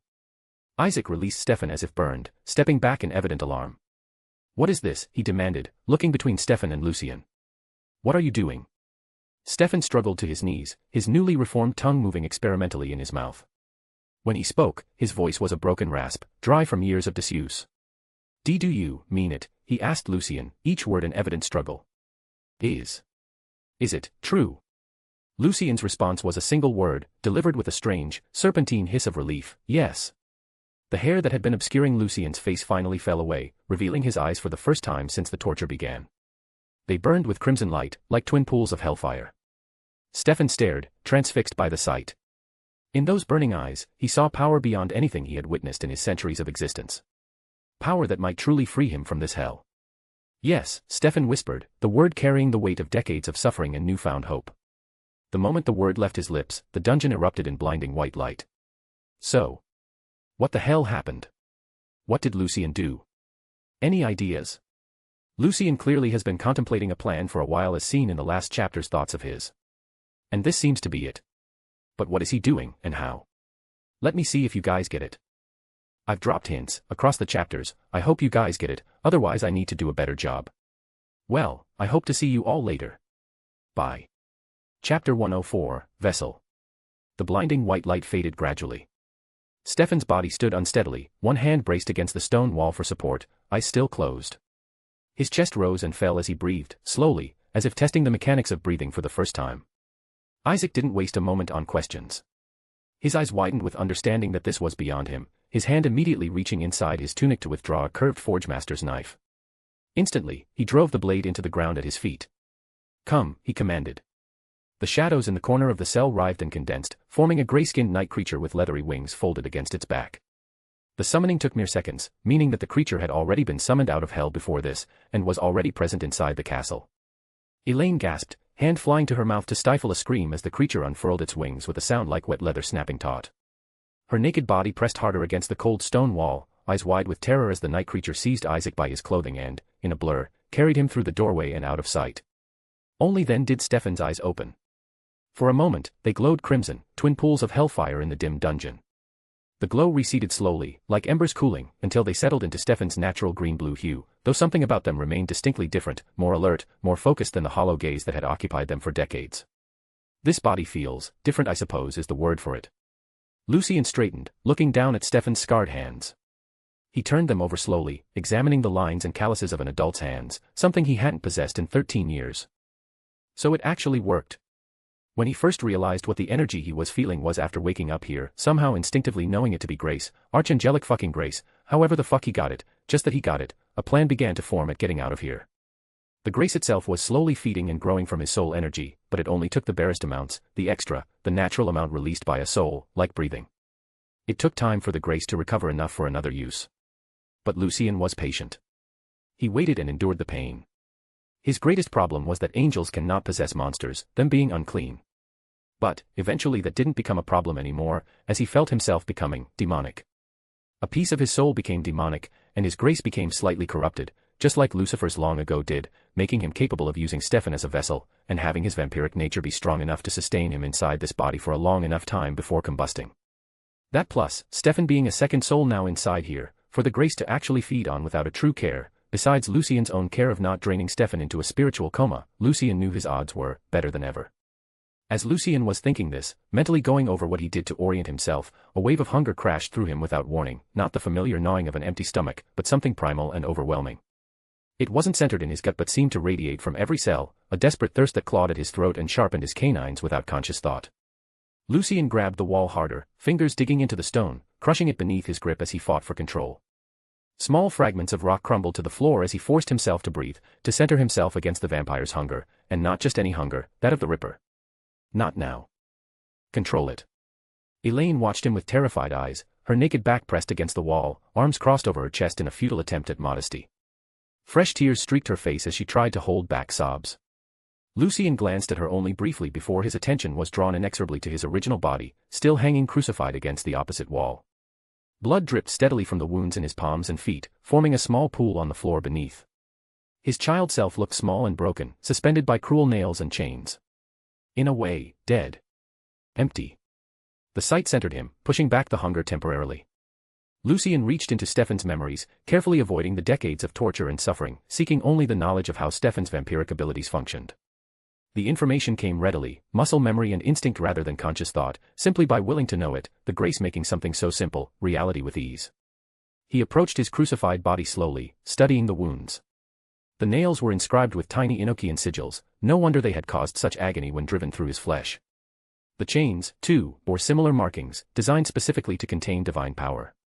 I should be able to do it, right? I may not be an original, and not old enough in vampire age, but this body is the doppelganger of Silas, the son of nature, in Catherine's own words. A mutant vampire. Let's just try it.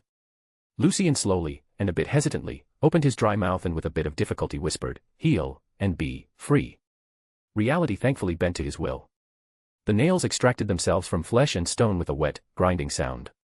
The chains snapped link by link, falling away like dead serpents.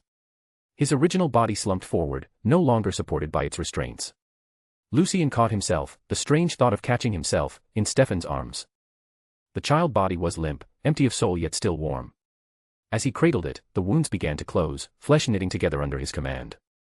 Suddenly, a sharp pain lanced through Lucien's, Stefan's, head. The vampire body's arms began to gray and desiccate, thin cracks appearing in the skin like dried mud. The fuck? Lucien thought, eyes wide at the sight, until he soon realized it, the Enochian magic in the nails was resisting his power, and Stefan's body had almost no life force to fuel the compulsion. Lucien hastily released his hold on reality, allowing it to snap back to its natural state. The healing stopped, but not before the worst of the damage had been repaired. The wounds closed, leaving behind pale scars on the palms and feet of his original body, reminders of the crucifixion. The hunger returned tenfold, a ravenous emptiness that demanded satisfaction. Lucien clutched his original body closer, fighting the urge to sink his teeth into the nearest source of blood, Elaine, still cowering against the wall. He threw her a brief glance, causing her to flinch. Lucien shook his head slightly, a silent promise he wouldn't harm her. She was already traumatized enough, and with the hunger raging through Stefan's body, he doubted he could stop if he started feeding from her. As he adjusted his grip on his child body, Lucien suddenly caught the scent of his own blood, still fresh from the recently healed wounds. A thought struck him, Dracula wanted his blood for its power. What if? What if I drank my own blood? He contemplated the thought for a long moment, as he remembered that Dracula needed permission to drink from him. Just to be safe, he thought as he began to speak. I, Lucien Winchester, give myself and Stefan Salvatore permission to drink my blood freely, without constraint or consequence. The words hung in the air, weighted with intention. He waited for something to happen. Something happened, kind of, he felt a bit different. Hesitantly, he lowered his mouth toward his child body's hand, where blood still smeared the palm despite the closed wound. He extended his tongue and tasted it tentatively. The effect was instant. Suddenly, the world sharpened to crystal clarity. Colors intensified, sounds separated into distinct layers, scents became so vivid he could taste them on the air.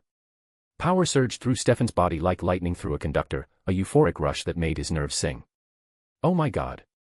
Lucien murmured to himself. The soul that was Stefan also began to stir for a moment, but didn't wake up, more moved, like finding a more comfortable position in a bed, even more at peace now, like he was fed well before bed. Every scar on Stefan's body, and there were many, also began to heal. Decades of deliberate non-healing reversed in seconds as flesh became smooth and unmarred. Strength flooded his limbs, the desiccation reversing as cells plumped with vitality. Without hesitation now, Lucien bit into his own child body's shoulder, taking small, measured sips. He forced himself to drink slowly, careful not to take too much and damage his original form. Each swallow brought a fresh wave of power, a heady rush unlike anything he'd experienced before. Across the cell, Elaine gasped and covered her mouth with both hands. To her, the scene was terrifying. A vampire thing, whatever the hell this monster was feeding on an unconscious, maybe even dead child. After taking just enough to strengthen Stefan's body without weakening his original form, Lucien pulled back. He wiped his mouth with the back of his hand, the hunger now a manageable background hum rather than an overwhelming roar. With a word, he used reality compulsion again, this time careful for something basic, not healing Enochian magic scars and waste power, to clothe Stefan's body in simple, dark garments, practical for movement and escape. The power flowed more easily now, requiring minimal effort after the infusion of his own blood. Lucien rose to his feet, his child body cradled in his left arm. He turned toward Elaine, taking a step towards her, who immediately screamed. "Stay away from me," she shrieked, trying to press herself further into the corner. "Please, don't come any closer." Lucien froze in place as he saw her terror. He remained perfectly still, making no sudden movements. He remained silent for a moment. "I'm not going to hurt you," he finally said softly, his voice gentle despite the urgency of their situation. "I promise." Elaine wasn't convinced. She tried to crawl further back but was already against the wall. She huddled into the corner, hugging her legs to her chest, tears streaming down her face. "Please," she begged, "please don't eat me." Lucien slowly lowered himself to his knees, making himself as small and non-threatening as possible despite the distance between them. "I'm not going to hurt you," he repeated gently. "I want to help you. Get you out of here, back to your family. Back to your little sister." At the mention of her sister, Elaine's sobbing paused. She watched him warily, hiccuping breaths the only sound in the dungeon. Lucien could hear her heart racing, blood pumping frantically through her veins. The sound was distracting but manageable now that he'd fed. "I saw you," she whispered finally. "Drinking from that boy. How do I know you won't do that to me? Okay, how the hell do I explain this?" Lucien thought to himself for a long moment. Finally, he gently placed his child body on the ground and pointed to it, then to himself. "That's me," he explained simply. "I'm possessing this guy. Remember the bright light and the yes? I know that was probably very confusing. But that was me leaving my body and getting into this guy's." He gestured to Stefan's body. Elaine froze, her expression shifting from terror to confusion. For a long moment, she said nothing, visibly processing what she'd witnessed. Her breathing gradually steadied as survival instinct forced her toward composure. "You're..." she began, then stopped, collecting her thoughts. "The boy. The one that madman crucified." Lucien nodded. "The madman called you the Son of God," she continued, her voice barely audible. Another nod. She began thinking about all the insane things she saw, the madman summoning a demon thing and being flown away. The crucifixion. This guy ordering fucking reality. Creating clothes from thin air. Drinking blood. Elaine swallowed hard. If you're the Son of God, then prove it to me." Lucien remained silent for a moment, feeling a flicker of frustration at this. They needed to move quickly before Isaac returned with reinforcements, damn the fact, he hadn't completely settled in this body when the fucker ran off. But he also understood her need for certainty amid the insanity she'd been thrust into. As he considered how to respond, getting more frustrated, since he didn't know how to prove he was the Son of God, an idea that she asked about because it would bring her comfort. He suddenly felt a strange sensation on his back, a weight that wasn't there before. Glancing over his shoulder, Lucien saw them, wings of brilliant white light, cold and beautiful, stretching toward the ceiling. Angel wings. Of course. Focusing on his grace, Lucien decided to try something, see if it would work or not, if he could do what he saw countless times in the show. He directed it more powerfully toward his back and eyes. Stefan's body began to glow with white light, illuminating the dark cell. His eyes blazed crimson once more, and behind him, the shadow of enormous wings spread across the wall. Elaine gasped, hand flying to her mouth, eyes wide with awe rather than fear. Lucien allowed the display to continue for a few seconds before letting the light fade. No sense wasting energy they'd need for escape. Is that enough proof? He asked quietly. Elaine stared at him, momentarily frozen in shock before hastily nodding. Lucien picked up his child body in his left arm again and rose to his feet. He walked to where Elaine huddled in the corner and extended his right hand down to her. Come with me, he said. We need to get out of here. Elaine hesitated only briefly before placing her trembling hand in his. Lucien gently pulled her to her feet. As she stood, and Lucien looked at her, for a moment looking down, and then hastily away, she remembered that she was naked, hastily trying to cover herself with her free arm. Lucien continued looking away respectfully and simply said, "Be clothed." Reality obeyed. Simple, practical garments materialized on Elaine's body, pants, shirt, and shoes suitable for their escape. "Thank you," she whispered, relief evident in her voice. Lucien nodded and began walking toward the dungeon gate. "Follow me. Stay about an arm's length behind at all times." Elaine complied immediately, still processing her embarrassment and gratitude at being clothed again. As they approached the gate, Lucien threw a side glance behind him, before looking in front of him again, as he then murmured softly, "Be ready. I'll call you soon." The words weren't directed at Elaine. With his enhanced angelic perception, Lucien could now see what had previously been invisible, his Kareen, Vader, standing within the veil. The towering black-armored figure nodded once, hands clenched into fists, ready to be summoned. Lucien pushed open the heavy dungeon gate, bright light spilling in from the corridor beyond. Rain pounded against the limousine's windows as it pulled up to the entrance of Singer Salvage Yard. The wipers swept frantically across the windshield, barely keeping pace with the downpour. Inside, Catherine sat rigidly beside her daughter Nadia, opposite Claus and Elijah. Rebecca occupied the third row of seats, her expression unreadable in the dim interior lighting. "We're here," Claus announced unnecessarily as the vehicle came to a stop. The limousine doors opened, and they stepped out into the rain, water immediately soaking into their expensive clothing. They stood for a moment, looking up at the ramshackle house where Bobby Singer lived, where Elena Gilbert was staying. Catherine's face was a mask of determination as rain plastered her hair to her skin. Whatever it took, they would find Lucien. Even if it meant confronting the Winchesters and taking the girl by force. "Let's get this over with," she said, starting toward the house. "Do tell me how you found it." So, the next phase of this arc is beginning, escape from the castle, and try and kill Dracula while at it. Well, I hope you all are excited. See you all later. Bye. Chapter 105, Let the Show Begin. Rain pounded against the limousine's windows as it pulled up to the entrance of Singer Salvage Yard. The wipers swept frantically across the windshield, barely keeping pace with the downpour. Inside, Catherine sat rigidly beside her daughter Nadia, opposite Claus and Elijah. Rebecca occupied the third row of seats, her expression unreadable in the dim interior lighting. "We're here," Claus announced unnecessarily as the vehicle came to a stop.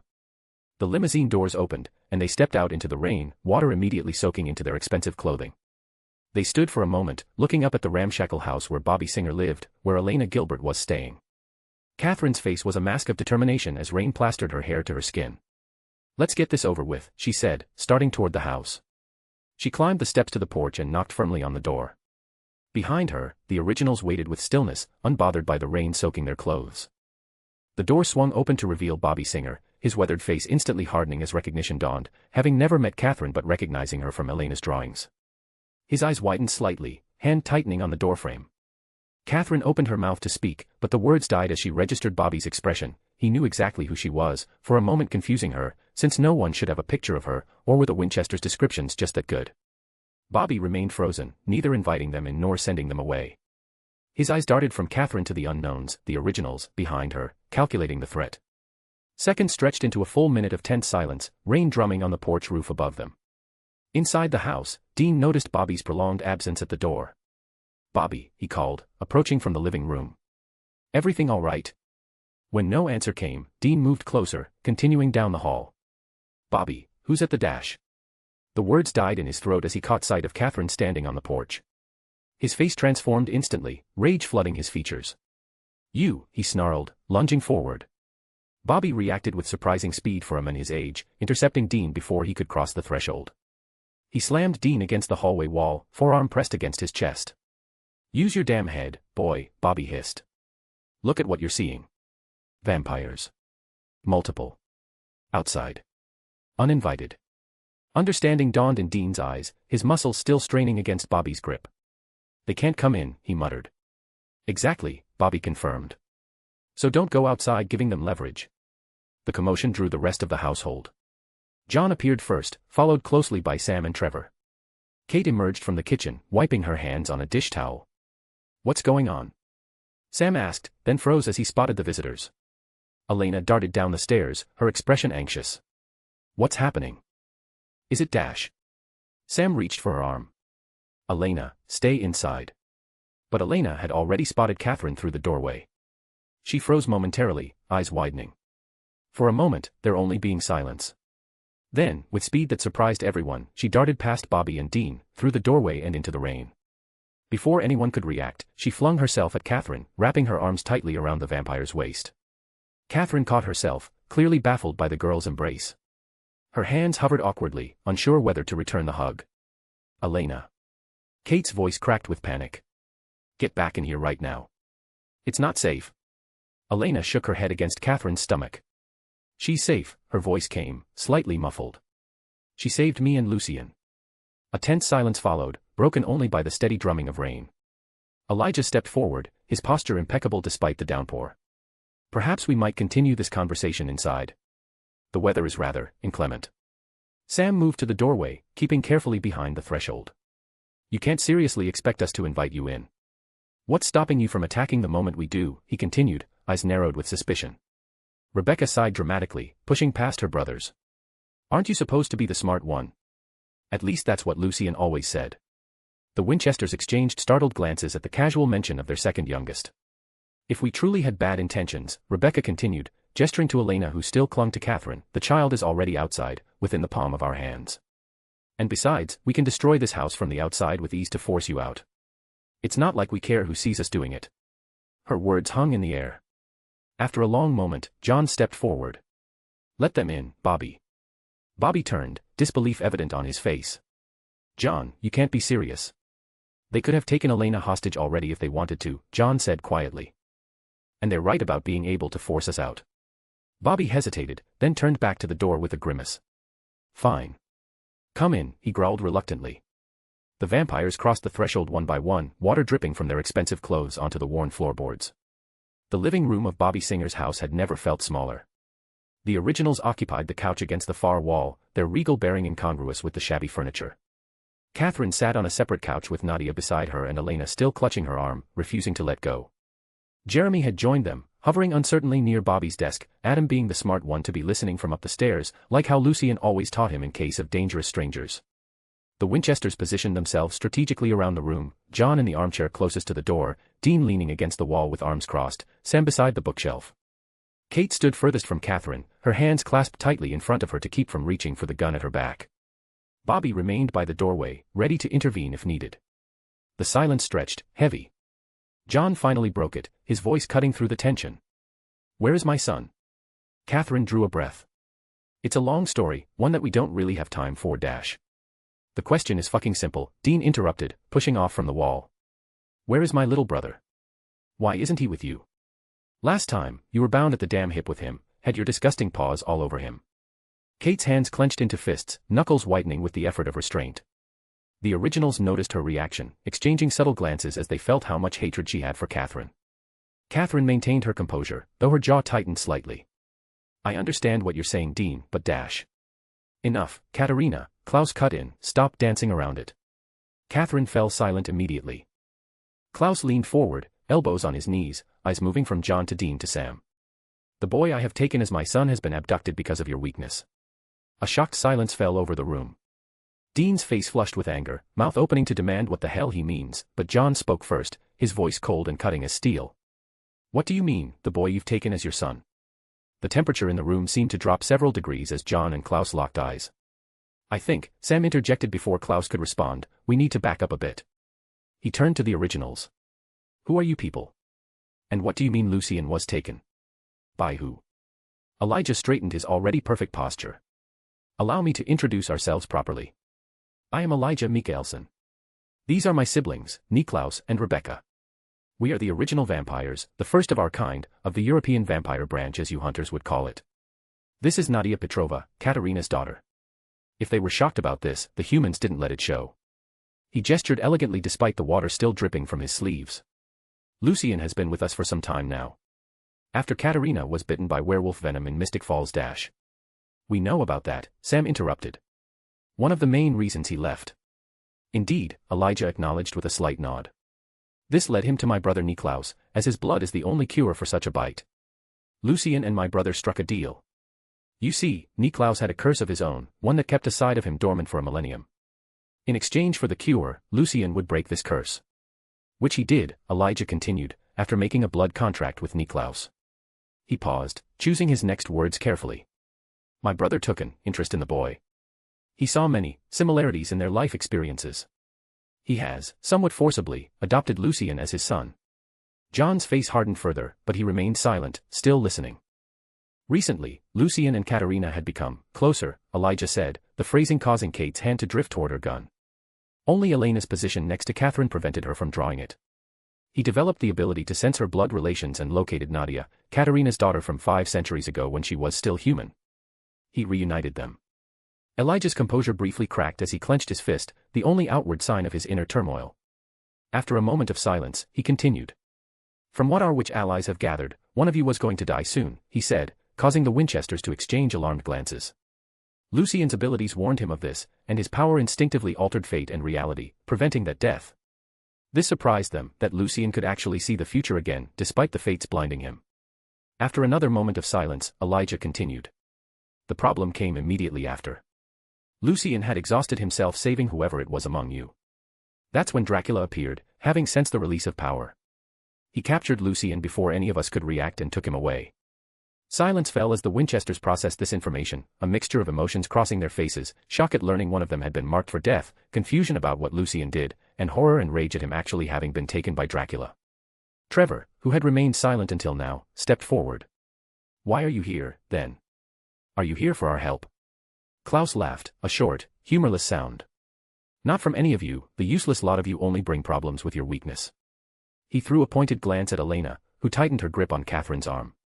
But her. What the hell is that supposed to mean? Dean demanded. Elijah shot Klaus an annoyed, frustrated glare, which Klaus answered with a slow, deliberate smile and a casual shrug. What my brother means, Elijah said, attempting to salvage the conversation, is that we need specific help. He turned to Trevor. I don't know if you're aware, but Dracula was once known as Gabriel Belmont. Trevor's jaw tightened at the name, his hands curling into fists. Belmont. Sam repeated, looking at Trevor. That's your family name. Gabriel was once God's champion on Earth, Elijah explained, and the founding father of Trevor's family. But he fell into darkness and became a curse upon this world, one the Belmont family has been trying to remove ever since, to cleanse their name. Trevor looked away, unable to meet anyone's eyes as his family's shame was laid bare. Dracula has taken Lucien to the remains of Sodom and Gomorrah, where Sodom and Gomorrah. Sam interrupted, surprise evident in his voice. Elijah nodded solemnly. Yes. Their remains lie beyond the ice wall, where God's wrath still prevails. All who step there are destroyed, except, of course, Dracula, and those under his protection, who remains God's champion still, even after his fall. He turned to Elena, extending his hand in a gentle gesture. What we need now is a way to enter without being destroyed. That is where Elena comes in. The room fell silent as Elijah delivered his final revelation. From what we have discovered, this girl is part angel, a Nephilim, with the capabilities of protecting us during the journey. In Dracula's castle, Lucien climbed the spiral staircase, his original child body cradled in his left arm. Elaine followed close behind, her eyes darting nervously at every shadow. The staircase wound upward through the heart of the castle, torches casting flickering light across ancient stone walls. Lucien moved with grace, each step silent despite the speed of their ascent. Without warning, the wall beside them exploded inward. Reagag. A night creature burst through the stone, claws extended toward Lucien's throat.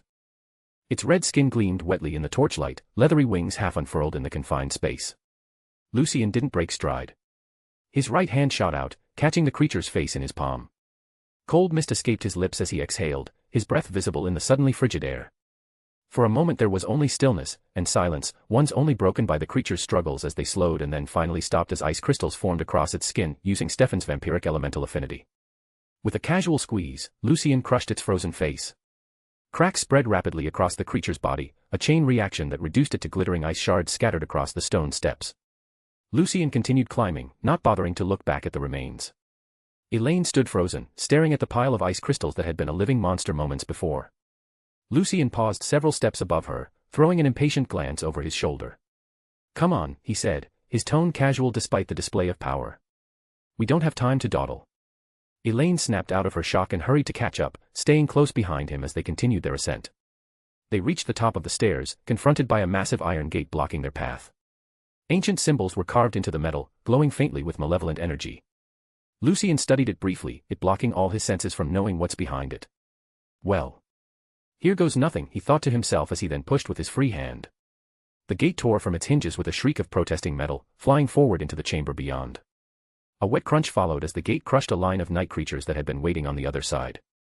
Dark blood splattered across the stone floor. With the gate removed, Lucien's senses expanded into the space beyond. His expression shifted from determination to disbelief. Before them stretched an enormous chamber, its ceiling lost in darkness high above. And filling that chamber, stretching as far as the eye could see, stood thousands of night creatures, across the walls, ceiling, ground, everywhere, an army of monsters in every shape and form. Some resembled wolves with too many limbs, others were winged abominations with human faces. All turned toward the intruders, a sea of glowing eyes fixing on Lucien. Lucien raised his hand to his face, pressing his palm against his forehead in exasperation. "Fuck," he muttered through his fingers. Behind him, Elaine, who did all she could to hold back a scream, pressed herself against his back, using his body as a shield against the horror that awaited them. "Do tell me how you found it." "I wrote it a bit fast, gotta go right now for the bus." "Well, I hope to see you all later. Bye." Chapter 106, Duty. The first sign was subtle, a heaviness in the air that made wings feel leaden. In the fourth heaven, where the youngest angels trained in flight formations, a seraph named Duma faltered mid-maneuver. Her wings, normally effortless in their movement, suddenly required conscious effort to maintain altitude. Around her, others experienced the same thing, exchanging confused glances as their synchronized patterns dissolved into disorder. "Something's wrong," Duma whispered, her grace constricting within her form. The heaviness spread upward like an invisible tide. In the fifth heaven, angels paused in their duties, hands instinctively reaching for weapons that hadn't been needed since Lucifer's rebellion. No enemy presented itself, yet every warrior instinct warned of imminent danger. In the sixth heaven, where the libraries of celestial knowledge stretched beyond mortal knowledge, the eternal light dimmed perceptibly. Ancient scrolls trembled on their shelves. Vredel, the record keeper, looked up from his work, stylus frozen mid-stroke. "It comes from above," he murmured, eyes lifting toward the seventh heaven. And in that highest sphere, where the archangels dwelled, the pressure originated from a single tower of emerald and sapphire, Raphael's domain. Inside, the healer stood motionless before a viewing pool of liquid starlight. The surface rippled with images from Earth, a dungeon carved from ancient stone, a boy crucified against a wall, blood dripping from nail wounds in hands and feet. Raphael's fingers gripped the basin's edge, fractures spreading through the celestial material beneath his touch. His form, which appeared as an adult version of Lucien Winchester, his true vessel, remained perfectly still save for the minute trembling of barely contained rage. Blood began to seep from his palms, mirroring the wounds of his vessel below. It dripped into the viewing pool, causing the images to distort briefly before clearing again. Raphael looked down at his bleeding hands with detached curiosity. He turned them slowly, examining the stigmata with clinical precision despite the fury building within him. Blood seeped through his white thobe where identical wounds had formed on his feet and ankles. The tower trembled around him, responding to its master's wrath. "Why this?" he whispered to the empty room. Why must he endure this? He knew the answer, of course. Had known it since the beginning. The vessel must experience darkness to truly understand the light. Just as Sam Winchester must rebel against his family to understand Lucifer's fall, Lucien must witness the depths of cruelty to comprehend Raphael's purpose as the healer who would ultimately unmake all suffering. But must it be this way? Raphael asked the silence. No answer came. None had come for centuries. His hands clenched and unclenched rhythmically, blood dripping onto the immaculate floor with each movement. Each drop contained enough power to annihilate a lesser being, yet they fell harmlessly, forming a small crimson pool at his feet. For a fraction of a moment, Raphael's control slipped. All of heaven quaked. The viewing pool shattered, liquid starlight spilling across the floor. The walls of the tower groaned as reality itself bent under the pressure of his wrath. Throughout the celestial spheres, angels froze in terror, sensing the disturbance rippling outward from the seventh heaven. Then, as quickly as it began, the tremors ceased. Stillness fell once more as Raphael reasserted his iron discipline. Without thinking, he suddenly began walking. He burst from his tower, moving with purpose across the pristine grounds toward the gates of heaven. Blood dripped from his hands and feet, marking his path with crimson footprints. Angels scattered before him, instinctively clearing a path for the archangel whose contained fury made the very air shimmer around him. As he approached the gates, a voice he hadn't heard in centuries called out behind him. Raphael. He stopped but didn't turn. Silence stretched him and the speaker, heavy. The lesser angels who had been nearby disappeared quickly, not wishing to witness what might follow. Have you finally grown tired of prostrating before an empty throne? Raphael asked, his voice cold and precise. Michael stood revealed in the form of Dean Winchester, also wearing a white thobe. Michael didn't respond to the barb. What are you doing? He asked instead, his tone measured and controlled. Another weighted silence fell between them. Raphael's shoulders tensed visibly, blood continuing to drip from his outstretched palms. Finally, he turned slowly to face his brother. What does it look like I'm doing? Michael approached until he stood an arm's length away. His gaze traveled from Raphael's bleeding palms to his blood-soaked thobe, finally meeting his eyes. You look compromised, Michael stated flatly. Compromised? Raphael repeated, disbelief coloring his tone. That's rich coming from you. Silence fell once more, stretching for a long moment. Raphael's hands clenched and unclenched repeatedly, blood continuing to fall with each movement. Finally, his hands stilled, palms open as he tilted his head back to look at heaven's sky.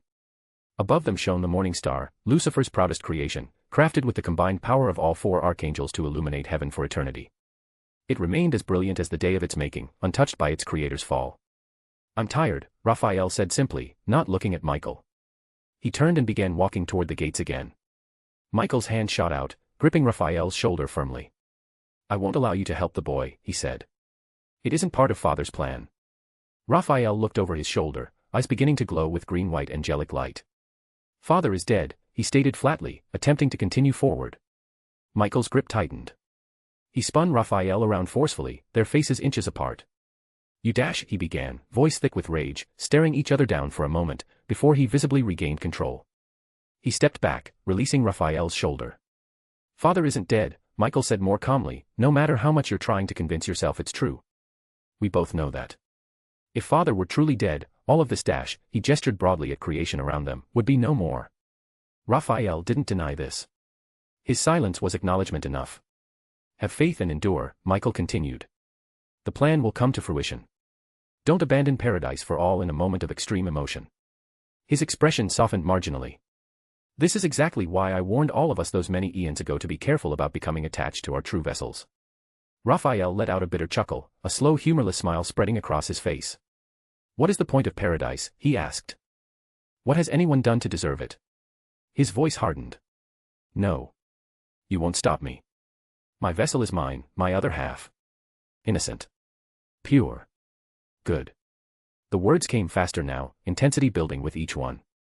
For what reason should my vessel suffer for the peace and good of the undeserving, when it is he who embodies all the traits our Father favored humanity for? The barest fraction of humanity could even hold a candle to the goodness of his soul.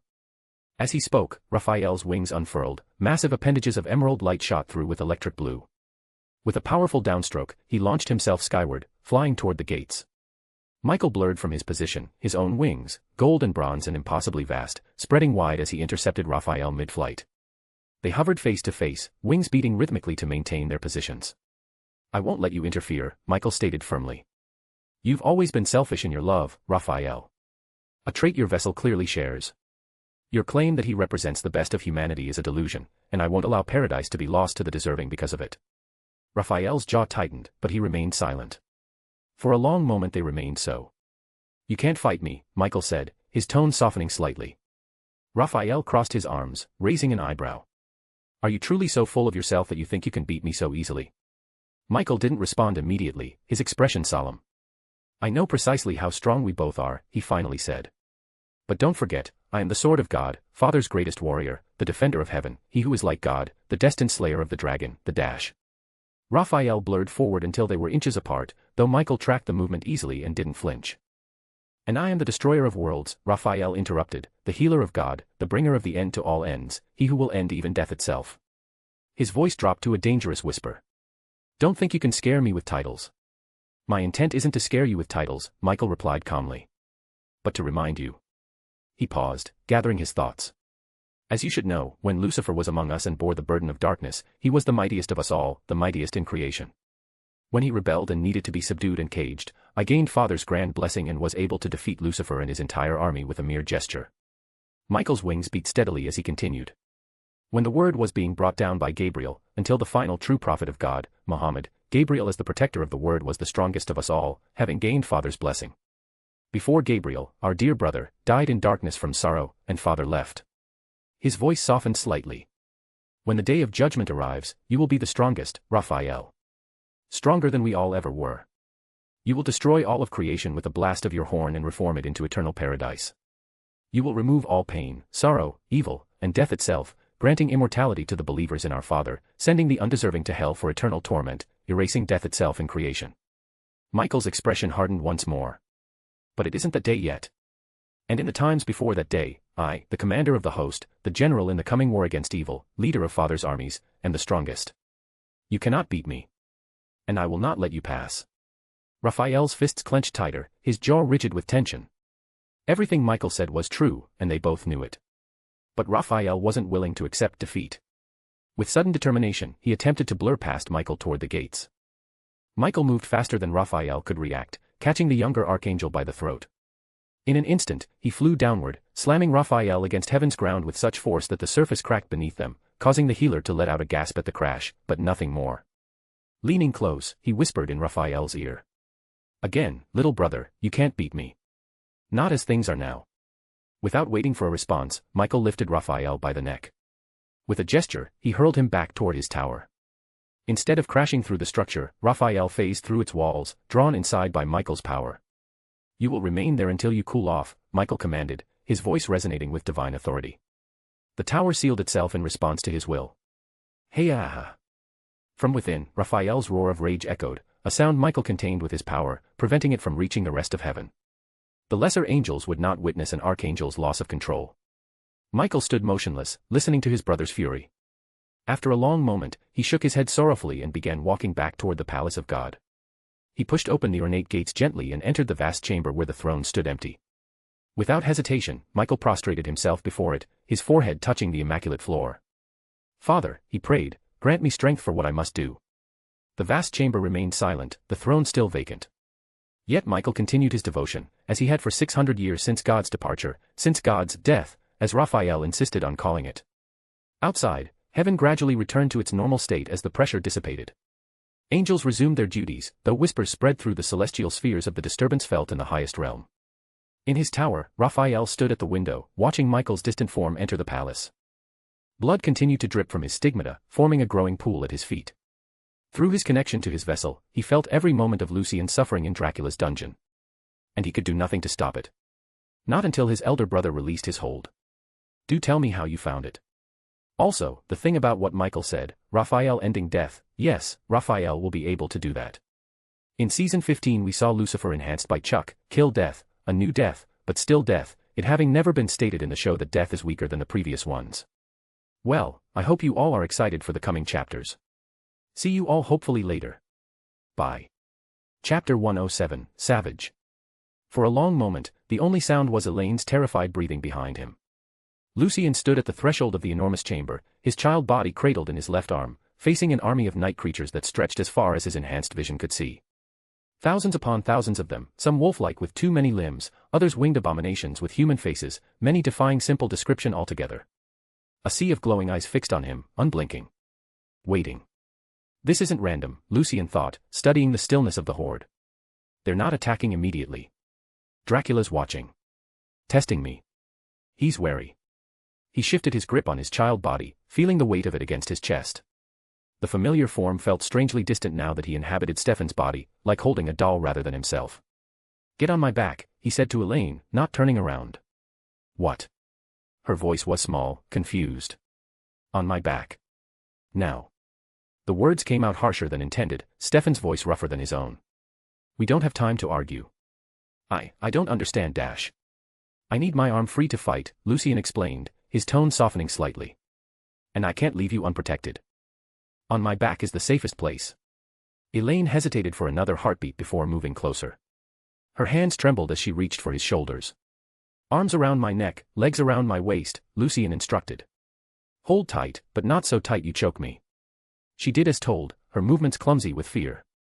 Once she was secure, Lucien adjusted his stance to accommodate the new weight distribution, his strength making the burden negligible. Across the chamber, the night creatures remained motionless, a tableau of grotesque forms illuminated by torchlight. Then, as if responding to an unheard command, the front row took a synchronized step forward. Here we go, Lucien muttered. The first wave surged toward him, a dozen creatures with elongated limbs and distorted faces. Lucien pivoted on his right foot, his left leg sweeping out in a low arc that connected with 3 sets of knees simultaneously. Bone shattered with a satisfying crack. As the creatures stumbled, he followed through with a vertical kick that launched one backward into its companions. A night creature with 4 arms lunged from the right, claws extended.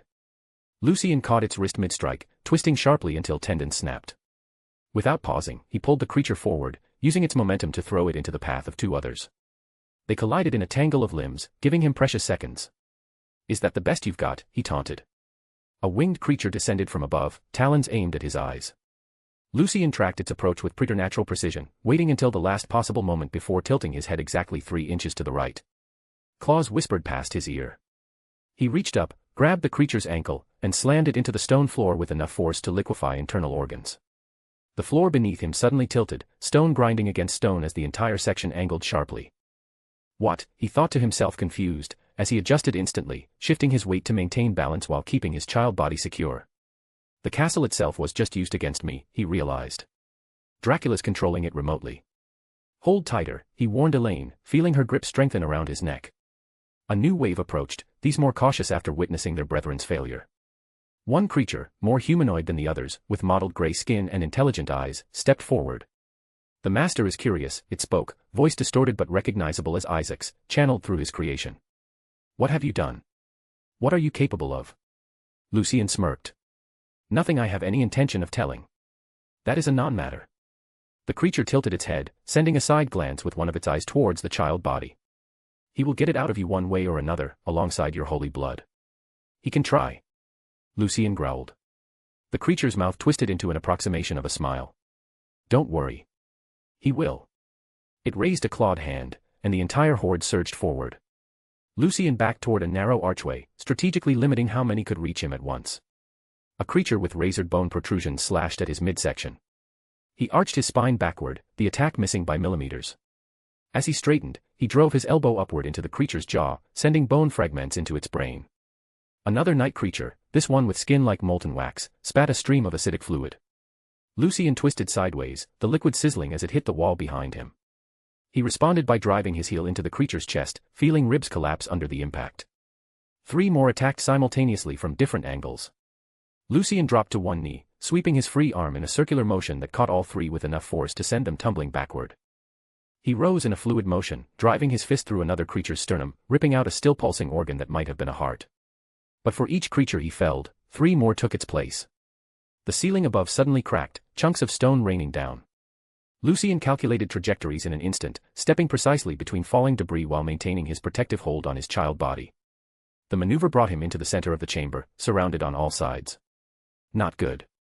A night creature with a bull's head charged from behind. Without looking, Lucien sidestepped, extending his foot at the perfect angle to trip the creature. As it stumbled past, he grabbed one of its horns, wrenching its head around with enough force to snap its neck. The floor beneath his feet liquefied, stone transforming to quicksand. Lucien leapt to a nearby pillar, fingers digging into stone as he clung with one hand while still cradling his child body with the other. "They're changing the room," Elaine whispered against his neck, her breath warm with fear. "Yeah, I noticed," Lucien replied dryly. "Dracula's playing games." He scanned the chamber, calculating options. Fighting conventionally wasn't sustainable, not against these numbers, not with the castle itself as an enemy, not while protecting 2 bodies besides his borrowed one. "I need more power. Something I can use without draining my life force reserves. I can't just use reality compulsion willy-nilly." A night creature with multiple arms scaled the pillar toward him, moving like a spider. Lucien waited until it was within reach before driving his heel into its face. Bone caved beneath his foot, black ichor spraying in an arc as the creature fell, taking several others down with it. "I need to save energy for Dracula. For Isaac and Hector." "But how?" His gaze fell on the creature he just kicked, now struggling to rise as black blood oozed from its shattered face. Blood. A memory surfaced, Sam drinking demon blood for power in the original timeline. The corruption it caused. The addiction. But also the power. No. Bad idea. Lucien leapt to another pillar as the first one began to crumble. The movement jostled Elaine, who whimpered but held tight. "But what choice do I have? I'm a vampire right now, blood is strength." He glanced sideways at his child body, pale and vulnerable in his grasp. Then at Elaine, trusting him completely despite her terror. I need to get us out. Hard choices be damned. Decision made, Lucien dropped from the pillar into a clear space, immediately surrounded by night creatures. One lunged forward, claws extended toward his face.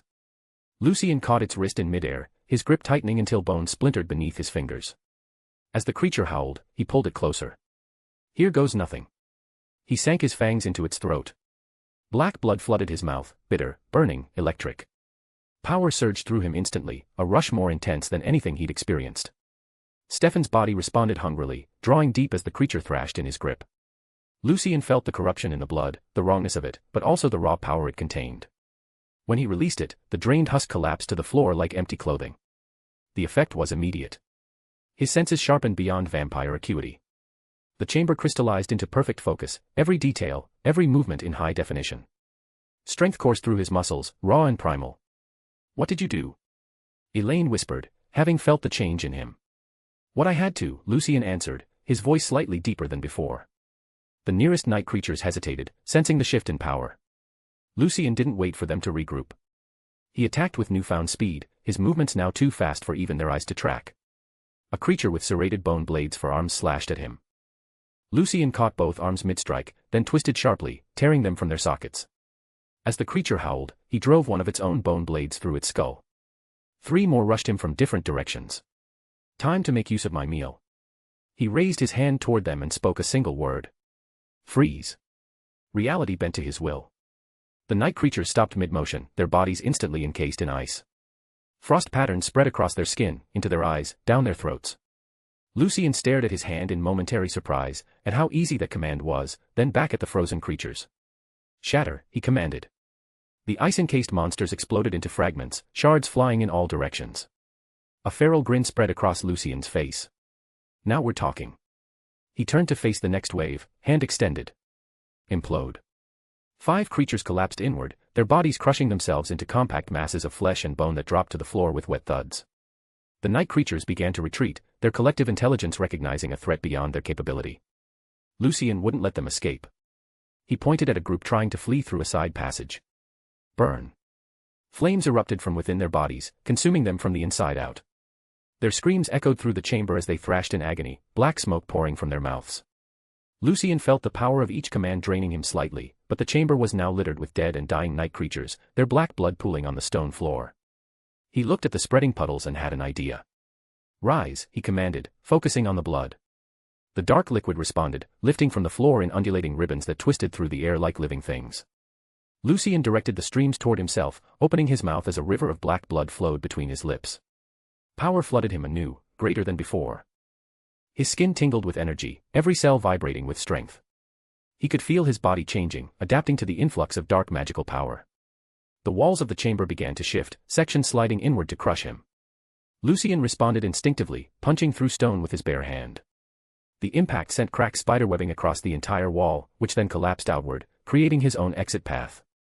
"You can't trap me," he called out to the empty air. "Not anymore." He fought his way through a narrow corridor, night creatures pursuing closely. With each command, more fell, some melting into puddles of flesh, others torn apart by invisible forces, many simply ceasing to exist as he ordered them to vanish. After each wave, he gathered their blood, replenishing his strength for the next assault. As he tore through another group, Lucien felt something stirring beneath his skin, a potential waiting to be released. He understood instinctively what it was. "Elaine," he said, "tuck your head against my shoulder and keep your arms close to my neck." She complied without question, pressing herself flat against his back. Lucien focused on the new sensation, willing it to happen. He felt skin split along his shoulder blades, muscle and bone restructuring. The process should have been agonizing, but the blood power dulled any pain to a distant pressure. Leathery wings unfurled from his back, carefully emerging around Elaine's position. They extended to their full span, 12 feet from tip to tip, black as night and veined with crimson. Lucien flexed them experimentally, feeling new muscles respond to his will. The wings moved as naturally as arms or legs, powerful and sensitive. "The Son of God spreads his wings," a night creature whispered in awe. Lucien tested their strength with a gentle flap, feeling the air displace beneath them. Then, with sudden decision, he brought one wing forward in a scything motion. The leading edge, now razor-sharp with his will, sliced through 3 creatures as easily as a blade through water. "Let's see what these can do," he murmured with a grin. With a powerful downstroke, he launched himself upward, narrowly avoiding a section of ceiling that crashed down where he'd been standing. From this new vantage point, he could see the layout of the castle level, corridors, chambers, and the creatures filling them. A group of winged night creatures rose to challenge him. Lucien met them mid-air, his wings both weapon and shield. He spun in a tight circle, wing edges extended, decapitating 2 creatures in a single motion. A third lunged for Elaine on his back. Lucien folded his left wing sharply, the movement driving the appendage's bony tip through the creature's eye socket and into its brain. But more importantly than the tactical advantage, he could now sense something. A resonance. Faint but familiar. My belongings. They're somewhere in this direction. He flew down a wide corridor, wings tucked close to navigate the space. Night creatures pursued, some climbing walls and ceiling, others with wings of their own giving chase. Lucien glanced back at them, raised his free hand, and commanded. Crush. The corridor's walls suddenly contracted, stone grinding against stone as the passage narrowed violently. Pursuing creatures were caught in the compression, their bodies pulverized between the closing walls. The corridor ended in a massive wooden door bound with iron. Lucien didn't slow. He crashed through it, splintering ancient oak like kindling. Beyond lay another chamber filled with creatures, these more grotesque than the last, amalgamations of human and animal parts, twisted beyond recognition. Becoming quite the monster yourself, aren't you? One called, its voice a perfect replica of Hector's, channeled through his creation. The corruption suits you. Lucien didn't dignify it with a response. Instead, he swept his hand in an arc before him, commanding, dissolve. The front rank of creatures liquefied, collapsing into puddles of goo. Lucien strode through them, boots splashing in what had been living beings moments before. The remaining night creatures attacked from all sides. Lucien fought them brutally, a wing strike that bisected 3 at once, a reality command that turned one's bones to dust, a telekinetic force blast that shattered a dozen skulls simultaneously. Black blood rained from his victims. Lucien didn't let it go to waste. With a gesture, he gathered it into a swirling vortex that followed him, periodically feeding him fresh power when he needed it. The castle continued its assault, floors dropping away, walls sprouting spikes, ceilings collapsing. Lucien adapted instantly to each change, using the shifting architecture against his pursuers when possible. Reverse, he commanded when a section of floor tilted to slide him into a pit of spikes. The stone responded to his will, tilting in the opposite direction and sending a group of pursuing creatures to their impalement instead. As he fought through another corridor, he sensed the resonance growing stronger. His belongings were close. He tore a hole in the nearest wall, extending his senses through the gap. Not here. But closer. He continued this pattern, fighting, sensing, tearing through walls when necessary. The castle seemed to realize his intent, sections rearranging to confuse his path. But with each taste of night creature blood, his perception grew sharper, his determination stronger. A particularly massive creature blocked his path, a fusion of bear and man, standing 9 feet tall with arms like tree trunks. It roared a challenge, the sound reverberating through the corridor. Kneel, Lucien commanded. The creature's legs buckled instantly, forcing it to the ground. It struggled against the invisible pressure, muscles straining, but could not rise. Your master made you well, Lucien observed, approaching the kneeling monster. But I transcend his power. He placed his palm against the creature's forehead. Serve me instead. The creature's eyes, previously filled with hatred, went blank for a moment before refocusing with new purpose. It rose, turned, and charged back the way it had come, tearing into the pursuing night creatures with savage fury. Lucien continued forward, leaving his new servant to thin the horde's numbers. After smashing through the 5th wall, he found himself in a small antechamber. The resonance was stronger than ever. One more barrier. He drove his fist into the final wall with enough force to shake dust from the ceiling. Stone crumbled, revealing a study beyond, shelves lined with books and artifacts, tables covered with papers and instruments. Hector's workspace. Lucien entered cautiously, wings folded tight against his back. The resonance pulled him toward a heavy oak desk against the far wall. Behind him, the sounds of pursuing creatures grew louder. Watch the door, he told Elaine as he set his child body carefully on a chair. She nodded, eyes wide but no longer showing fear, at least, not of him. Lucien approached the desk, senses straining. Something was interfering with his perception, magical wards layered throughout the room, obscuring the exact location of anything to be felt precisely. He tore through drawers, scattering contents across the floor. Nothing. The first night creatures appeared in the doorway. Without looking, Lucien gestured sharply. Dismember. The creatures' limbs separated from their bodies in clean cuts, as if sliced by invisible blades. Blood sprayed in arcs across the doorway as the dismembered parts fell to the floor. He moved to a cabinet, ripping the doors from their hinges. Inside sat rows of warded boxes, each humming with power. The resonance was close, but diffuse, masked by the overlapping protections. Frustration mounted as he examined box after box, finding strange artifacts but not what he sought. The pursuing horde was regrouping, their numbers swelling in the corridor outside. Where is it? His fist slammed down on the desk in frustration, cracking the thick oak. The impact shifted something inside, a hidden compartment sliding open with a soft click. There, nestled in velvet, lay his card. The Vader card. Relief washed through him as he reached for it, feeling the connection snap back into place the moment his fingers touched the surface. A piece he considered in some ways part of himself, returned. The night creatures poured into the study, dozens of them filling the space, more crowding the doorway beyond. Lucien turned to face them, card held between his fingers. A slow smile spread across his face. You know what, he said conversationally, I think you should all get ready. Ready for what, godchild? A creature hissed. For the odds to change. With a flick of his wrist, Lucien sent the card spinning through the air. It sliced through the first rank of creatures before embedding itself in the far wall, quivering like a thrown knife. Lucien extended his hand toward it, focusing his will. When he spoke, his voice resonated with power. Dark night of flame, my mirror soul. From shadow's depths, I bid you rise whole. Transform thyself from ember into might. To guard my path through darkest night. The card began to glow with crimson light, pulsing in rhythm with his words. Open your black wings wide and soar. Cross through the veil from distant shore. Shroud the heavens with your shadow's pall. And cast your wrath upon them all. The night creatures shifted uneasily, sensing the building power but unable to stop the ritual. Unlock the power we both share. As master and shadow, the perfect pair. By force and will, by blood and bone. Protect what I have claimed as my own. The crimson glow intensified, spreading outward from the card in waves that disintegrated any creature they touched. Appear now at your master's word. Vader, my Kareen, my shadow guard. The card erupted into a blinding orb of red light. From within emerged a towering figure in black armor, mechanical breathing filling the chamber as he materialized in midair, spinning through the night creature ranks. Creatures fell in pieces as Vader carved a path through them. He rolled to a stop before Lucien, rising to his full height, red lightsaber humming. For a moment, Master and Shadow regarded each other, a silent acknowledgement passing between them. Lucien retrieved his child body from the chair, securing it in his left arm once more. With his free hand, he gestured to the night creatures still pouring in. Now, he said with a laugh that echoed through the chamber, the odds are actually unfair, to you. Do tell me how you found it. I hope you guys are excited for what comes next. Well, hope to see you all later. Bye. Chapter 108, My Boy. Vader stood before Lucien, red lightsaber humming. For a moment, silence claimed the chamber as Master and Shadow regarded each other across the scattered remains of night creatures. Lucien felt something click into place inside him, a completeness he hadn't realized was missing. Through their bond, he sensed Vader's satisfaction at being summoned, his eagerness to protect. Good timing, Lucien said, adjusting his grip on his child body. Vader inclined his helmet slightly. Master. The mechanical voice carried a warmth that belied his intimidating appearance. Behind Lucien, Elaine's breathing quickened as she took in the towering black-armored figure. Her arms tightened around Lucien's neck. He's with us, Lucien assured her, feeling her nod against his shoulder. More night creatures poured through the doorway, hesitating as they assessed the new threat.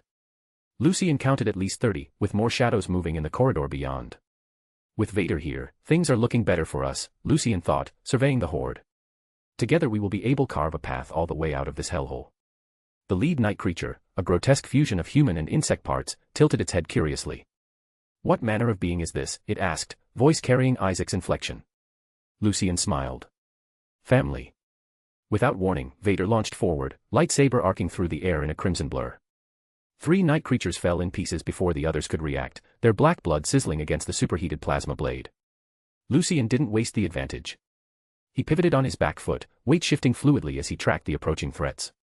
You're 9 o'clock, he called to Vader without looking. The Kareen responded instantly, spinning to intercept a winged creature diving from their left. The blade caught it mid-flight, bisecting it cleanly. Black ichor sprayed across the stone floor, sizzling where the superheated plasma had cauterized imperfectly. Lucien didn't wait for the frontal assault to reach him. He pushed off his back foot, using Stefan's vampire speed to blur and close the distance. The serpentine creature lashed out with its bladed limb, cutting through air where Lucien's head had been a millisecond earlier. He had already dropped into a baseball slide, while keeping Elaine safe with telekinesis, passing beneath the attack and between the creature's supporting limbs. As he slid across the stone floor, Lucien twisted his torso, right hand extended toward the ceiling. Collapse, he commanded. A section of stone broke free above the creatures, gravity accelerating its descent. The serpent looked up too late as 2 tons of castle ceiling crushed it against the floor. The impact sent vibrations through the stone that Lucien felt through his sliding body. He rolled to his feet in one fluid motion, immediately stepping inside the reach of the first humanoid creature. Its arms bent at impossible angles, trying to encircle him. Lucien trapped its leading arm against his side, using the creature's momentum to throw it over his hip. As it hit the ground, he drove his heel into its throat with a wet crunch. The second humanoid leapt toward him, fingers elongating into foot-long claws mid-jump. Lucien sidestepped, torso leaning back just enough for the claws to whisper past his face. He felt the air move against his skin, smelled the acrid secretion coating the creature's talons. Without pausing, Lucien grabbed the creature's extended wrist, using its own momentum to swing it in an arc into the wall. Stone cracked under the impact. Before it could recover, Lucien pressed his palm against its chest. "Invert," he ordered. The creature's ribcage collapsed inward, bones puncturing organs from the inside out. It slumped to the floor, twitching. Across the chamber, Vader carved through night creatures efficiently, each movement economical yet devastating. Where Lucien fought savagely and adaptively, Vader was all precision and power, a juggernaut of destruction. "We need to move," Lucien called, backing toward a side passage. "Find an exit." Vader nodded, cutting down one last creature before falling into step beside him. They moved together through the doorway, Elaine still clinging to Lucien's back, his child body secured in his left arm. The corridor beyond stretched into darkness, torches flickering at irregular intervals. The air grew colder as they advanced, their breath visible in small clouds. "They're hurting us," Lucien muttered, noting the absence of side passages or doors. "This is too convenient." A high-pitched keening sound echoed from behind. 6 night creatures had merged into a single mass of flesh and bone, rolling toward them like a grotesque boulder. Its surface bristled with spines that left gouges in the stone floor. Lucien glanced around, noting a decorative column to his right. He backed up 3 steps, calculating angles and timing as the flesh boulder picked up speed. "Vader," he called, "on my mark." The Korean moved into position on the opposite side of the approaching mass, understanding Lucien's intent without explanation. Their bond allowed for them to work together easily, able to feel each other's emotions through the force. Lucien waited until the rolling mass was 5 meters away before leaping onto the column, using it to launch himself over the creature. At the apex of his jump, he twisted to face the ceiling. "Liquefy," he commanded, targeting the stone directly above the creature. The ceiling melted into a thick, tar-like substance that poured down onto the rolling mass. As gravity pulled Lucien back toward the floor, he pushed Elaine off with telekinesis, tucked into a tight roll, coming up behind the now struggling creature, pulling Elaine, who was screaming in fear, back onto his back, as it fought against the viscous stone encasing it. "Now!" Lucien shouted. Vader drove his lightsaber into the trapped mass from one side while Lucien thrust his hand forward from the other. The creature was caught between searing plasma and telekinetic force, its body compressing until something vital ruptured inside. It exploded outward, showering the corridor with fragments of bone and tissue. Lucien wiped black ichor from his face, chest heaving. Not from exertion, he wasn't even tired, but from the rush of combat. He glanced at Vader, who stood with lightsaber still humming, mechanical breathing unchanged.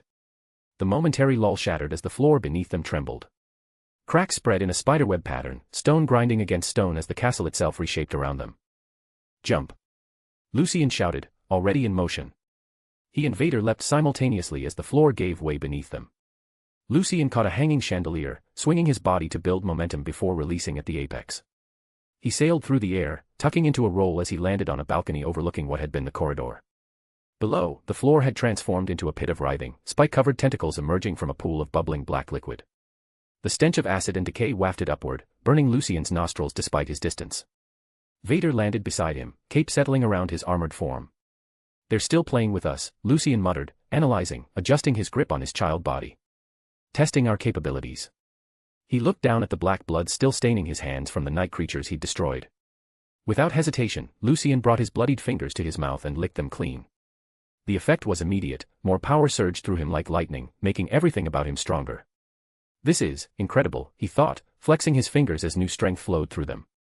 No wonder Stefan is addicted to blood. A door at the end of the balcony burst open. 3 night creatures entered, these different from the others, their movements more coordinated, eyes gleaming with intelligence rather than bestial rage. The central figure, taller than the others, raised its hand. Fire erupted from its palm, not as wild flames but as a concentrated jet that cut through the air. Lucien for a moment was surprised, eyes widening as he dropped to one knee, the fire passing overhead close enough to singe his hair. The heat was intense enough to crack the stone wall behind him.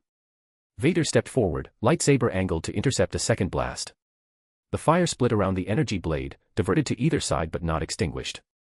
Lucien rolled sideways, coming up in a crouch. He noted the creature's positioning, a triangle formation with overlapping fields of protection. Their movements mirrored each other, covering blind spots automatically. These are different, he thought. Coordinated. Trained. The fire wielder inhaled deeply, chest expanding. Lucien recognized the wind-up for a more powerful attack. He planted his feet, right hand extended. Reflect, he commanded as the creature exhaled a torrent of flame. The fire hit an invisible barrier before Lucien, swirling for a moment before redirecting back at its source. Double, Lucien ordered. The torrent instantly became twice the size.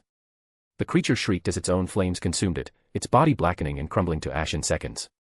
The remaining two creatures didn't hesitate. One melted into a puddle of silver liquid that flowed across the floor fast. The other grew crystalline spikes across its body, light refracting through them to create disorienting patterns. They're not holding back anymore, Lucien said, backing up a step, having earlier reasoned the possibility, but now being completely sure of the fact. Vader moved to intercept the crystal creature, lightsaber slashing in a diagonal arc. To their surprise, the blade skittered off the crystalline surface, leaving only a scorch mark. The creature laughed, a sound like breaking glass, before counterattacking with a barrage of crystal shards launched from its body. Lucien thrust out his hand, creating a telekinetic shield that stopped the projectiles midair. The silver liquid creature, meanwhile, had reformed behind him, solidifying into a humanoid shape with blade-like appendages. Behind. Elaine cried suddenly. Lucien spun just in time to avoid a decapitating strike, the blade passing close enough to his neck that he felt the air displacement. He dropped into a low stance, sweeping his leg in an arc that should have taken the creature's feet from under it. Instead, his foot passed through the semi-liquid form, throwing him off balance. The creature's arm morphed into a spike that drove toward Elaine. Vader's lightsaber intercepted the attack, the plasma blade cauterizing the liquid metal instantly. The creature shrieked, pulling back its injured limb as it reformed into something more substantial. Lucien regained his footing, assessing their situation. The balcony offered limited mobility, and more night creatures were approaching from both ends of the corridor. He and Vader stood back to back, Elaine still clinging to him, his child body clutched protectively against his chest. We can't keep fighting like this, Lucien thought, feeling the weight of Elaine on his back, the vulnerability of his original body in his arms. I need more power. More freedom of movement. The wings were fun, but it kept me still exposed in a sense. Vader now here, can at least watch my back while on the ground. A night creature with multiple mouths lunged at him. Lucien sidestepped, bringing his knee up into what passed for its abdomen. As it doubled over, he grabbed its throat, squeezing until something crunched beneath his fingers. Black blood pulsed over his hand. Without thinking, he brought the blood to his mouth, drinking deeply. This is what we need, he realized, feeling strength build with each swallow. If Dracula's sending these things as fodder, I might as well use them. The crystal creature charged Vader again, its body reconfigured into a spiked battering ram. Vader held his ground, lightsaber braced in both hands. The impact sent him sliding backward several feet, boots scraping against stone, but he remained standing. Lucien looked at the approaching horde, then at Elaine and his child body. A decision formed in his mind. I need to put you somewhere safe, he told Elaine, his tone leaving no room for argument. This isn't working. What? Elaine screamed in surprise and fear, at the thought of being left alone. He backed toward the balcony's edge, eyes scanning the chamber below. The acid pit had receded, replaced by solid floor once more. A shift in the castle's configuration, one he could use. Please, don't leave me alone out here. Elaine begged. Hold on, Lucien warned, ignoring her plea, before leaping over the balcony rail. They dropped 20 feet, Lucien absorbing the impact with bent knees. Vader followed, his cape billowing as he descended with inhuman grace.